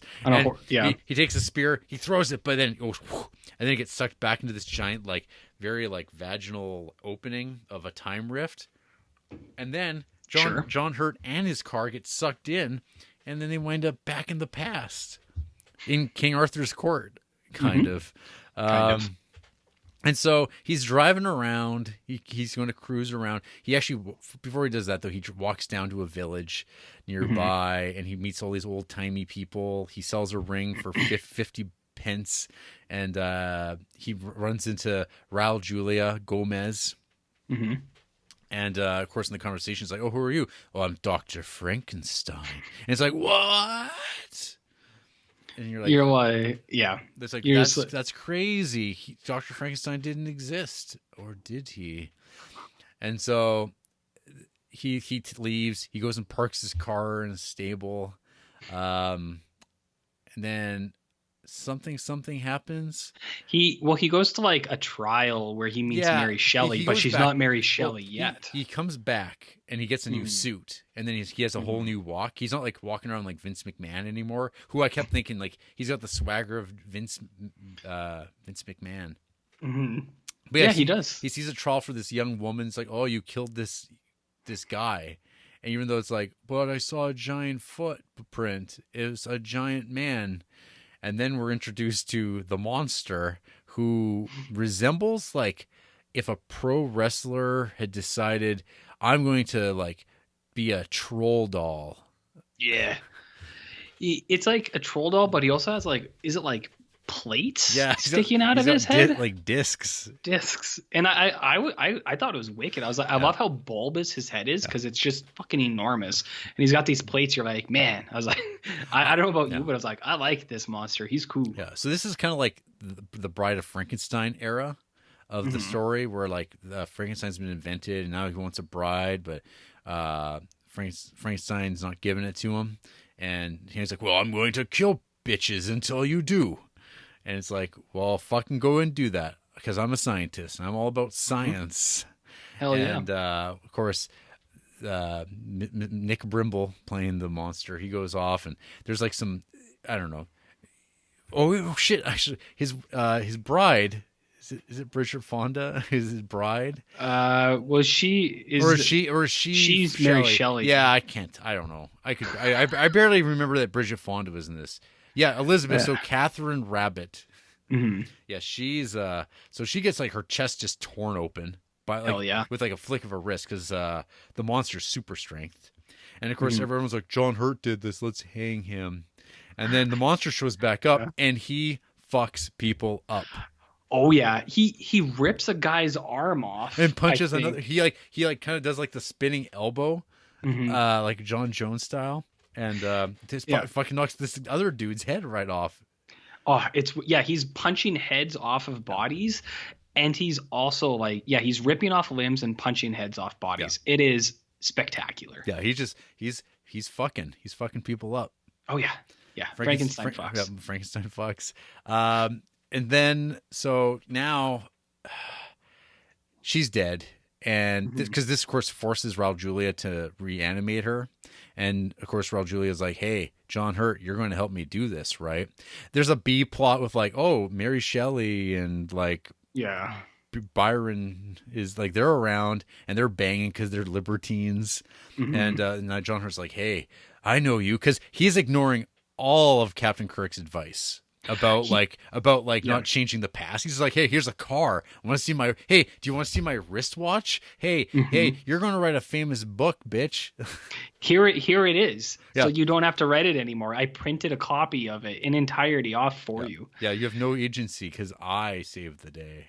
He's got complete disregard for time traveling rules. Absolutely no. He gets abandoned. And every once in a while, there's like storm clouds in the sky because of the time rift. And then we get to the climax. Where like they're using the car to like boost the new monster, the bride monster. And then we get that whole stuff play out, and that's like that's decent. And then Raul Julia's like, well, I want that zombie ass, and he tries to kill Frankenstein, but she sees it coming and she's like, no, I want to be dead. And so she takes the shotgun blast, she's dead. And then the car uses the super cannon to create a black hole singularity that sends them to like this like kind of Antarctic space somewhere in time. And Raul Julia gets he gets Batmaned by the Bane. He gets broken in half. He breaks his back and like throws a limp body on like cobblestones, and it's like whoever, if that was, I don't think it was Raul Julia, but like whatever stuntman that was, he did just get thrown down on like brick. Yeah. So you're like, damn. So and then Frankenstein takes off. Monster takes off, and John Hurt's like, oh shit, I don't know where I am. And so, and then he finds a code, and he starts walking across this icy landscape, and then he finds a hatch, and it's like, whoa, am I in the future?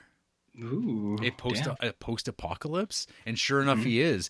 And it's all about technology, RJ. It's about the ramifications of technology unchecked, because it's always like, I'm a scientist. The whole time, Frankenstein was the mirror being held up to Dr. Buchanan. And then you get like a fight between Dr. Buchanan, who has become Frankenstein and now must kill the monster. And that's pretty cool. And there's a laser show, and like he blows off part of Frankenstein's head, and it's like pretty sweet. And then I got to interrupt you. You're glossing over probably one of the finest fighting scenes I've seen, fighting moves I've ever seen, is Frankenstein's the monster's arm gets blown off. Oh yeah, shit. And he grabs his own arm and he starts beating shit out with his own like severed arm, which is an allusion, RJ, to Son of Frankenstein, which also involves men using their arms as clubs. It's wicked. I love that. That's so funny. Yeah. So and then the movie kind of ends on this like ambiguous note that's like, well, John Hurt's fucked and is at the end of time, and that's it. And it just ends on this note. And I'm like, I'm like, why do people say this movie's bad? I think maybe it's just too intelligent. It's pretty goofy. Like, it's extremely goofy. It's in fact, it's very stupid at times.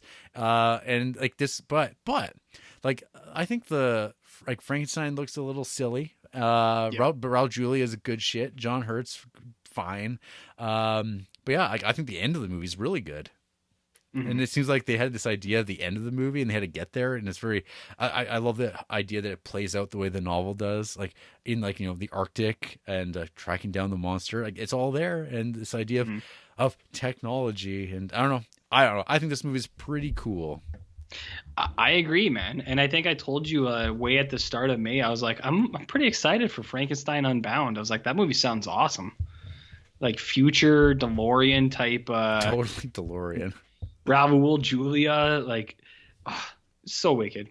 The only thing is, I think it's also funny that this movie has the audacity to say that Mary Shelley didn't actually come up with the story. They like take away that from Mary Shelley. They're like, no, Frankenstein was real, and he made a real monster. Mary Shelley just wrote a book about it. He's like, God damn, Roger Corman. It's like, what do you got against Mary Shelley? But that's artistic liberties and historical fiction. I think this movie is pretty fun too. Like, and it's like you said, when the monster shows up and starts fucking people up, it's wicked. And one thing too that's also wicked is when he chases down and kills Elizabeth. The way he's running after the carriage is really funny, because it's almost like how a dog runs, but he's not on all fours. He's just kind of like, I don't know, like galloping, and you're just like, man. And he catches up to the horses because he's just a monster. Yeah, it's wicked. Gets right in front. Wicked. Yeah, Frankenstein Unbound is a surprise hit. Mm-hmm. Yeah. If I decide to publish my Roger Corman ranked list, it'll perhaps surprise people. Well, it's probably number 6 or 7, I assume, which is very good. Very, very nice. Very good. Whew. Man. Is that it? Do you have any? I hope so. Well, do you have anything you want to say about Corman's world at this point? No. I mean, I brought up the stuff I was interested in during when we were talking about it. It's a cool doc just about Corman. It's definitely like you said, it's kind of geared towards him. So it was nice seeing the difference between Doomed, where they're like, fuck Roger Corman, and then this one they're like, whatever. I think the thing that struck me watching it though was like how genuine like everyone in it comes off as, like Jack Nicholson and Peter Bogdanovich and like David Carradine, the way they talk about him, it's like, oh man, these guys like really love him. Like they really like, I don't know, you get the sense that like this is like not just like talking head shit where they're like, oh yeah, he's a genius. No one understands. No one can get inside his mind. Like no one's talking about that. And there's like kind of like this weird like Bruce Stern. He's like talking like I don't know why he didn't wind up more. Like I don't know why he didn't ask for more. Like asking those types of questions. But like I don't know. Like he was getting worse. Like. Yeah. In that window of time, he had this like peak or moment, but you're like, he would have never been that type of director. I mean, maybe he could have been. Maybe he could have been the guy who made like Intruders from a certain point forward. He would become like more of like a Sidney Lumet or something like that.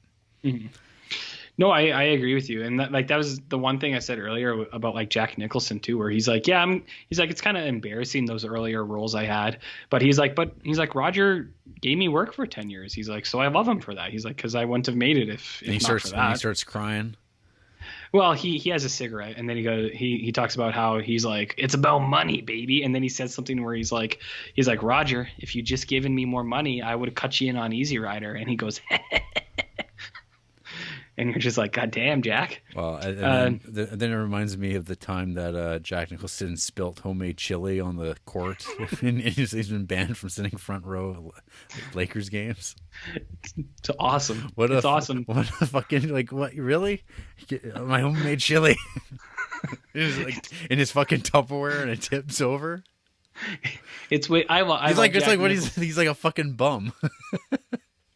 For that, so he's wicked, and no, you're right. They speak really passionately about him, and Roger Corman, he actually does seem like a pretty genuine guy, like Lloyd Kaufman. But Jack Nicholson's chili, I think when people listen to 4 hours of this, at the takeaway will be, think about Jack Nicholson and why he can't sit courtside anymore. It's a big deal. Oh, and I just before we recorded, I also watched That Guy Dick Miller. Oh, any revelations? Not really. Yeah.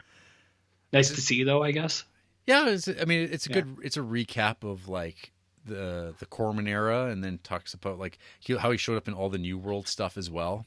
Yeah. And Joe Dante ran with them, and how it's like he had a scene that was in Pulp Fiction or was going to be, but that scene got cut, and how much that hurt. He was like, oh, it's like a real movie, and. It's not Gremlins or whatever, but I'm sure he's fine. He did fine in his life. Yes, he did. Yeah, I think Dick Miller had seems like a good life. So there you go. And Roger Corman's still alive as of us recording here on May 31st, 5/28. Haven't got him yet, but we'll see. This hasn't been released yet. I'll tag him in the episode tomorrow, and if we'll see what happens. Indeed, we will. Well, folks, that's it. Oh man, halfway to Creeptober, and now we're free. Shit. And we still have to record again on Wednesday, our 200th episode. Alternatively, and consider this: we could just not never again. Yeah, Oliver will take over. I'm sure. No. Yep. Or, we could, whatever. Who are we kidding? What else do we have to do? Well, tune in, folks. Like a 1950s science fiction. The end, question mark? Or perhaps the beginning. Do you think if they ever made a movie of us, it would be directed by Jim Wynorski? We'd be sexy podcast ladies. With wasp tits. Wasp tits. Oh boy. Okay. Well, bye, folks. We did it again. God help us. No one asked for it. Fred Olin May, baby. That's a nice teaser for next year. He showed up in the Dick Miller documentary too. That's pretty cool. Yeah. I don't think I don't know if that's gonna happen. I don't know. Fred Olin May or what? Oh man. I look at that filmography and I go, what? That one's pretty grueling. There's like 2 movies I want to see. Well, exactly. Oh, what's that? Bagul? It's not about what you want. Bagul. Okay. Stop it. No. He's like, you're doing Fred Olin May. And then just, that's it. Anything Enough else? said. Bye. Yep.